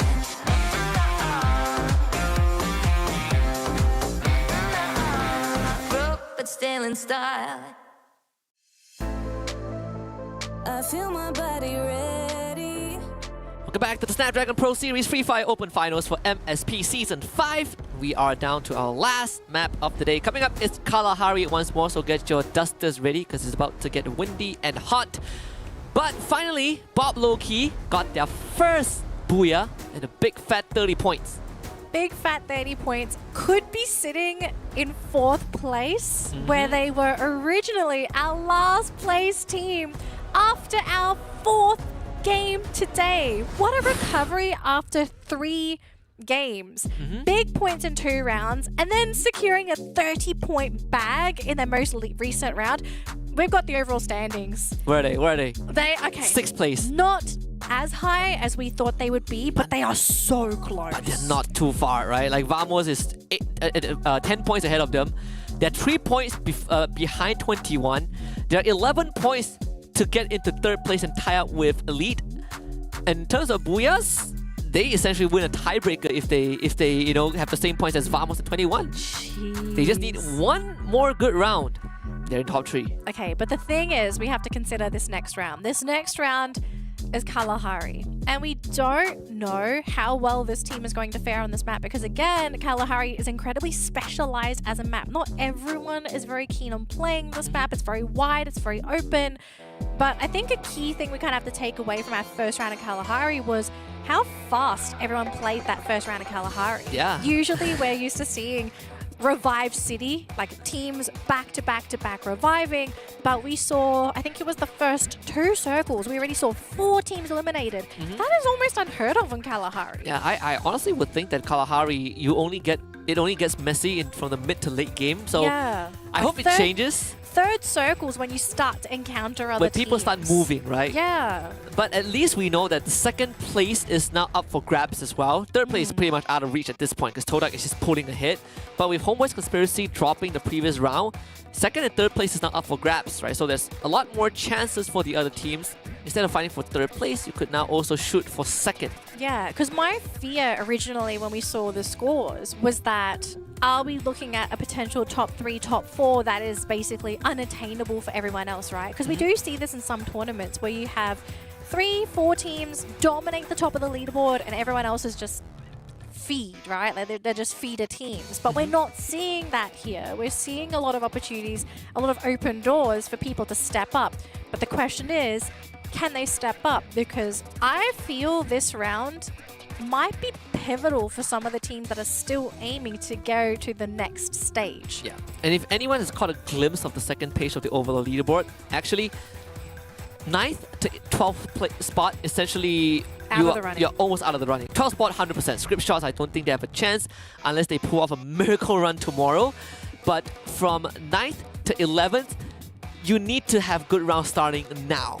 It should have started 2 games ago. They But at should least have. there's still some hope, right? Like 12 spot, no hope, but 9 to 11, a bit of hope. But Yeah. 8th place onwards, plenty of chances. Plenty of chances. Well, the chance starts now because we're jumping into Kalahari right now. Last game today. We're going to have to see who grabs that final booyah and where these points are going to go. Where are these teams going to drop? And are we going to be seeing any critical hot drops? Because I do feel like this might be a really great opportunity to cut down your opponents, the teams that you need to beat on that leaderboard, if you try to pull off some of those really sneaky hot drops. And at the moment, we do see 2 teams there, 21 and Keris dropping together at Stone Ridge. And then outside of that, we could maybe see a skirmish between T69. But for the meantime, Chris, gonna start off with the first elim on 21. It could be the first wipeout. That's already 3 points off of the 21 members. Who's No wipeout, because I did see one of the players for 21 leave, and yeah, they're on a revival point. So it went sideways, but they have that secondary backup, thankfully. So it's a full revive, almost a full revive. Slightly worried about Bob low-key because they dropped at Mammoth. And right beside them is actually Todak on the towards the east at the sub. Okay, but the thing is that a bad thing or a good thing? I mean, I think it depends on your loadout. if I was Bob Loki, I would try to avoid it early on, right? Because, you know, they did run into Todak when Todak was crippled, but at full force, it's a different story. See those script shots just spreading out. They already lost one, so cut the losses. I like this move from script shots. Just get out of that area. Oh, Let Turngan take care of this. yeah, and I think John spotted them out too, so this is not going to be a surprise for Vamos at all. And they're actually going to try and chip away at Yazid. They do, dropping down to half health, but just not enough to finish him off. The rest of the team is going to run in. They have that glue wall up, so no free pot shots here for Vamos. Now this team is going to have to try and find a crafty way to finish them off. Kathizi is quite far from the team. He's on the high ground. He's in a position to potentially snipe, but I mean, Terengganu, they're on the other side of the compound. There's no way that Kathizi is going to be able to get that clear shot. Yeah, so very good maneuver from Terengganu to not really suffer too much injuries, getting to foundation, but they are still down 1 man. That's going to be the homer from Legolov. Well, I assume it's going to be. He's the only one running that. And I think Bob Loki might have ran into Todak. Traps just took out Litzy. Not really the start that you want. No, not at all. So this is looking more like the classic Kalahari that we're used to. Oh, Gambit. Submission gets caught out there by Homeboy. So Luffy going to be able to secure the knock. They do manage to pick him back up though. And they're going to try and turn things around as Fies gets caught there by Brent. Fantastic secure there. So Homeboy's now down a player. They're going to try and get that consolation Elin themselves. They do catch out Brent thanks to Mika. But the teammate is there. What? Oh boy, Gambit. They lost that one. That should have been a consolation knock. And that is disaster. But maybe not so much, right? Because Homeboys are down to this Squirrel. They didn't get any confirms onto Brand. Do they not see this? Squirrel comes from behind. Homeboys wiped out again. By Gambit of all teams. Competition's wide open, boys. Second place the is Wild. now on auction. This game is literally the Wild West at this point in time. You think you know who's supposed to win, and then all of a sudden they pull the blanket from right on under you. If Chris wipes Toad up, it's going to be huge. It would They're be going to huge. blow the competition wide open. Oh boy. But do Easier they said know? than done. I don't think that's going to be the case here because we already see a couple of players knocked on the side of Chris. Yeah, not even a competition, honestly. It's wishful thinking, obviously, you know, wanting Chris to get the wipeout, but they did try. That's They will gonna be a the fall. second team to get wiped out. That's 5 points for Todak. Right off the bat, really great start for Todak. I mean, for them, the goal here is really just to push their lead further, right? Stay in first place, take that prize money, guarantee your spot to the next stage. But look at this, though. We actually see, let's see, from Bup Low-Key right next to Kathizi. Pretty interesting play, but we do have Infernus What? here as well. What is going on? Wait, he has the UMP and he took out Kathizi. He uses the weirdest weapons, the most unpopular weapons, and he gets eliminations. Do you think they get disrespect? Like, Kathizi sees this weapon, he's like, what is this? I feel like getting taken out by like Vector Akimbo UMP is a lot more frustrating than the usual like Woodpecker Oh. because it shouldn't happen, right? Like theoretically, you shouldn't be losing to a non-meta thing. It's a mentality thing, you know. Like I shouldn't be losing to inferior stuff. But you know, it happens. Deco's getting sniped. Lissy finds him with a Groza this time. This dude is This man's picking cooking. off scraps. He's cooking. Let this he is- man cook. Give him the whole kitchen. It's a chef. Jeez. Holy God. cow, man! But I this mean, they had 4 eliminations already. Next prodigy in the kitchen here. Bob Loki, 4 eliminations. We do know before this, I think 5 eliminations was the lead set by Todak. Script shots, thankfully, they're back to 4-man strong, but they're going up against T69. In fairness, going to be eliminated by Yo! 1 player. It was Oh by my blank, so gosh. that's 5 points for Bob Loki also. But does not take out Ego? Maybe Script Shots is gonna use this opportunity to show us what they've got. If they get rid of T69, this would be pretty big as well, because T69, they're basically hanging on by a thread on You that say that. leaderboard. Look at who's on the horizon. It's Bob Loki. Oh my Oh gosh. boy, they're here. It's just one person. No, it's the whole squad. Is it the whole squad I saw? Okay, no, the whole squad It's the whole came out of squad. Oh nowhere. man, they just rolled up. It's Halloween. They pulled the blanket. Guys, we were cosplaying as a ghost. And we're going to turn you into ghosts next. Okay, that. So you missed both red tie rhythms, which is a bit unlucky, but they should be able to get Gen X. Good coverage. Blank. What a glue wall at the end. Oh, that was crazy. They lost Litzy though. When did he get caught out? Script shots, I believe, if I saw that correctly. Are they gonna continue fighting? Seems like they will. Oh. Elite against Todak on the other end. No, Elite does lose out, but they did get one guy. They got Sensei. Oh, trying to find another one there. They can't catch Toby, so no clear shots there for traps, unfortunately. So Did they player take the does- launching pad to chase the car? Oh, he did! Oh, if he lands this Oh. shot, it's gonna be sick. He doesn't get it though. Ah, good try, good try. But Toby's so low that I think anyone can sort of bop him here, and that's going to be it. And he just gets caught by Lucky from 21, and he secures the final shot as well. And Kathisi going to be eliminated there by Teranganu. And Elite now down to their final player. It's Sep22. I don't know how this man is going to make a comeback happen, because he's all alone and he's poor. And 21 actually put out a kill order onto Todak. I think they are pretty far from each other. Santa Catarina is where Todak is at, and for 21 they're at the Stone Maze, the Stone Hedge. What the- KTP Gambit, the homeboy slayer. The- Really surprising, that one. Oh yeah. What's the last? So I believe Bob Loki got the whole team back. Lagov did get Super Shin. It's the full Vamos squad. All of them revive at least once. Yeah. Brent on top of the rule. 1v1 against McRory. Not winning out so far, sadly. Oh, But Rory turns around with a Bison, takes care of business. oh, team is there trying to finish him off though. There we go. McRory gonna go down, so KTP Gambit down to their last 2 players outside the circle as well. This is the second circle, so it will start getting painful after this. Now, even though Vamos lost McRory, they are sitting at 3-man strong. Here's Yo. Litzy from He Bob sees this. Loki. Oh my god, they see this. Oh, but he misses. So they have revealed their position to T69. Now, keep in mind they're out in the open, so this is a little awkward. But if they get Chad, they what? shouldn't have gotten that. What is going on? So many different angles. They even had the Riptide ready to break the glue up, kind of blocking the Arsenal. Let's see. I mean, he's going to go down again, but no one's going to finish him off. They could just go in for the Blitz. Nova from the corner. That's going to trap us. And Gen X, he's out in the open. Nova takes on the 1v1 gladly from behind. He's going to get overwhelmed. Separates himself. Nova a bit overextended as Us takes care of him. So T69 still standing. Still standing. Oh, they drop another one though. There goes Eagle, thanks to Blank. Bob Loki still sitting on 3 players, trying to finish off this last one here. But the glue wall buying a lot of time, missing all of those shots. And Oots, last man standing for this team, gonna have to try and play with those glue walls. But There's with no all more. of these players around, there's only one thing left to do. Buy time, but T69 out of this game, and Bob Lokia leading with 10 eliminations this round. That is insane. Still 8 more glue walls Okay, on wait, blank. wait. TE sees this. they might be the ones to shut this down, because we just finished a fight there, and Bop low-key are out in the open, so they're going to have to use a lot of glue walls to stabilize. TE is going to try and find a high angle. So Novas gets brought back.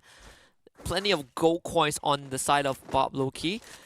I think TE Sports are not going to consider trying to intercept Bob Loki. So Bob Loki gets away for free. Wow, they could have been punished there, but I guess Teranganu just playing safe. Well, Bob Loki is having such a good game. And I mean, it puts them north of the circle right now, which is clear if they want to go into it. But you got double binoculars that spots out individual members of Bob Loki. Oh, man. This is crazy. Okay, Teranganu, nice little positioning here. They're nearby Vamos. Now, Vamos hasn't really been much of an issue for a lot of the teams. It's been quite difficult for Vamos to really look for those elims, but actually, wait a minute. They're going to change trajectory going towards... Is that who I think they're going to? What are they heading towards? Script shots, I think. They're fighting... Are they going towards script shots? Elite is going to script shots. Oh, boy. Where's Toda? I think Toda might have gotten scanned out. I know Elite just revived the whole team. Todak is in the... Wait, are they in the circle? No, they're on the east of the circle. They're just on the edge. Okay. So we didn't talk too much about Gambit, but they are still in the game. They could end up sandwiching Bob low-key. Because they're coming from Foundation, which is north of the safe zone. This is such a tense late game, because we're now starting to see 8 teams. 11 minutes. 11 minutes. About to get too... The space will be too small for this much people. Yeah. Elite is on the low ground. So they just have to be a little bit careful about being spotted out. They're also spread apart. There's only 2 players here. But low-key, oh, they're looking for script shots. And there's a revival point there as well. They can even use it to bring back fallen teammates if needed. Couple of gold coins on top of the structures of the Script pillars. shots are booking it. They're like, guys, no. They don't know it's script. They don't know it's Bob low-key, but they don't want to fight anybody. I don't think you... I feel like you have to fight this. You don't get to make it out of this for free. Any further will put them out in the open. Vamos now against Todak, and Vamos just did not stand a single chance. They lost Adam. He fell down. So Vamos and Terengganu Wait. taking on Todak. Elite just flies by. Doesn't want to have anything to do with this. So Vamos gets wiped out. So Todak taking away that kill lead for themselves. 11 eliminations, just 1 over Bop Loki, I believe. So these 2 teams, it's really a race between them unless somebody can shut them down. And with this high ground vision, this is so important for Todak because they're just going to snipe people from the low ground. Terengganu thought they could just launch themselves, but no, they can't! Sensei! Tracks wings! That was filthy. That was filthy. That is insane. Oh. So Bob Loki didn't get script shots, but they will get Gambit. KTP Gambit. It's going to be interesting because I don't remember seeing those 2 go up against each other. At least not now. And Not until just now. going off of the map vision that we have as well. Elite are kind of split. Gambit, though, going to be invaded by Bob Loki. They've already lost I Miss Her GT. Brent's the next one to go down. Litzy, though, has been caught up by Bob Loki. Blank is low. Echo's low as well. Is this finally the end for this team? Could be Blank needs to heal up in time. Makes it. Makes the recovery. But it's only just him. Their parade has finally ended. Can he clutch this? Oh, he's getting shot by script shots. Oh. And Todak is also in front of them. Finally, it's Todak that puts them to rest. And now there's nothing that's going to stop Todak. Really nothing? I think there might still be a chance for somebody He's to down to clip 21. Todak's wings. It's down to 21. If 21 drops here, it is game over. It's going to be a hat trick for Todak. Maybe script shots. Maybe script shots would be that team. It could be, because it's definitely not going to be Gambit. This team is being shot down and denied an opportunity to play this game. They bring back I Miss Her GT, but flying into a game this late with so many teams looking up at the sky, you'd be praying to even make it to the ground alive as they lose another player there for Gambit. Yeah, you're not hiding, trying to ride on that spaceship-sized skateboard. It's too big. Bro, 21 against Todak, and 21 entering this battle with very low health and already on the defensive. So Todak, they're going to push the envelope.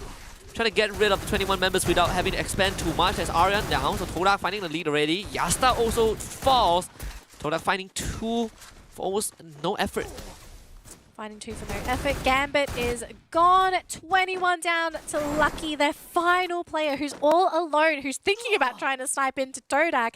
Has to heal himself though, because this 5th circle is going to hurt. Maraja has Do it been now, do it caught. Oh, thanks to Sleepy. Script Shots. Oh, the tag team by Script Shots in 21. Maybe Script Shots is really the team. They got the whole squad still alive. They got some help from Elite and 21. So Todak, I believe, also crippled with They're down 2 to members left. Yep, it's Wings and Sensei. That's all they have left. Talk about a comeback, right? We essentially just wiped Script Shot out of the narrative, but now Script Shots has the whole team and only 2 elite members in front of them. I mean, if there's a will, there's a way. They're not out of it just yet. They're not. So we'll have to see if Elite can play this as craftily as they can. As Kalahari try to go for the backline, but they just rush him down. Toby, I don't see this man being able to win a 1 versus 4. And that's going to be it. Script Shots takes the final booyah in round 8 today. Sorry for everything I said about Script Shots. I think they have a great chance of making top 3 tomorrow. If the momentum continues. Ended on a strong note, right? I mean, I wouldn't be complaining. I'll take every single W. But the pressure is definitely mounting, right? If you're in a spot that Script Shot is in, the win doesn't feel as sweet because you have such a long way to go and only 8 more rounds. 8 more rounds, and you have so many teams that you need to shut down. Because remember, it doesn't matter how many points you score, you also have to consider the points that are going to be offset by your opponents. I'll say biggest loser, 100% Homeboy's Conspiracy. Yes. So they got 2 rounds in a row where they got completely decimated. First by Todak in round 7, and then by KTP Gambits in round 8.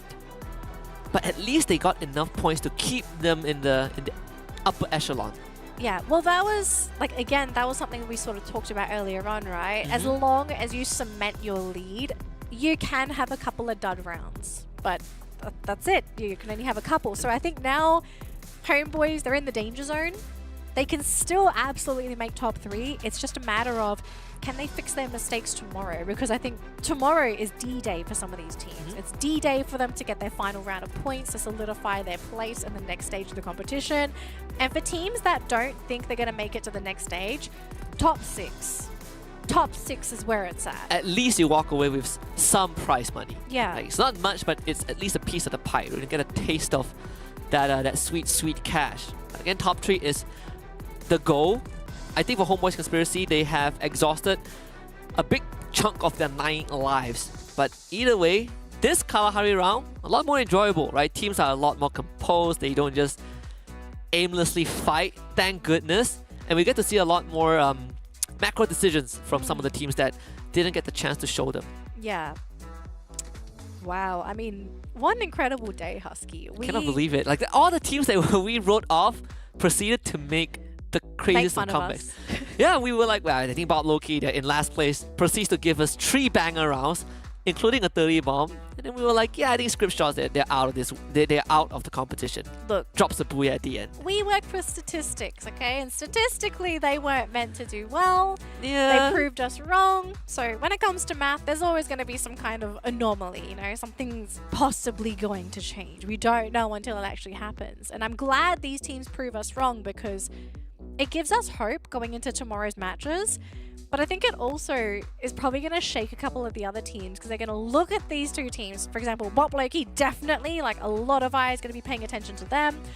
But Script Shots, this is not a team that you're just going to simply be able to hot drop anymore. They're not free points. Yeah. Someone didn't wipe off the talcum powder when they took the photo. Look at you, Muse. There's a lot of powder on your hands. But I also saw a very nostalgic logo, Freedom Rumble. It's one of the few teams that popularized the run and gun strat. The mindless, I just fight you and we pray. And we don't care about placement points. Yeah. Good old times, good old times. Good times. Maybe they were the one that really kind of brought to life the whole aggressive play. But I mean, good on them. They got a very balanced lineup. Double Tatsuyas, Yeah. Skylar, and also the A124. So it's pretty nice of them. I think at the end of the day, for script shots, they unfortunately were not able to make use of majority of the rounds today. So tomorrow is going to be a hell of a marathon for them. But for a team like Bob Low-Key, I am pleasantly surprised. And tomorrow it's gonna get slightly easier. You know, they don't have to work as hard as script shots. But can you imagine the comeback, the fairy tale we'll get if a team like Script Shot makes it through? Is it possible? I'm starting to dream. Is this tonight's dream or tomorrow's dream? I don't know, I got a dream tonight because tomorrow, if they don't make it, dreaming would not help at all. So I think I got a dream tonight, hopefully. Even the top weapons we see a lot more normal, thankfully. Well, for tomorrow, I think there are definitely some expectations for some teams, and then for other teams, bigger expectations if they're going to try and make that comeback happen. But I don't know. Okay. Tomorrow, there are a couple of X factors. We've got the random map happening for map number 8. And then, of course, the expectations for certain teams to hit certain benchmarks, and other expectations for certain teams to shut down other teams so that they can make it to either top 6 or to top 3. Yeah. We know for a fact that by the end of today, Todak is in first place, and a very solid first place. Yeah. So they essentially locked in one out of the 3 slots into the challenge group stage. So second and third still open for business. Okay, I'm gonna be the skeptic. All I right. don't think first place is locked in Not yet. yet. I would say if Todak can continue on this streak of theirs of just consistently getting points. Maybe by for- round 3 or 4 tomorrow, Yes, I think 3 or 4, if they can keep grabbing this number of points, they could probably flub the last 4 rounds and it would not matter. They could call it a day, get an infraction, and still qualify. Okay, not an infraction because I think that's a big drop of points. Please don't do that. 'cause Don't do that. Don't do that. That's- We've seen plenty of examples. Yes. Now I'm gonna conjure the strong standings, alright? So, Oh, I want to Work see with me, this work with so me, do it. bad. oh dang it. Right here. pits. Ah, Getting got the there. timing right, yes. So 26 for Todak, 24 for Script Shots, Wow. 16 for Bob Low-Key. Not too bad, honestly. Still good. Still good. Okay, so remember before this round, there was a 2-point, 4-point, and I think 11-point gap. It's 2, I think 4, 11 10, and 11. Something like that. 11 was for the benchmark of fourth place or fifth Third place? place. Third. 11 Oh, is yeah, third. third 11 is place. third place. So did Bob Low-Key do enough? Not enough to take over Elite. Not Because Elite yet. got 10. But they're getting really close. They're dang close. Single digit difference. Wow. Jeez. Okay, this is getting really close. I'm loving this because it's a real race Yeah. for that third place. But by the way, because tomorrow it won't be us, right? But if No. Hey, we'll be watching. we'll so- be watching. I mean, Gideon, Fasha, if you guys are not watching this, Watch Oh, these you games. got something no, coming no, no, your wait, way. We're going to text them today. We'll be like, hey guys, can you watch the games? Because it was pretty intense. we got something set up for them. Let's look at page 2. Vamos getting 9. You got Changranu 8. Oh gosh, I don't want to look And- at last place. Oh no. They're safe for now. They're safe. Don't worry. They're still Okay, wait, are they safe? for now. Yes. What was the gap between Homeboys and Elite? Was it less than 10 points? I actually don't remember. Because if it was less It's than within reach though. It's because if it was less than 10 points, then Elite are in second. time to find out overall standings. Oh my gosh, Up let's right go. Oh, 2 Pretty points. close. 2 points. Pretty close. So 2 points difference. Oh my gosh. So it's 2 points between Homeboys and Elite, 2 points between Elite and Vamos, 3 points between Vamos and Bob Low-Key, and 2 points between Bob Low-Key and 21. That's just the first page. That's so the gap between second and 6 is so small. It's 9 points. We haven't even seen the second page, right? Like who knows? Maybe second page is also okay. No, no, no, the gap no. it's a big gap. 22 points between 6th and 7th. Is it safe to say that top 6 is soft locked? Soft lock, yes. Soft lock, I think makes Yeah. sense. Not hard locked. Mm-hmm. Maybe top 3 is getting close. Top 1 is almost mid lock. Yeah, I think top one is mid lock, and then Soft second lock to for 6th everything is else. soft locked. And if tomorrow the front page teams continues their consistent performance today, they completely block out the second page teams. Yeah, I think so. I think by the first 3 rounds, we will find out. Yeah. Oh my gosh. Wow, that 2 point of leaderboard. difference between 4 different spots. It's crazy. No, it wasn't 2. It was 9, was it? Well, I think it was 9. Single something digit. like single digits. Single digit. Let's take a look at tomorrow though. Oh my gosh. So again, we did say that we are gonna, run it back. So the remaining match from today would kind of spill into tomorrow. So we start with Alpine, Nexterra, and then we do a third running back: Bermuda, Purgatory, Kalahari, Alpine, Nexterra, and then we go for a random map. So tomorrow is a bit more special because we get double Alpines, double Nexterra, and potentially the third time on one of the maps. One Kalahari, and I know some teams are super happy about this. Fortunately, unfortunately, kind of depends.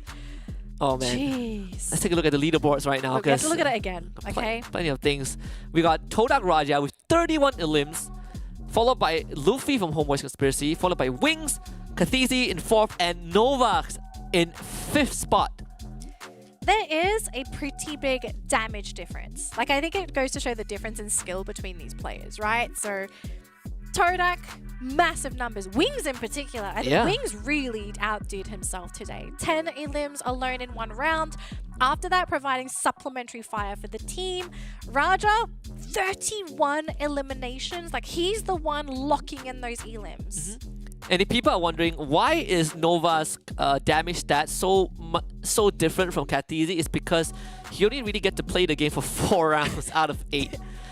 I'm not complaining, right? So if we double the points, he's It's kind almost of the up same, there. yeah. Because Kind like of up there. at the end of the day, you can do a lot of damage, but if you're not securing the points, it really doesn't matter much. Exactly. So he's getting effective points for his team, which I like. No complaints. What a day one it has been. We are setting the stage. Well, no, the teams have set the stage for themselves. So tomorrow we're gonna start at the same time once more.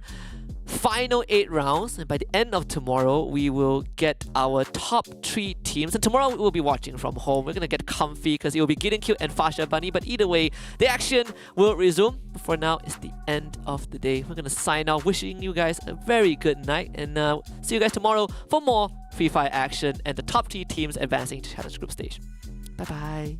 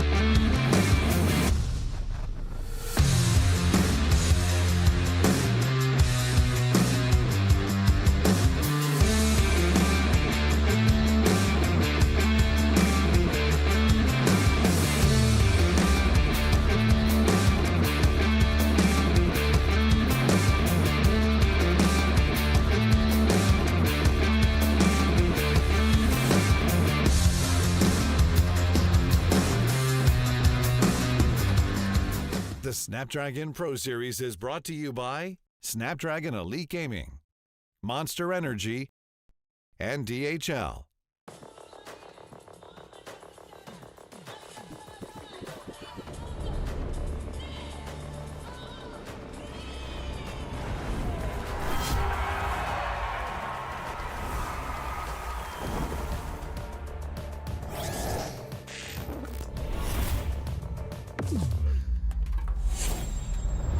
Let the weak melt away! Killing spree!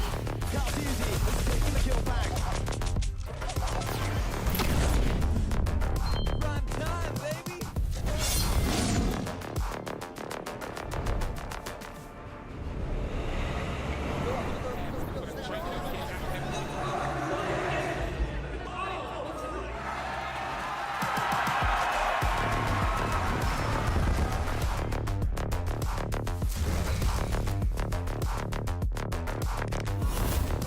Looks like the players are ready.